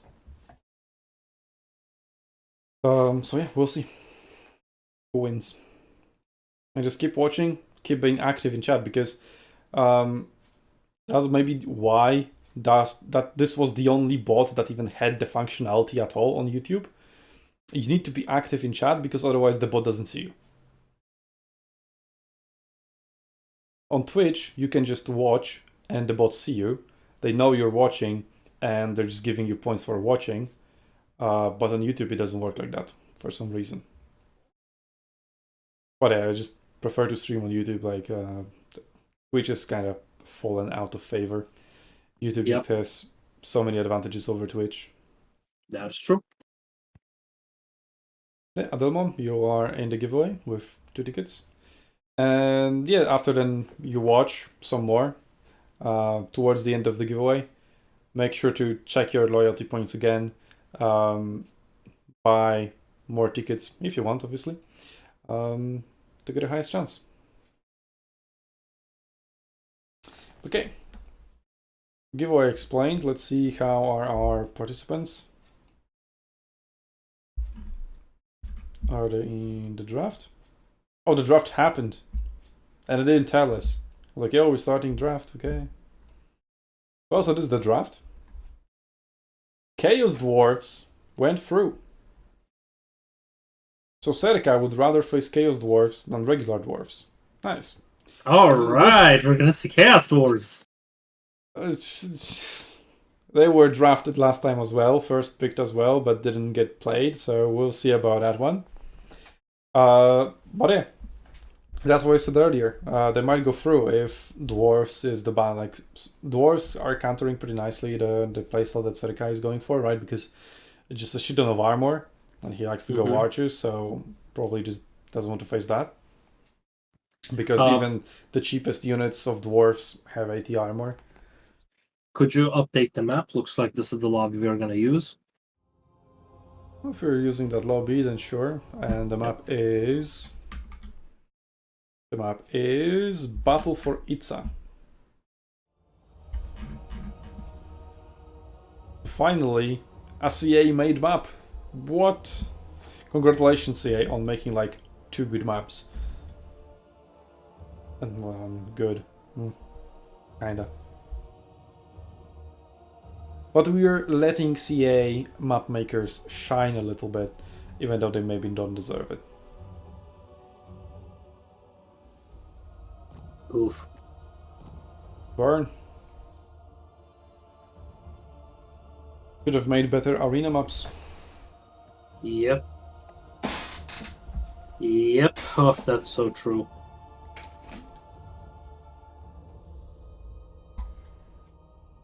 I mean, you're making a multiplayer only competitive game and you're making your maps unbalanced. Like, what the hell are you doing?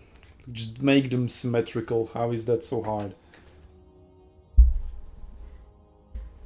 It's like a Butmach style. I want like one side to look like barbarians and the other side like Romans. Style is secondary, goddammit. You're not going to a beauty contest, you're making a map for a competitive multiplayer game.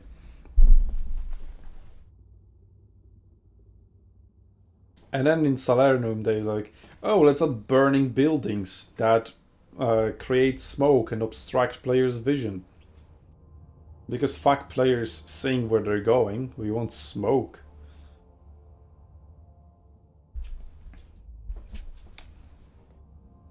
Yeah, that was a shitty decision if I've ever seen one. They did have some good maps in the arena, let's give them credit for that, but some of them were atrociously imbalanced.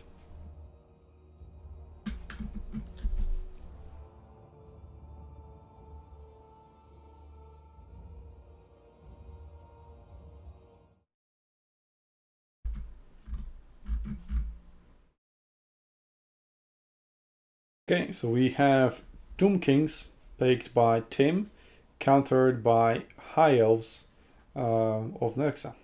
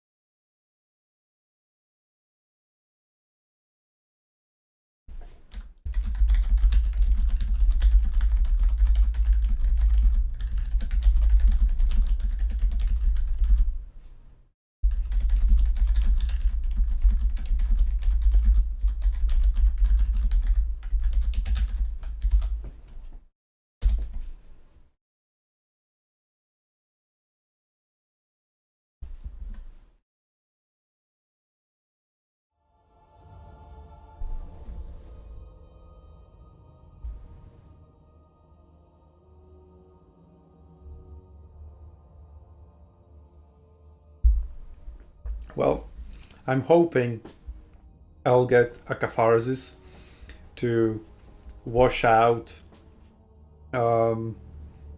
trauma of ranged compositions winning out of my system. Yep. I just want to see some archers getting wrecked. Was getting charged in the ass, and from the front and from the sides, just completely sandwiched.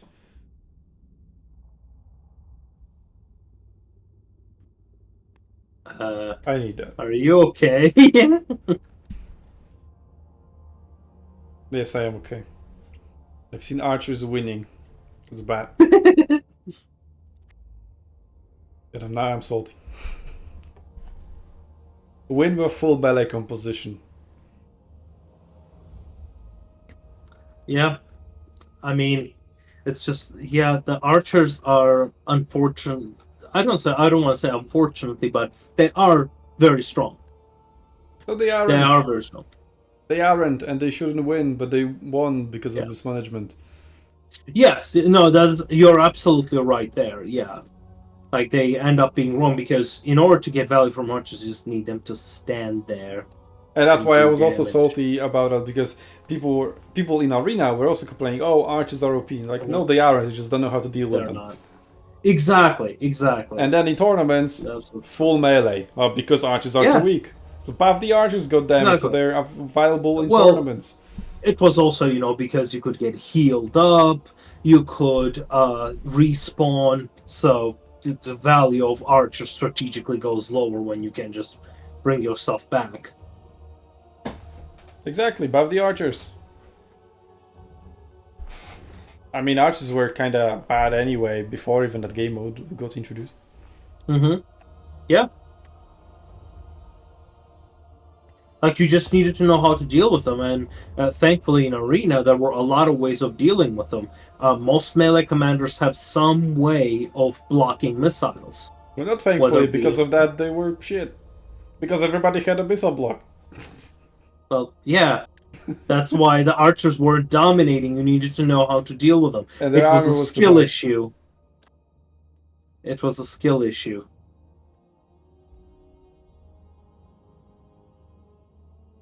I mean, the archers were badly balanced when naked. Like, there was literally a unit called Naked Fanatics, and you'd only Yep. deal AP damage to them because your regular damage Yes. wouldn't go through.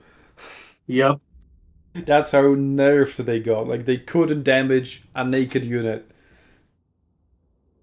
Mm-hmm. A naked unit. Yep.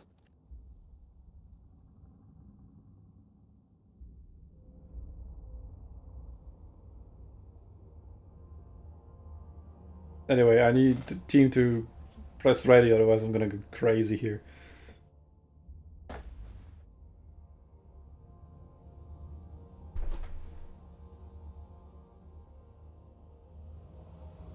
By the way, Medley, I've seen you've entered with just 2 because that's what other people did, but they only did so because they don't have as many points as you do.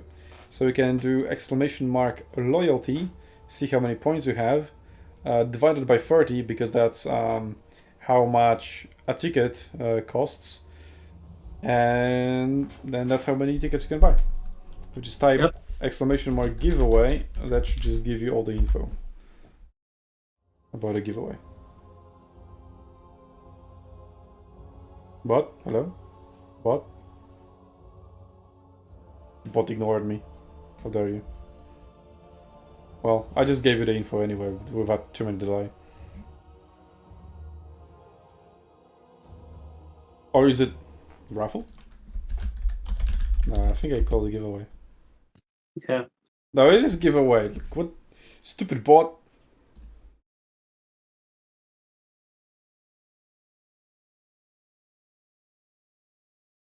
I mean, at least the ticket buying thing works, but upon doing !giveaway, the bot should give you the information about the giveaway. Although I don't know, I haven't been using, because previously I was always streaming on Twitch, and I was using a different bot for giveaways and whatnot. Now that I'm streaming on YouTube, and this is the only bot I could find that works somewhat with YouTube. Yeah, I don't know that bot that well yet.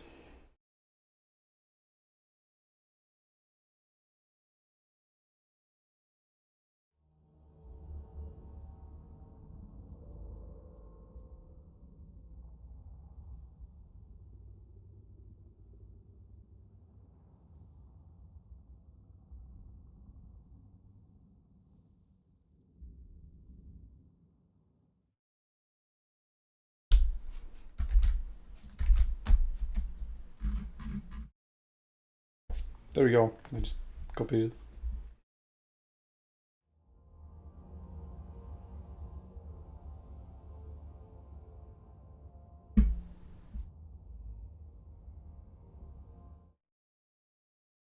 it. Why is Tim not reading up? Is he writing anything?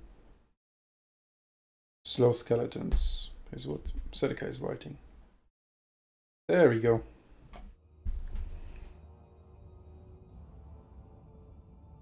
Ooh, a bone giant. Interesting. Don't see that often. Oh god.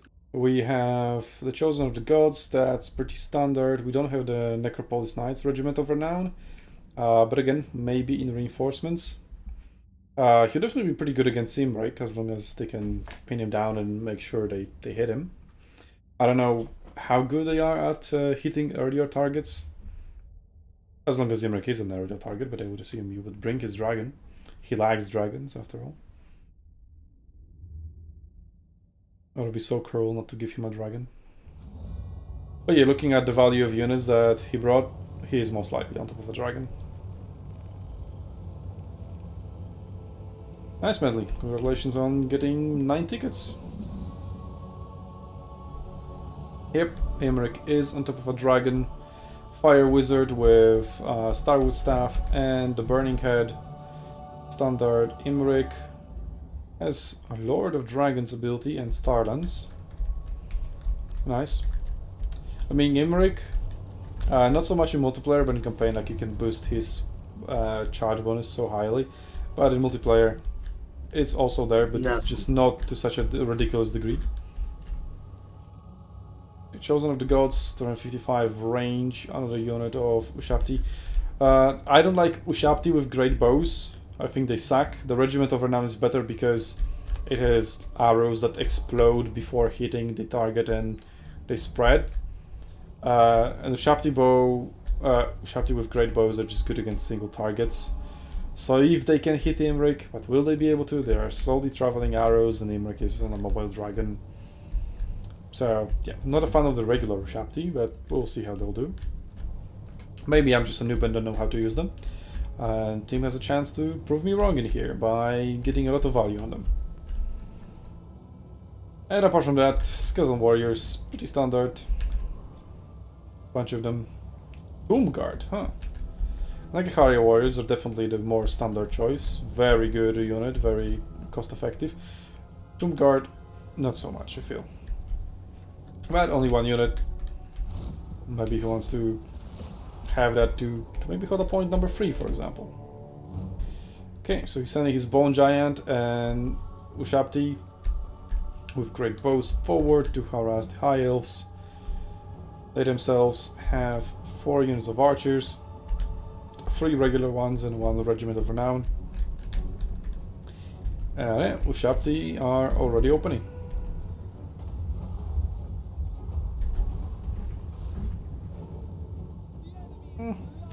Kind of weak damage so far, 56 value. Bone Giant. Ooh, yeah, that was nicer. 97 value there. Yeah. And the Ushapti with great bows, 50 value. So okay-ish at the moment.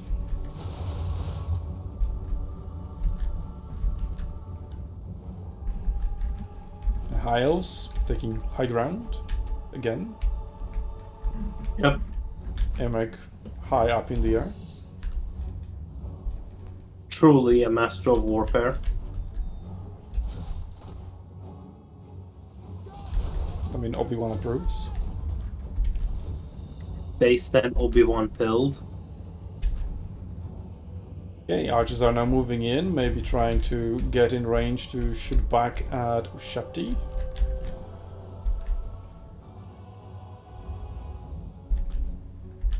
Yeah, Shapti are in range. But they're not being shot yet. Maybe he wants to get closer. Now they're exposing their backs. Now is the time to shoot. And he drops the order.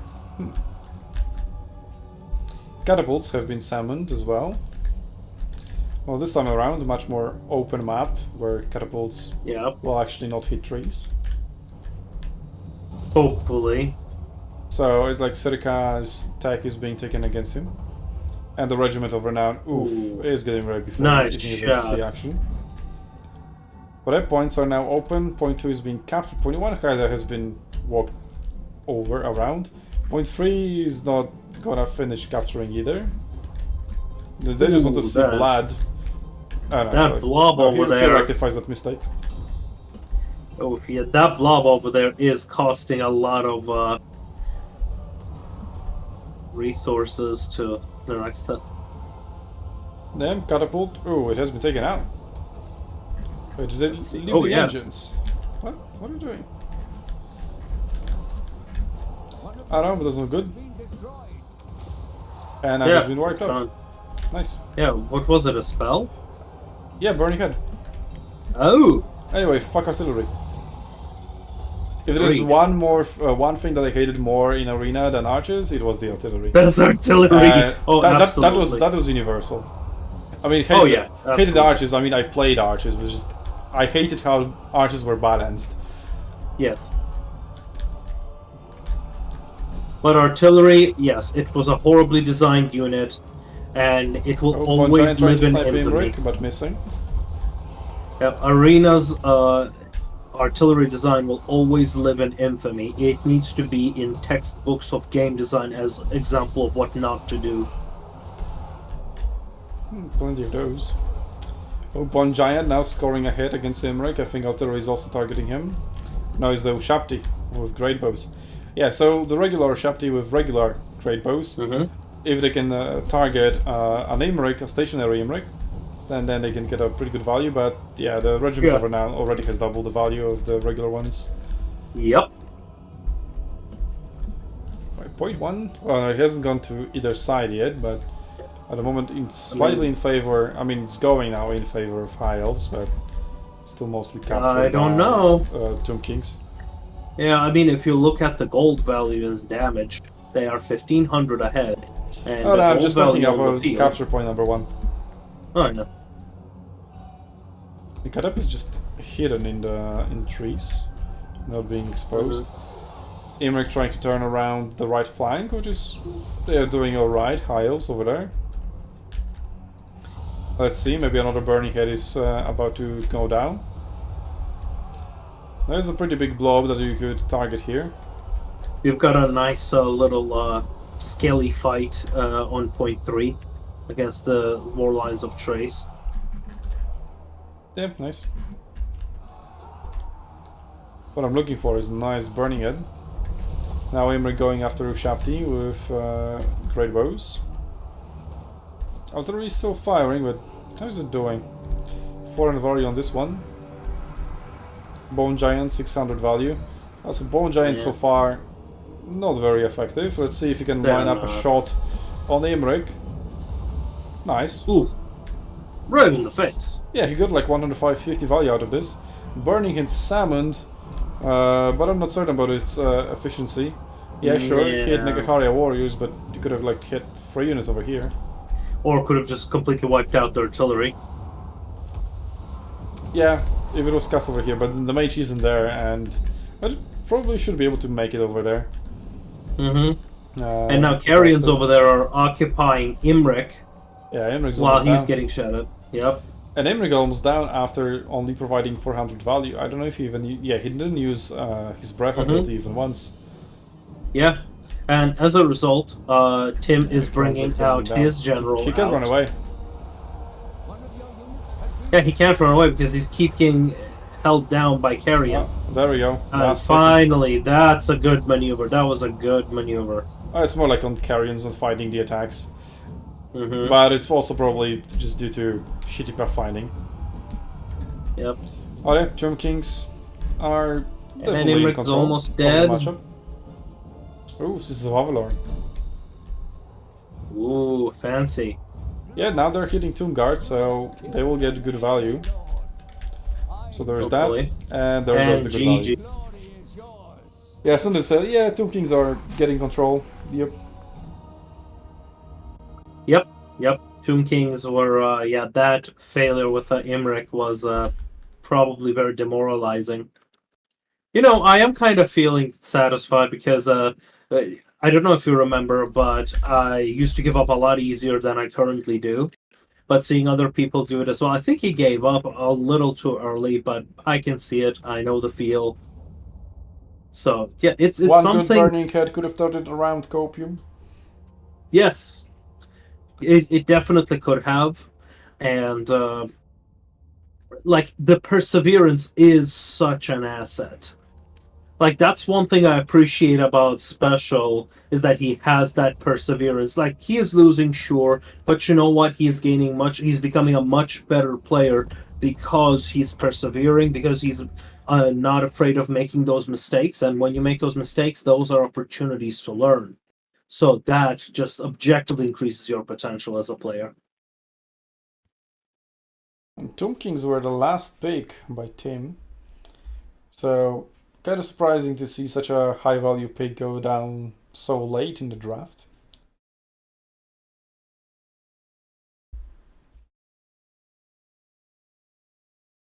Okay, now we're waiting for Serkan to confirm what he's taking.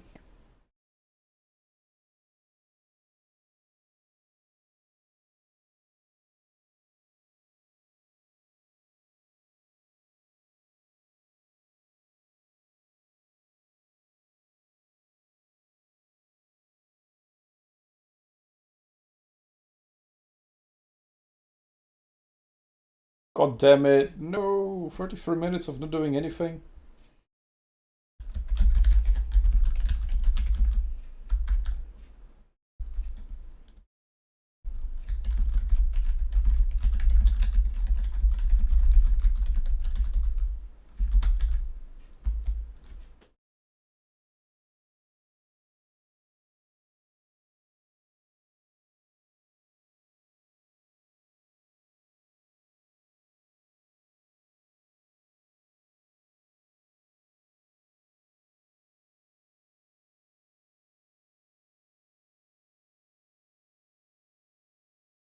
Yep, that does sound good.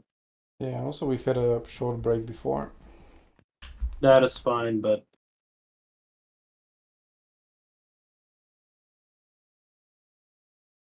I know Sarika is hosting a tournament, so I mean, it's Serika who's asking for the break. yeah.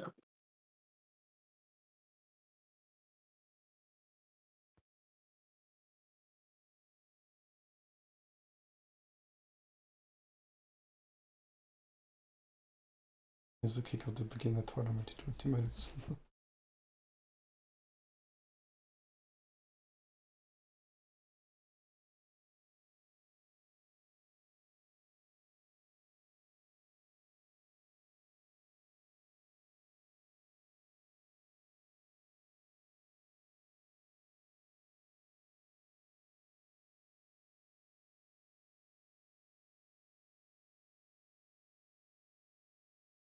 Okay, he finds one mod, that's okay. Good. So we should be able to continue. That's good.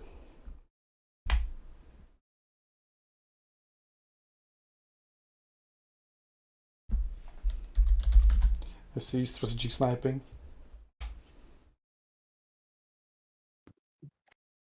Adelmo was great. That's why. Adelmo was probably like one of the most wholesome people I've ever met. Obviously, I'm taking the first place, right?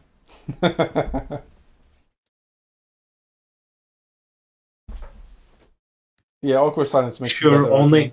only if Pella can take the last place.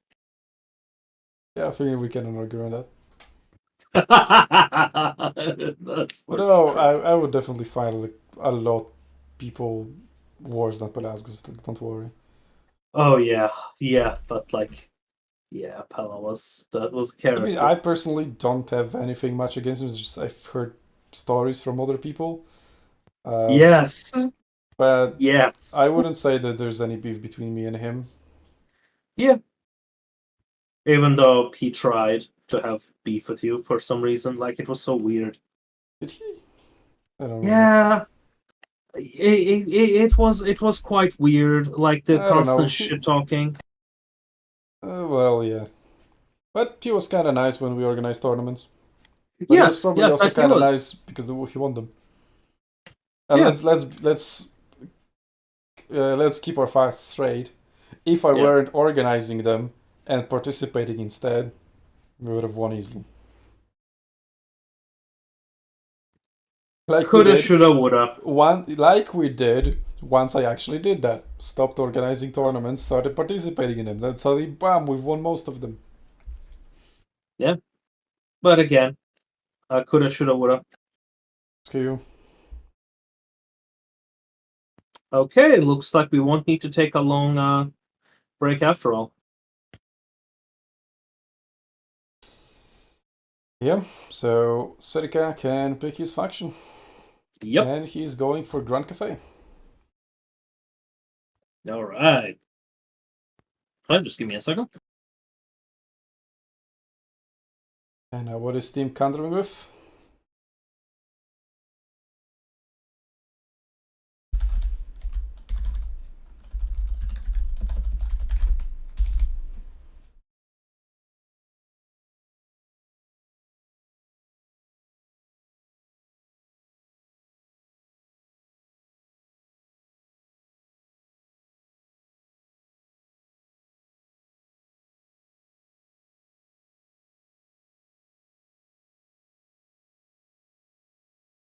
I mean, Serika says like die match 7 of today, but he would have one less best of 5 today if he played at it yesterday.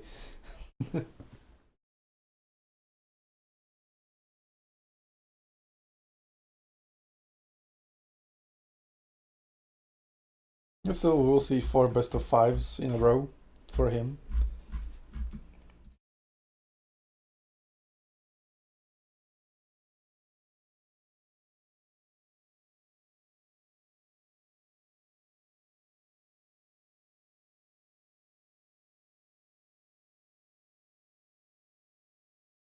Yeah, also, Serika was pointing out, like, oh, the cast What did I hating. miss?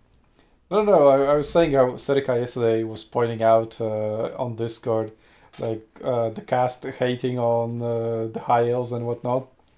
I was like, that's not Correct. nothing personal. This is just a personal grudge against archers. Yes. I personally hate all elves, for I am a dwarf enjoyer. Or rather, Kazukan Kazakitha.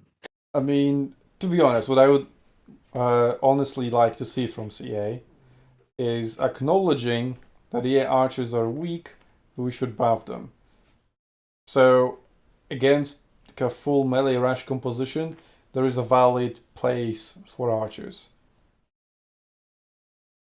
Yeah. Because their damage output, like the DPS, is too low to make them worth. I mean, Way Watchers. As long as they can shoot while moving, they're great. Yeah, Way Watch is like kind of exception to the rules, but also Yes. very expensive, and also find one charge into them, and they're also done for. Yeah, that's and they the need other to give up thing. ground, which is Yes. ground control is very much a thing in domination. In this format, yes. But yeah, archers that can shoot while moving is whole different story. Okay, we have Just green completely different skins story. from team selected. So let's get back to the lobby.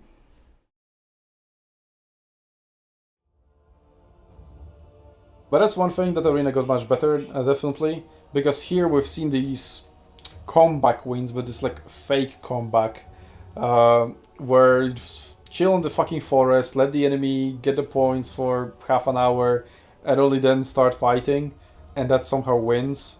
Which also pisses me off because it's such not a valid strategy and should be easily countered, but for some reason people aren't going for it. Yeah. I mean, in theory, right? If you're building up your army because you're waiting for key units to join your army before your army can function, Why don't you attack the army that supposedly cannot function? Hello? Yeah. And also, like, the gold rate, the gold per second that you're gaining is the same for both players. Nothing changes that. So maybe, if for example we're like, oh, if you're controlling more points, you're getting more gold per second, that would ruin that stupid strategy. Because so what that you're building? Your opponent is building up at twice the rate. We're getting, I think, 15 per second, 15 gold per second. So have each point be worth 5 gold per second as well. Problem solved. This is something that Arena had. Yeah. I mean, not like exactly that, but like healing zones being tied to that. And you've also had, like, if you... Like here, you can technically get 1,499 points, lose all the points, and then never be able to come back. In Arena, all you need to do is like route one unit. That is true. I really like that. Like, I really glad after months and months of us shouting that feedback, they finally incorporated that. I think it was too little too late. I feel like the effect of losing a unit should have been much bigger, and kind of a elimination, like a traditional Total War bout, should have been an alternate way, an acceptable alternate way of winning. The way it was done, it was just a little sprinkling of salt on top. Like, if holding a point for 1 second is going to give you 1 point, and routing a unit or destroying a unit is only going to give you 3 or 5, then that's not much. I know it adds up, but if 3, that's 3 seconds of holding at 1 point. Like, it just becomes a little bit just to help the team that is already winning, rather than allowing for builds that were based upon causing attrition on the enemy. I mean, it does add up, because I remember like looking at the statistics, and for example, for the winning team, it would usually amount to like between 700 to even 1,000 points. So it was like 1/3 of your points, and the game is still about territory control, so it's fair enough that territory control provides like 2/3 of the points. Yeah, I think it needs to be kind of much closer to a 50-50. Because then, you know, archers or range in general just will never be picked. Or builds that are built around causing attrition to the enemy. I think what they implemented was, to be honest, pretty close to being perfect. Like, I would maybe change around some numbers, maybe nerf routing units because it was broken. Yep. I mean, I would just change the whole fucking morale system because that was broken as fuck. That's beyond the point. We've got Wurzak versus Xiaoming. So you're seeing Xiaoming again, Skyjunk again, but it was medley. Felix? So... And Felix, yeah. Huh. But no Gotrek. And now he's sad. Why.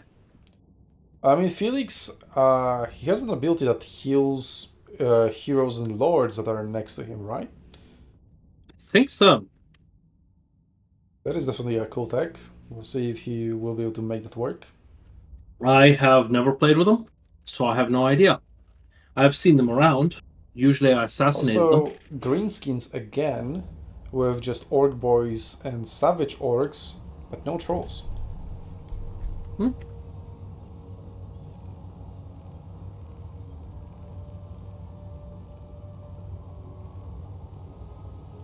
Well, so this team using that build with no trolls. We'll see how he uses that.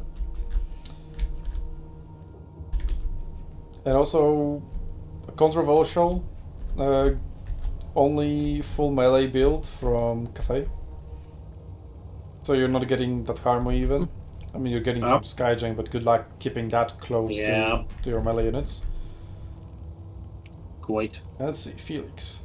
Blood Oath. Heal per second plus 0.2% per second. 35 range duration always. Affects ally units in range max 2. Affects units if is lord or hero. I wonder if he heals himself. That's also what I don't like about Warhammer now. I like much more about Arena. In Warhammer, the ability descriptions, even though they got way better compared to Warhammer 2, they are still misleading in many, many situations. Like, affects allies in range, max 2. Does that include himself as well? Because in Arena, you had affects self and ally. And if you had something that affects allies, but not self, you did exactly what it said. Affected allies around the unit that was using the ability, but not the unit itself. I agree. That has always been a bit of a problem. Also, I've seen some descriptions that have something as described as does affect self, or self and allies. Or for example, you have some direct damage spells, like all the spells, or almost all the spells, right? Say the damage type. Okay, so the damage type is magical and sometimes also fire, and sometimes like 50% of it is armor piercing. Explosive can as well. But then you have direct damage spells. Doesn't say anything. Is it a magical damage? Is it armor piercing? How much of it is armor piercing if it is? Nothing. Nobody knows. It's just the inconsistencies. Like, you're describing some things and just not describing the others. And like, how am I supposed to know? I mean, I'm guessing that's a magical damage, but I don't know. Some of the spells somehow don't do magical damage.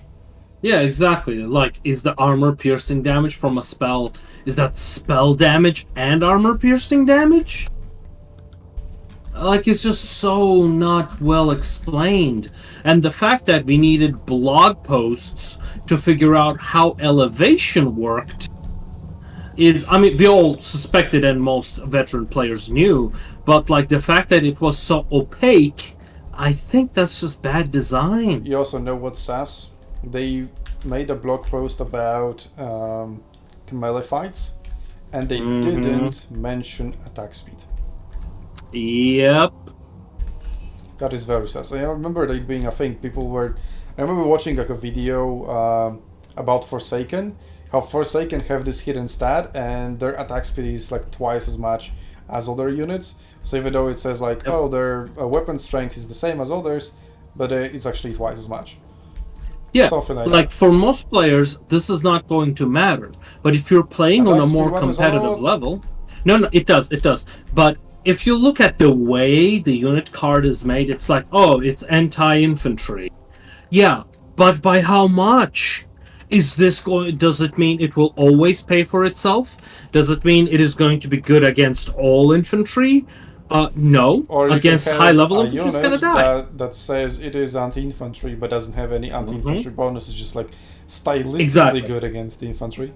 Exactly. And a lot of that comes from old design. From Warhammer 1, you had units like that. You had units that had bonuses against infantry and then against large separately. And then you had those things mixed in, because back then there weren't that many units, so it wasn't that hard to figure out.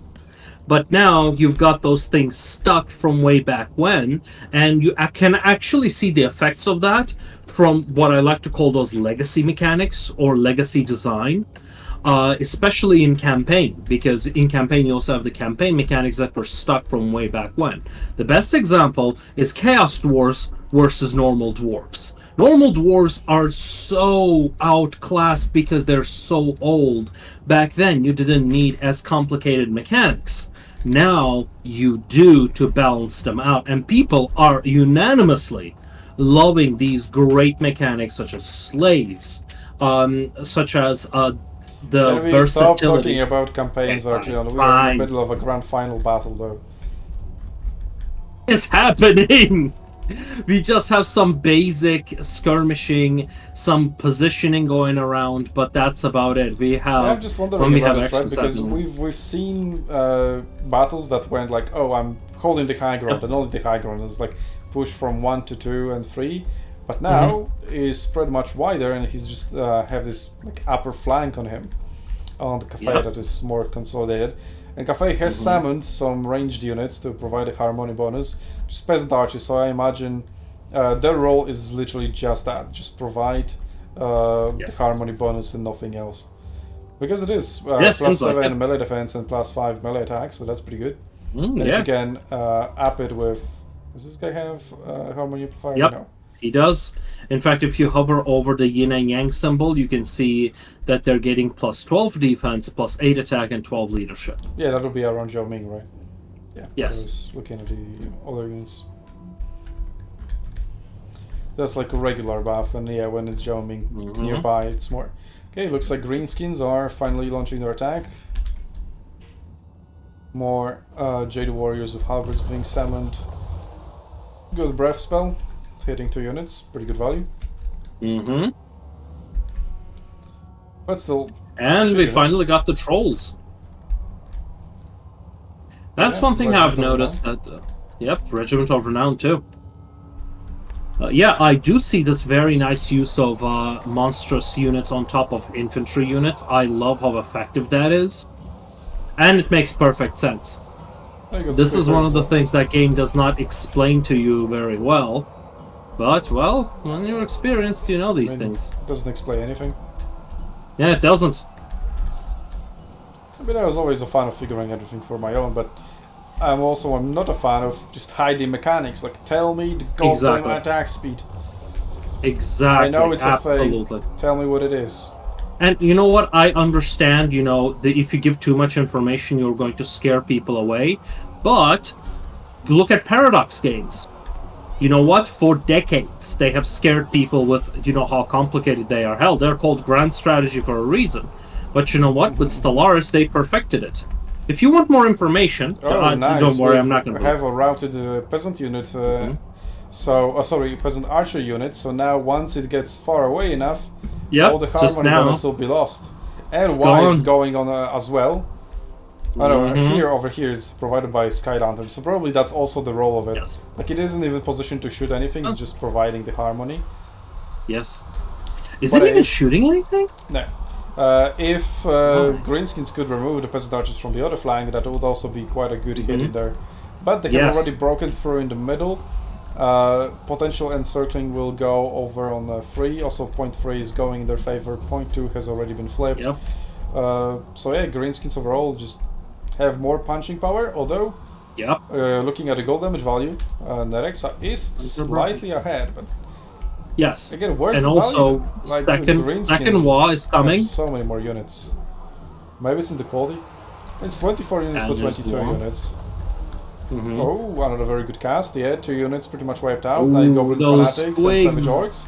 That is good value. Very good value Yes, there. Squig Hoppers just took out those peasant archers, giving the harmony bonus. If those are gone, Yeah, they're not Oh, ready yeah. yet, but yeah, they could. We have river trolls in the area, if they could help out there. Oh, they have been terror routed now. They're still close enough to provide a bonus. But some of the frontline units have already lost it. yeah, and that harmony bonus, which is now gone, was providing a lot of the. Oh, it's back.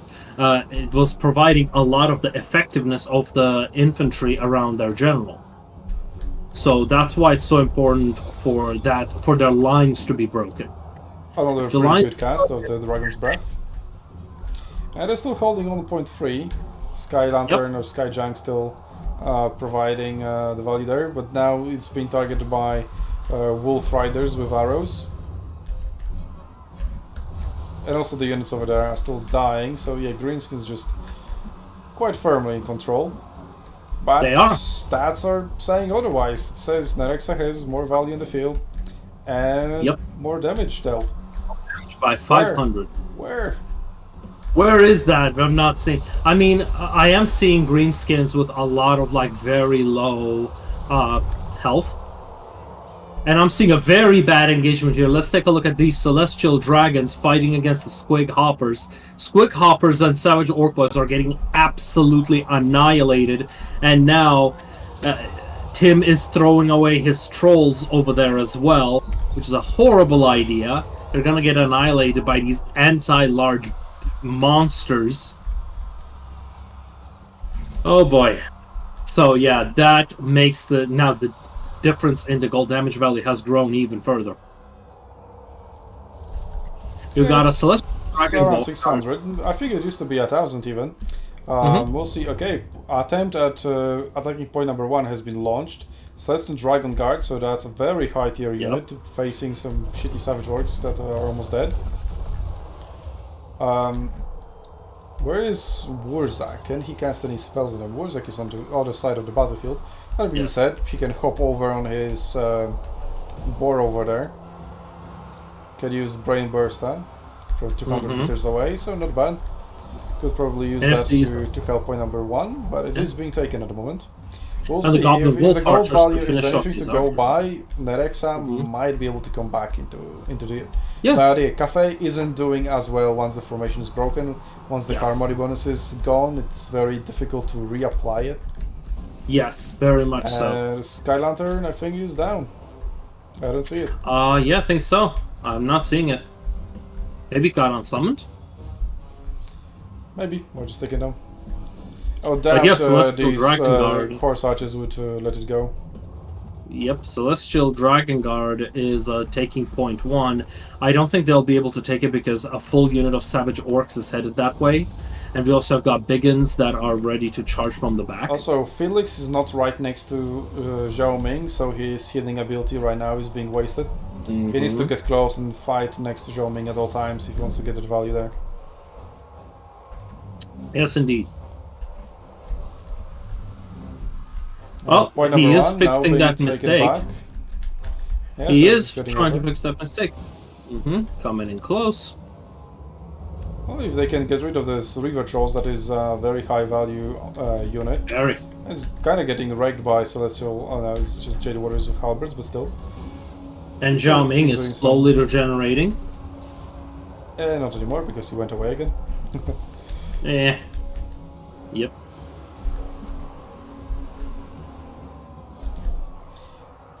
Celestial Dragon Guard in like a 1v3 over on point 1, but it is good enough for capture weight to keep it in Greenskin's hands. We'll see how it does, but it is slowly losing at the moment. It is slowly losing thanks to those Savage Orcs, but I think the Greenskin attack with... Zhao Ming is going over there. That is a huge blob that if you can cast some good spells. Or maybe even a little bit too early because 2 units are about to charge in. If they were also caught in the fire, that would be so good. Like killing 5 units of a single spell. He casted it on the Manji Raiders, on the Manji Marauders. He cast it like in the middle of everywhere, so everything got hit in there. But just the 2 more units were about to join that blob and make that cast even more powerful. Had he waited a little bit. Oh no, he's going after Wurzak. Yep, and we see Cafe actually pulling forward. But they do need to go and take that point 3, otherwise they are going to lose in 2 minutes. Yep, slight advantage in gold value, but it doesn't matter if you don't have the points. Absolutely. So he needs to convert that. I mean, he got point number 2, but now he needs... Well, he probably needs all 3 with such a point disadvantage. This is a tremendous point. It's all 3 or nothing. Yep. Need all 3 or nothing. He's sending units over to 3, one full unit of Jade Warriors and some Celestial Dragon Guard, and there's pretty much nothing from the Greenskins to go there. And Zhao Ming is chasing away Wurzak. Zhao Ming needs to chase away those Night Goblins, route them completely, so that way he can take point 3. Point 1 to provide just capture weight. Pretty good choice. Now point 2 is slowly swinging in Greenskin's favor. So yeah, that needs to get countered. Greenskins at the moment it's kind of like in Arena right now, just it's just a contest of capture weight. It's no longer who can kill, who can route. You just pile units on top of the points and let's see just who has more. Very much so. Yep. 45 seconds. And Wurzak came back for that capture weight right there. As well, yeah. I don't think they can do it anymore. Like perfect blob for another breath spell. No, they're out of magic entirely, so yeah, blobs no longer are being punished like that. It's going to be victory to Greenskins despite gold value in favor of Nerexa. Yep, now this is why domination is a whole different beast. Yeah, I like how it panned out. I like the victory despite being 1 key down on value. Yep.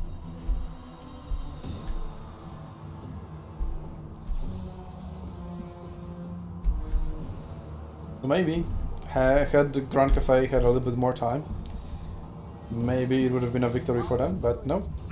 think it was not for closing in the lines. I see a lot of mistakes in micro. If those were fixed, I think Cathay could have swung this one. Okay, so we've got 2-0 for team at the moment. Mm-hmm. One more for Tim, and we will have our victor. Unless we go 3-2, 3-2. Ha ha ha. Yeah. Okay, let me show you the draft. Updated. Greenskins won. You know what? I lost. And yeah, Sarika is. I can see that he's getting tired, and he has played so many games. Like we will need to find a way to let people. I mean, he played one additional game, like on his own because he didn't want to finish it yesterday. I think because I think Phoenix King was up for it, but he wasn't. Maybe it was the other way around. Don't remember. But yeah, I think he Sarika would have has been played only the most games. after 2 best of 5s and not after 3. Mm-hmm. But that's what happens when you go for the lower bracket and go for the gauntlet run. Yeah, because this way it prevents, it punishes this old tactic, which I have seen some people using, deliberately losing early to play in the lower bracket, and then winning it through the lower bracket. So if it is punishing to go down to the lower bracket, it discourages that type of play.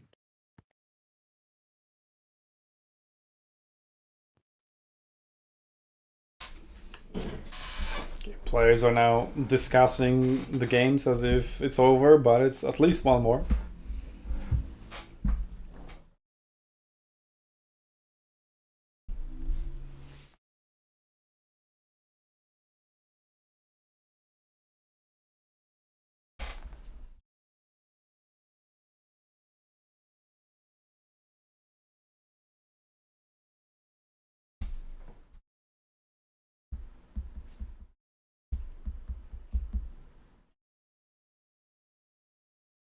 Yeah, Archelon, it's not as if you know who's going to win. If that is a meme, if. Screenshot and frame it. Yeah, 3,000-year-old meme right there. First posted by one of the very first shit posters, Leonidas.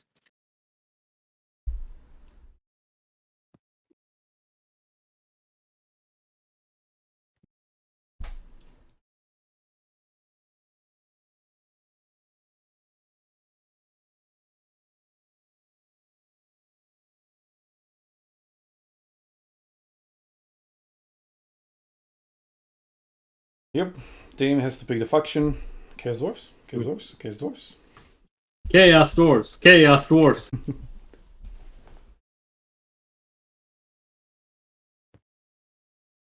We've seen Norsca, we've seen Lizardman, we haven't seen Chaos Dwarfs. We would like to see Chaos Dwarfs.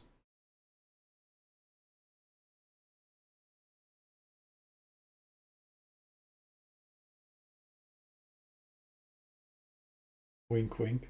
Very subtle there. I'm as subtle as a monster truck. Chaos Dwarfs. You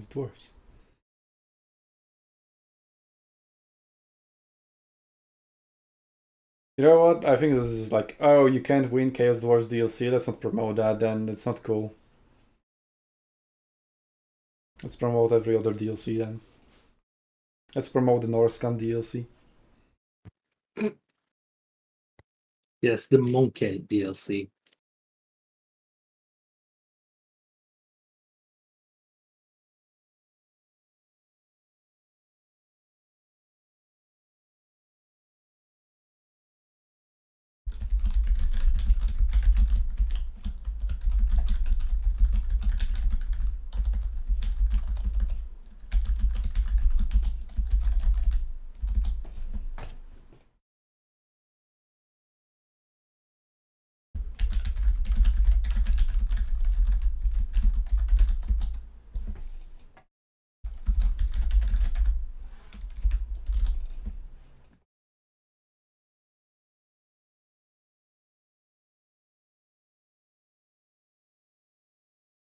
Well, we're still waiting on the choice from Tim.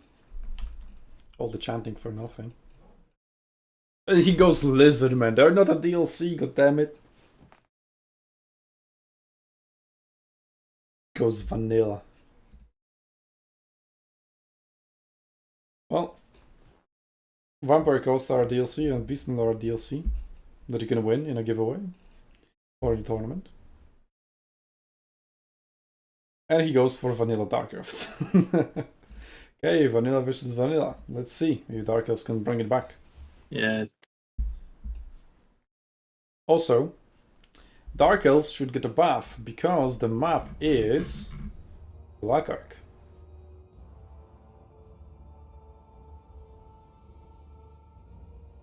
Oh, thematic.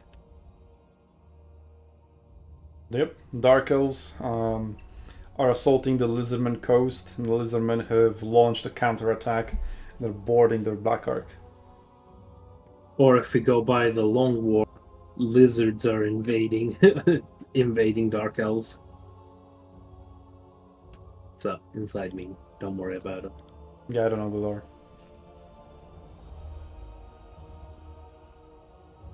I just see lizards riding lizards. Mm-hmm. Or dinosaurs riding dinosaurs. I feel like this might be insensitive. Don't know. It's like what's his name? Goofy, you know? How he has a Pluto as his dog. Well, he is a dog. Yeah, I've heard all the dogs complaining in my neighborhood about it at 4 a.m. Truly pinnacle of intellectual discussion. Yeah, really, the argument of woof woof. It really convinced me there.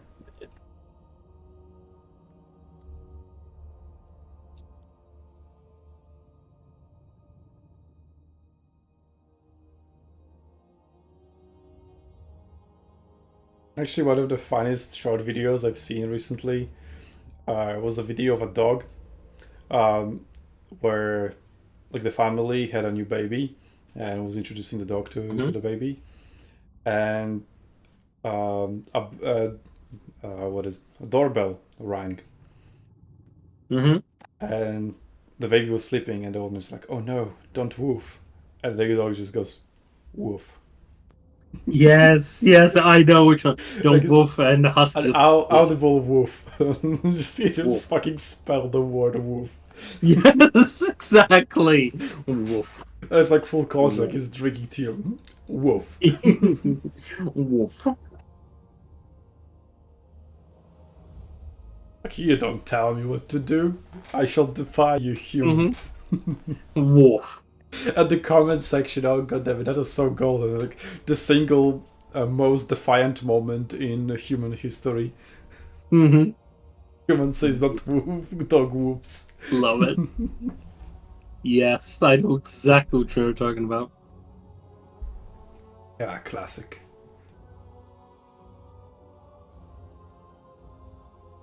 Again, another very convincing argument.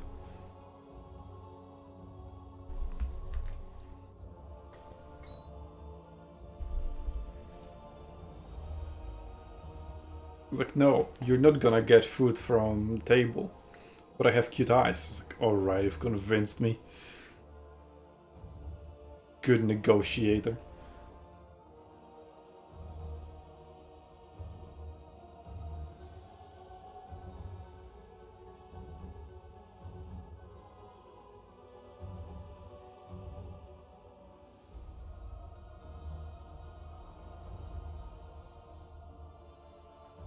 Well, Dark is already waiting for the Lizardman.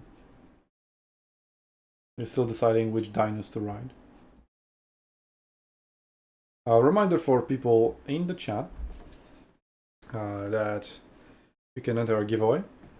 First, type in !loyalty, see how many points you have, and then divide it by 30. That's how many tickets for the giveaway you can buy. Yes, don't let Medley win them all.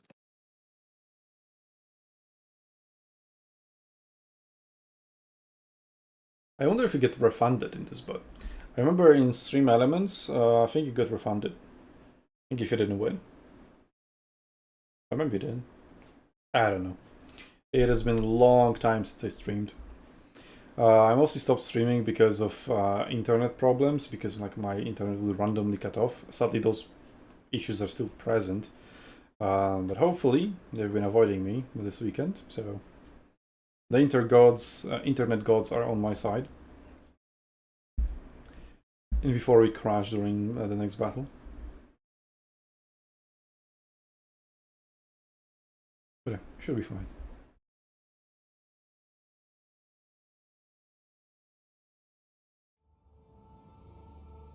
God damn it, team. Just pick your ancient salamanders and let's go.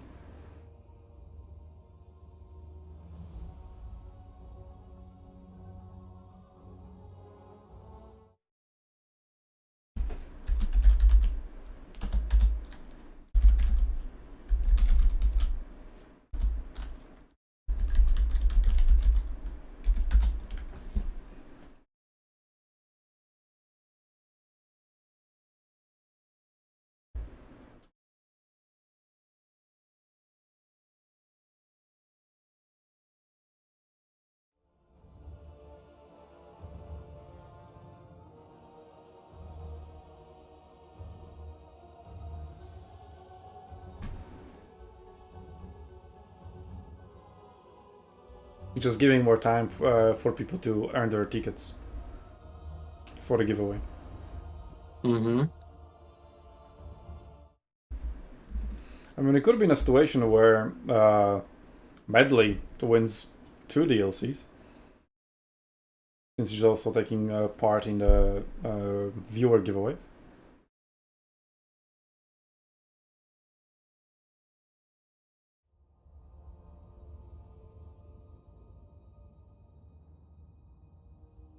And we were ready for a second, now we're not. No!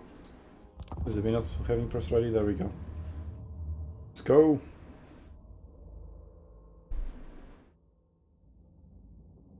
A Slan Mage Priest Life versus Supreme Sorceress of Shadows with double Assassin.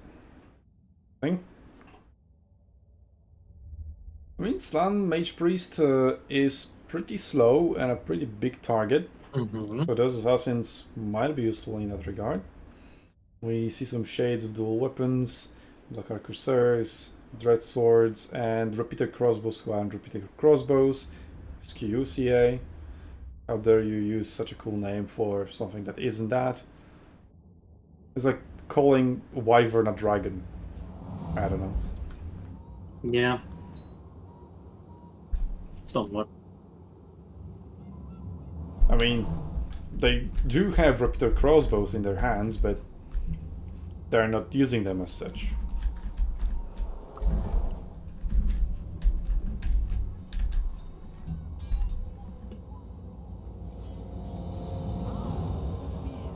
Excellent. Anyway, not over. Yep.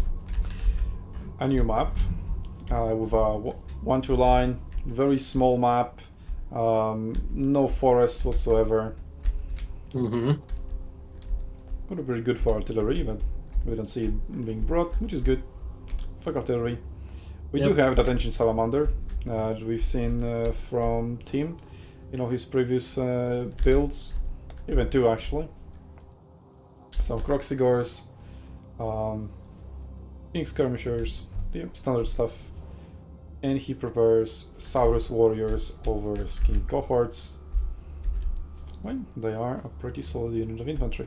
But since they're a higher value, they are better targets for spells. Speaking of spells, Shadows, Supreme Sources of Shadows brought by Nerexa has Pits of Shades and Melkoth Mystifying Miasma.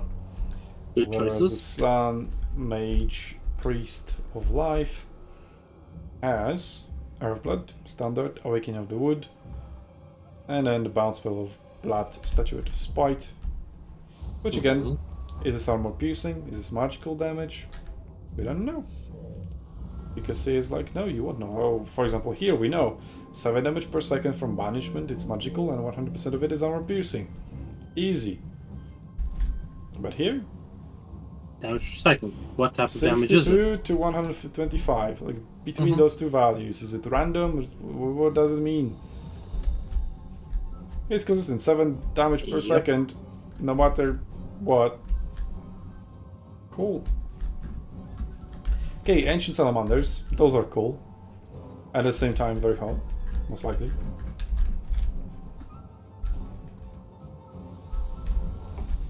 Good question. I mean, they're still cold-blooded, but I don't want to kind of just have a 20-minute conversation about whether they are warm or cold.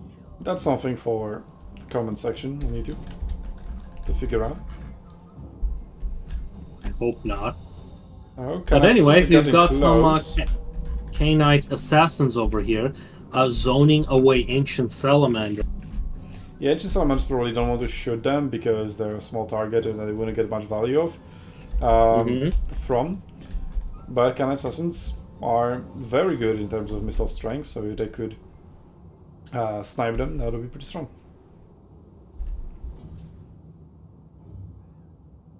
Oh, they're also invisible. Just now they're visible. After entering the range. Oh, what? What?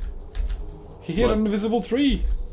Or maybe like this big of the ground, but it exploded above the ground. No, ancient salamander shot, but it just exploded midair instead of reaching the unit. I was looking at positions.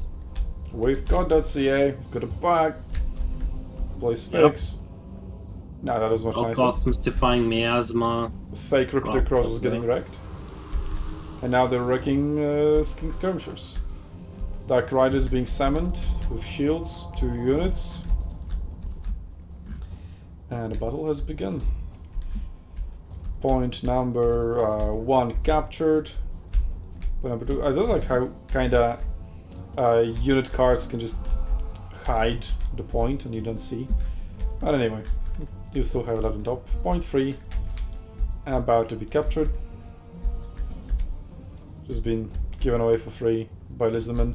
But they still have units in the area. It's not that big of a fun. I would like to see them committed then. But still early stages. We still know that anything can happen, but those early stages could have decided the previous game. If only Grand Cafe had more time, right?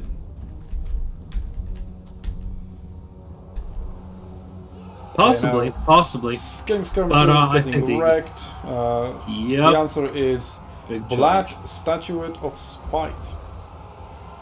Well, seems to deal decent damage. There are also Stavros Warriors with shields in there, and another Ancient Salamander.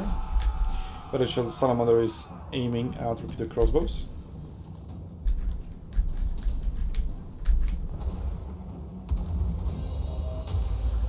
And Awakening of the Woods, they didn't react in time.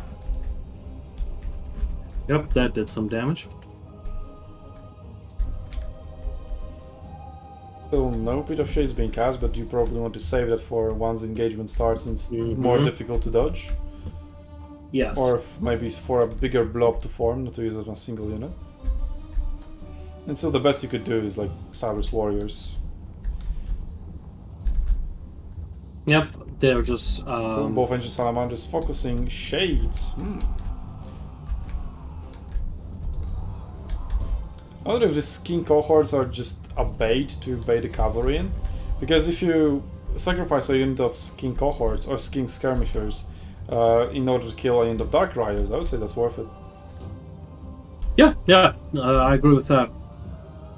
But there's also the opportunity cost of that statuette. Couldn't you have used it in somewhere better? Oh yeah, I forgot that spell was used, yeah. Yeah. Oh, another Awakening of the Wood. Not spotted by Nerexa. Getting a nice hit on Shades again. And now they're slowed down, so should be easier target for the Salamander.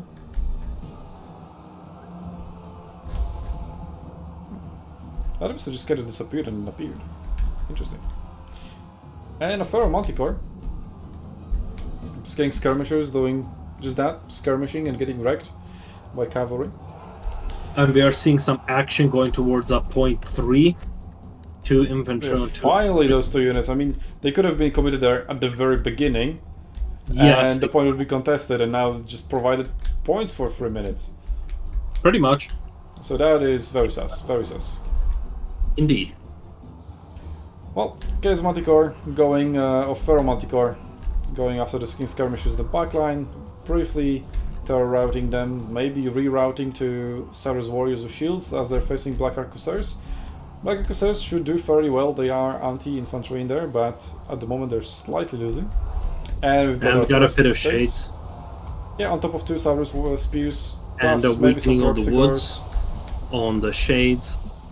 He really does We've like got the the shades. Yeah, Ripper. Pterodon Riders, Yep. Reaper Dactyl Riders. So again, dinosaurs riding dinosaurs.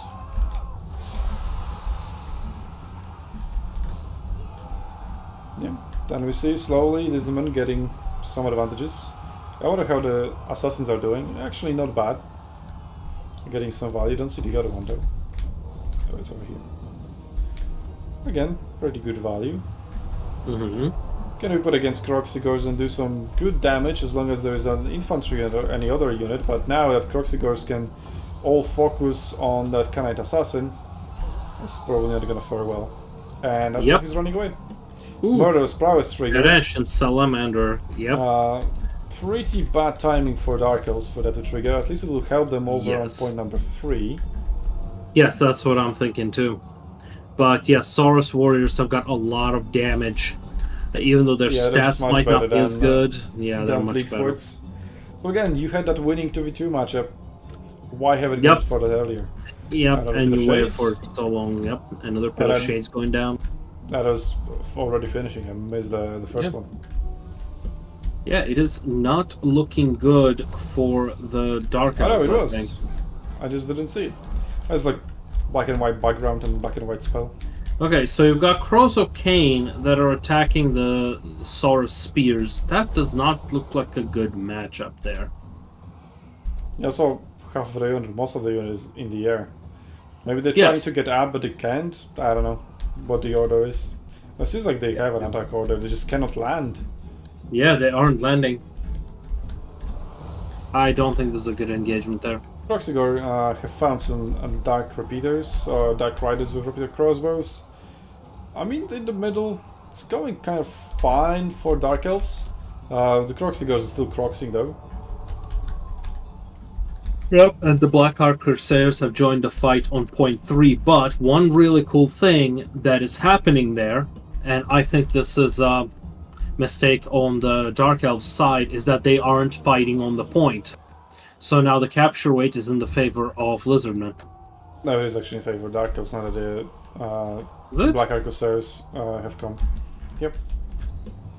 Well, Black Ark Corsairs are barely on the unit. Well, let's see the middle engagement because the point number 3 engagement is kind of a slagfest. Yes. I mean, you see a trading back and forth. Chaos Crows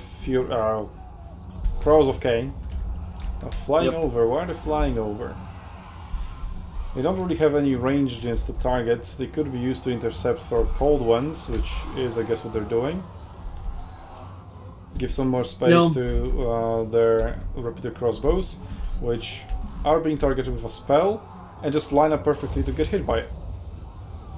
Yes. Well, Now, it's a weird we use have of an punishment. interesting I thought it was situation. maybe the Awakening of the Woods, but punishment is just Yeah. gonna go away before doing anything. Interesting situation, Arklan, you were saying. Point 3 is being flipped. Is point 3 is being flipped, but even more is that Dark Elves have, used to have over 1k gold damage advantage and had a much better field advantage, and now that has just flipped. Yeah, we still need to remember about Earthblood though, so that, skews Yes. things. By Very a good for lot. Croxigors. Mhm. Also, not that big of a fan of Horse Archers. I mean, sure, they can provide some damage, but they're not as good as regular archers in terms of that. But Yes. they don't rely on the front line, right? Because they can just run away. Mhm. And they they can are always pretty charge damage. against archers. And they can. I mean, even we've seen like horse archers from high elves charging frontally into infantry and still doing pretty well. So I guess Yeah. cavalry charge is a cavalry charge, even in that regard. Yes. Yep, and we've got Green's Lizardmen pulling way ahead with gold army value of being 6.5, about 2k, more than 2k difference. I'm not seeing how Dark Elves are coming back from this one. Ooh, Ancient Salamander with 2k value already. Damn. Oh yeah, that Ancient Salamander is no joke. I wonder where is the other one. Maybe died. I think it's somewhere in the middle, actually. Yeah, it's not too far. Also I see. has a 966 value, so another respectable amount of value. Yeah, I don't know how much they cost though. Probably gonna check that out. But anybody who knows, Yeah. they know how cost effective it is or isn't. Yes. But I don't think it's Very well used expensive. too. It's probably like around 1,000 something. Mhm. So if you get 2,000 value out of it, very good. Yeah, that's worth it. Twice over.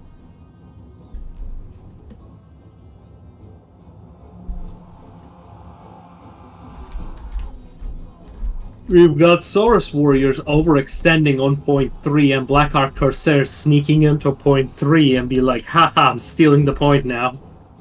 Yeah, Love more it. like tomorrow. The capture rate is so Yep. slow.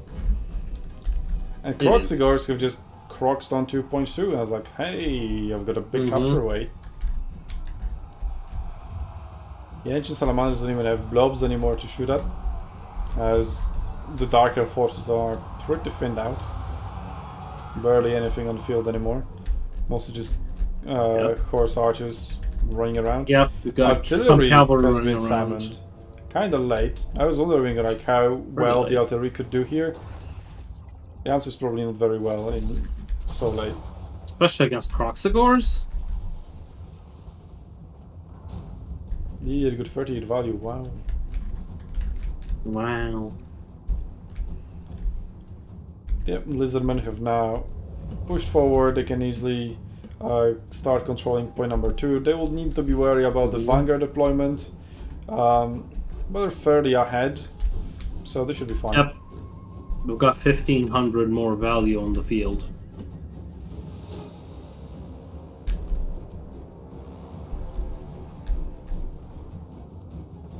Yeah, they're bringing some Furcold ones and Cyrus Spears to hold the front line for Croxigor so they don't get damaged as much. Yep. Yes, And we that's- finally have the Croxigors have Lizardmen damage. realizing that point 3 needs to be responded to, so they're responding, sending Yeah, it to it you. is almost captured. Still It points, is! points for Lizardmen from there. So Yeah, maybe- it has been kind of a maybe- slow battle there. For our cold ones, it's speed 70. But I don't feel like speed 70 right next to that 48 King's Skirmishes is kind of like the stack. There we go, now they're finally putting ahead. Will they capture it? Will we see a point flip? And again, imagine if it was Arena and it locks for 90 seconds. That would be so Yeah. spicy. Very. It wasn't spicy. Still is the min control. Yeah, I like that it's not being locked on the healing zones, it was just making the game way too arcadey. How dare you? I knew it. You know I'm Okay. right. We've Well, got GG's. Tim winning for a 3-0. Yep. Tim winning 3-0 with the grand Yeah. final. My save didn't go through. Right.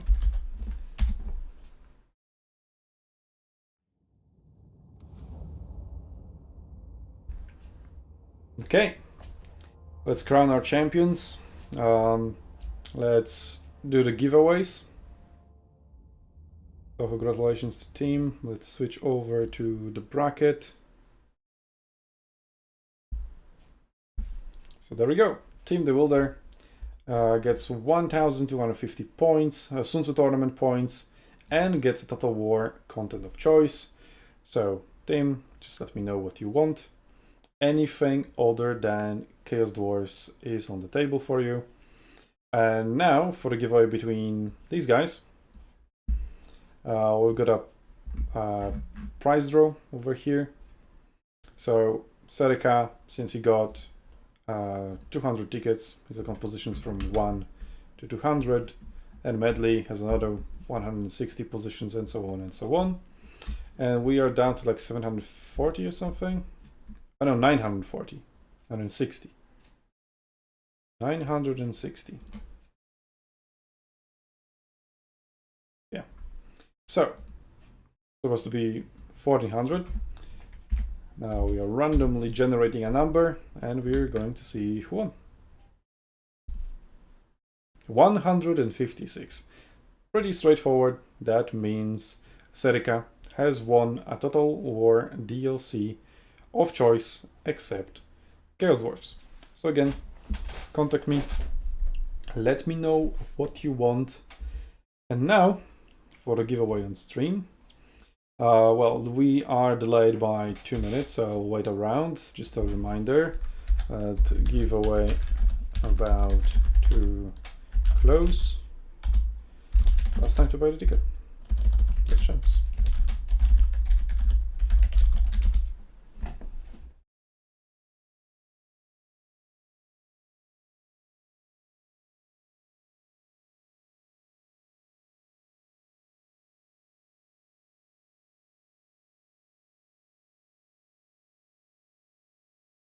Was the bot asleep? Yeah. Just took more time to respond.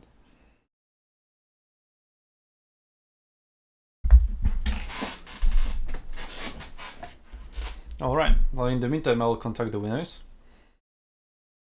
Yeah.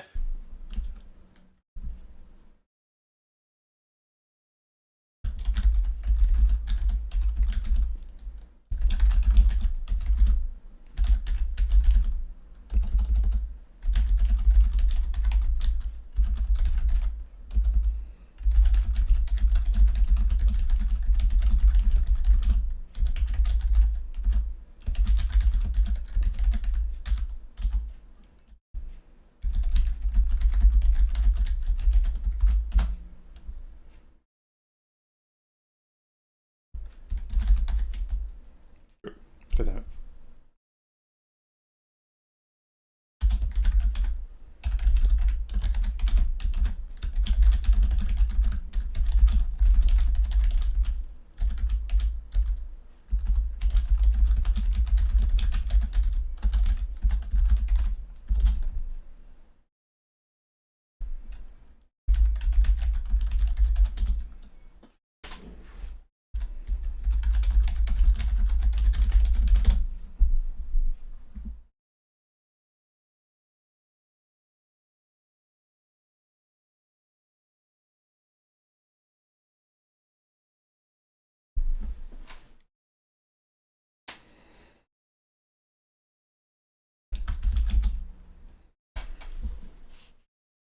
So yeah, let me provide some context. CA, which is Tim is asking how do we have the keys and how can we do like whichever you want. CA is the answer. They've said, yeah, cool tournament. We can sponsor that with 3 keys. 2 of them DLC of choice, 1 of them content of choice. And after, we have the winners, I tell CA, okay, we want code for this, this, and this, and I give them to the winners. So yeah, team, it can be any going back. For example, if you don't have ROM Total War, I wonder if they can give you like the original ROM Total War, because it's not available on Steam anymore. It is on Steam. Ooh. You can preview it, but you cannot buy it anymore ever since they released ROM Remastered, which I think not very cool. I think both should just be available. So I wonder, it's like, can you request it? That would be cool. And Medley.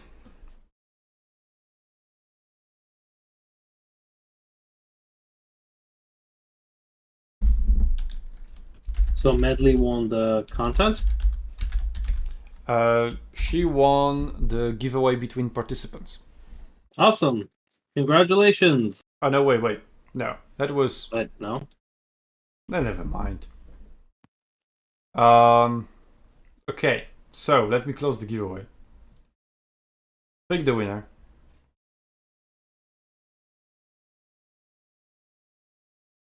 It says you've won, Ark. You're cheating. Really? Wait, how did I cheat? Because you've won with only 3 tickets. It was supposed to be medley. Nice. Unless you will be nice and you'll give it to her.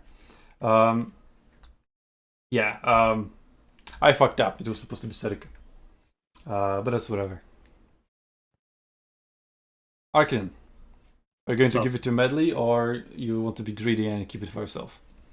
I don't particularly need any of the DLC. I mean, I could get the upcoming DLC.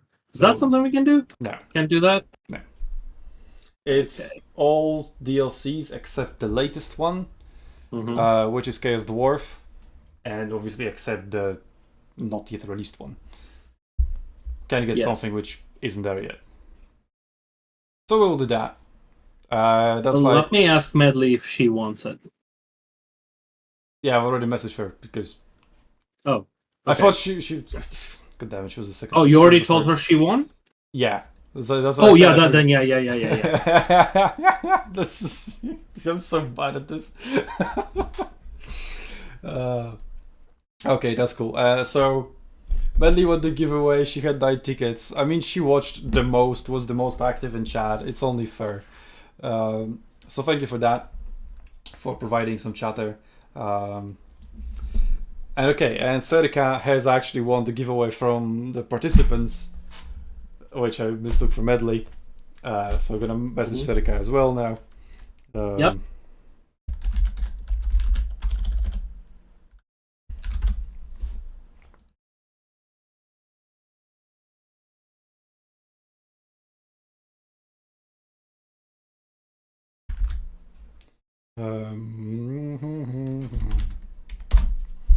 There we go. Let's see what Serika wants.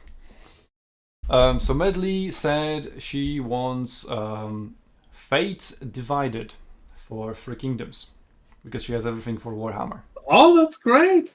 Yeah, that is great. And Tim also has everything, as he said, has everything for Warhammer.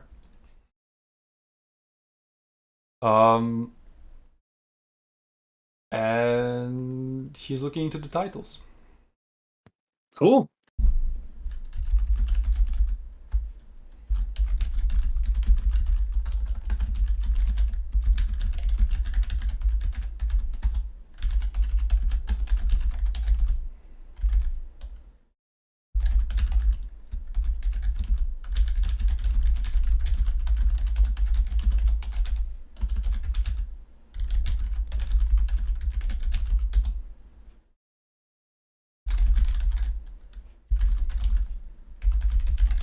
That was like, keep it. He said he was wholesome. Who? I don't know. What did he do? He says, he tells you in chat, keep it. As in, don't give it to Medley. Oh, that's just Adelmo's banter. I imagine.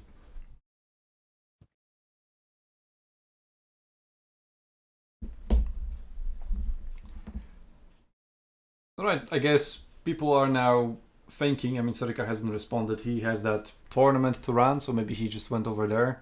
Although, apparently one of some other people are taking care of it. Yeah, fair square, totally. Absolutely. Now, I am thinking... She only had like 67% chance to win and didn't. Yeah, happens. But like, in the first draw, she won. So that's what we're going with. If it is, and you also messaged her already, so it would have been unfair. Besides, I kind of got all the content I want. Yeah. We kind of creators are in that kind of position. Next thing we should do, not today though, is meet up and discuss the feedback and the things we learned. I think that would be some interesting content. Like on stream? Yeah. All right. I mean, we've already like responded to pretty much everything in there. So we would be like reading our own responses. Not really, because we are gonna do this the right way and do this the official way. So we are going to create, as you know, we have been running this whole thing with proper project management methodologies. We will have our lessons learned registry, and we are going to go through that, and we'll add our own lessons learned to that one, and we're going to go through the whole thing as quickly as we can. So that's what I think we should do. I just like to keep things transparent if people are interested. Yeah, so for those still watching, you can also provide your feedback for Discord, through any other means of contacting us. So could be literally anything. Could be Those, Twitter, X, Facebook, the Instagram, Reddit, all that works. You'll find the links. I mean, I couldn't put them in the description because the account is too young. I need to wait, I think, 2 months before I can put links in the description. yeah, but Thank you for that, YouTube. That's great. Totally great. I think what we so yeah, we'll You can find compile them it on all, Discord. and we will use it Oh, by the for way, our yeah. next events. I have this. What? The command in chat that says Discord and should link Discord. But don't sleep. Link the Discord. Come on. Is it not linking Discord? Is it? Stupid bot! Oh, there we go.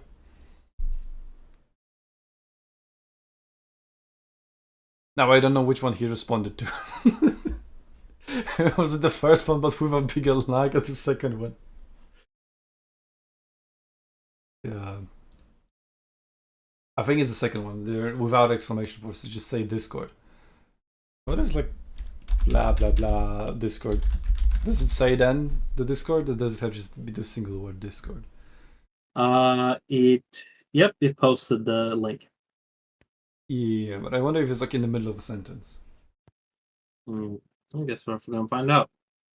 Also, it's user cooldown 1 minute, but I don't know if you are affected by the cooldowns because I'm the owner of the. I guess we'll find out. I don't know. This was cringe. So Stream Elements had something better. Like, you could have had the bot react to a specific word being said anywhere in the sentence. So if somebody just said, something Discord, I was like, oh, Discord, here's the link to SUNTZU Discord. Looks like this one doesn't work that way.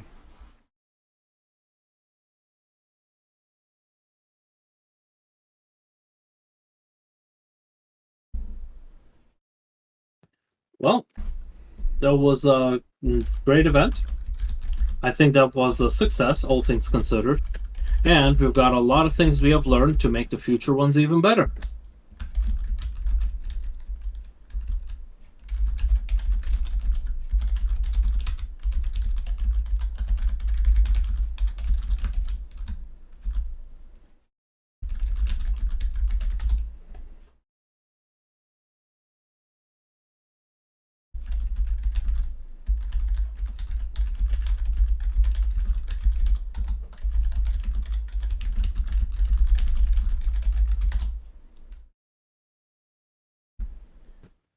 All right. Well, considering I woke up at 8 a.m., I'm going to go get some more sleep.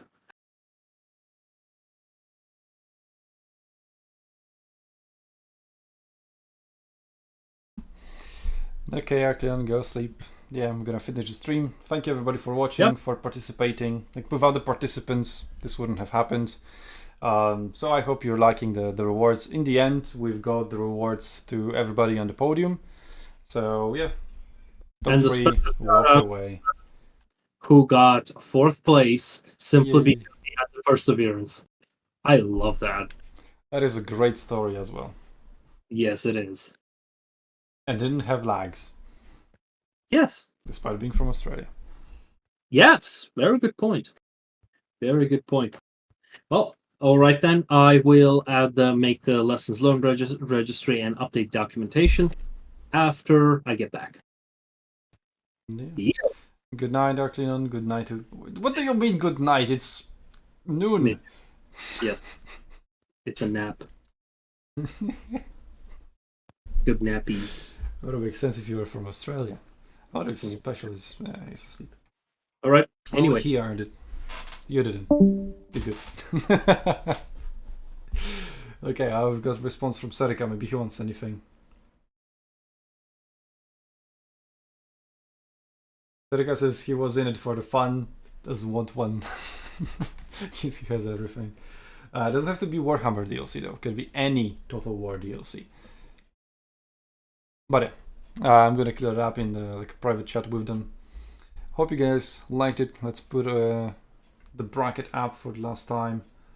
Maybe zoom out or just keep it in here. Yeah. So top 3 got it. Medley through Totally Legit giveaway, and then Serika through the participant giveaway.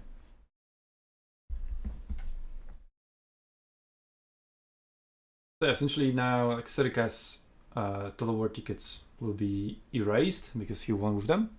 But everybody else here is keeping their tickets. So if they participate in the future tournament and earn more tickets, which they will because tickets are given for every single participant, that newly won amount of tickets is going to be added to this. So if you participate in a larger amount of tournaments, you have larger and larger and larger chance of winning, but you only participate in the giveaway if you have participated in that particular tournament. So let's say Medley goes to another tournament and she wins it. No, if he wins it, no. She takes second place, so she'll have like 360. Although next tournament will have half the rewards because for this one it was doubled. So she'll have 260. So that's why this one is better, because third place in this tournament is better than first place in the next one, or second. Yeah, and it's all better all up to here. So yeah, it was worth it to participate in this one, so props to everybody who did and everybody who actually finished the tournament, persevere to the end. Yeah, I'm really looking forward to how these systems will work their magic once we have more people filling them out. Yep. So Medley, let's say, takes second place next time. She has 360 tickets for the giveaway. If she somehow doesn't win, then there's even more for every single tournament she participates in. But let's say Special doesn't participate in the next tournament. So despite having 140 tickets, he's not in the giveaway at all. He has to participate. That's how it works. And then SUNTZU Loyalty Points are used for future seeding. So if a team decides to enter the next tournament, he is guaranteed to be first seed. And then Serika will be second seed and so on. So we have 8 players with any points. So let's say all of them sign up. They will be placed seeded from 1 to 8th, just like they're here. And then the remaining 8 participants will be distributed between 9 to 6 on my discretion, essentially. Because I'll try to, base the seeds on what I know about these players, how good they are, etc. Or maybe just entirely randomize it. But yeah, we'll try to make it in such a way so that, we have possibly the best finals we can, right?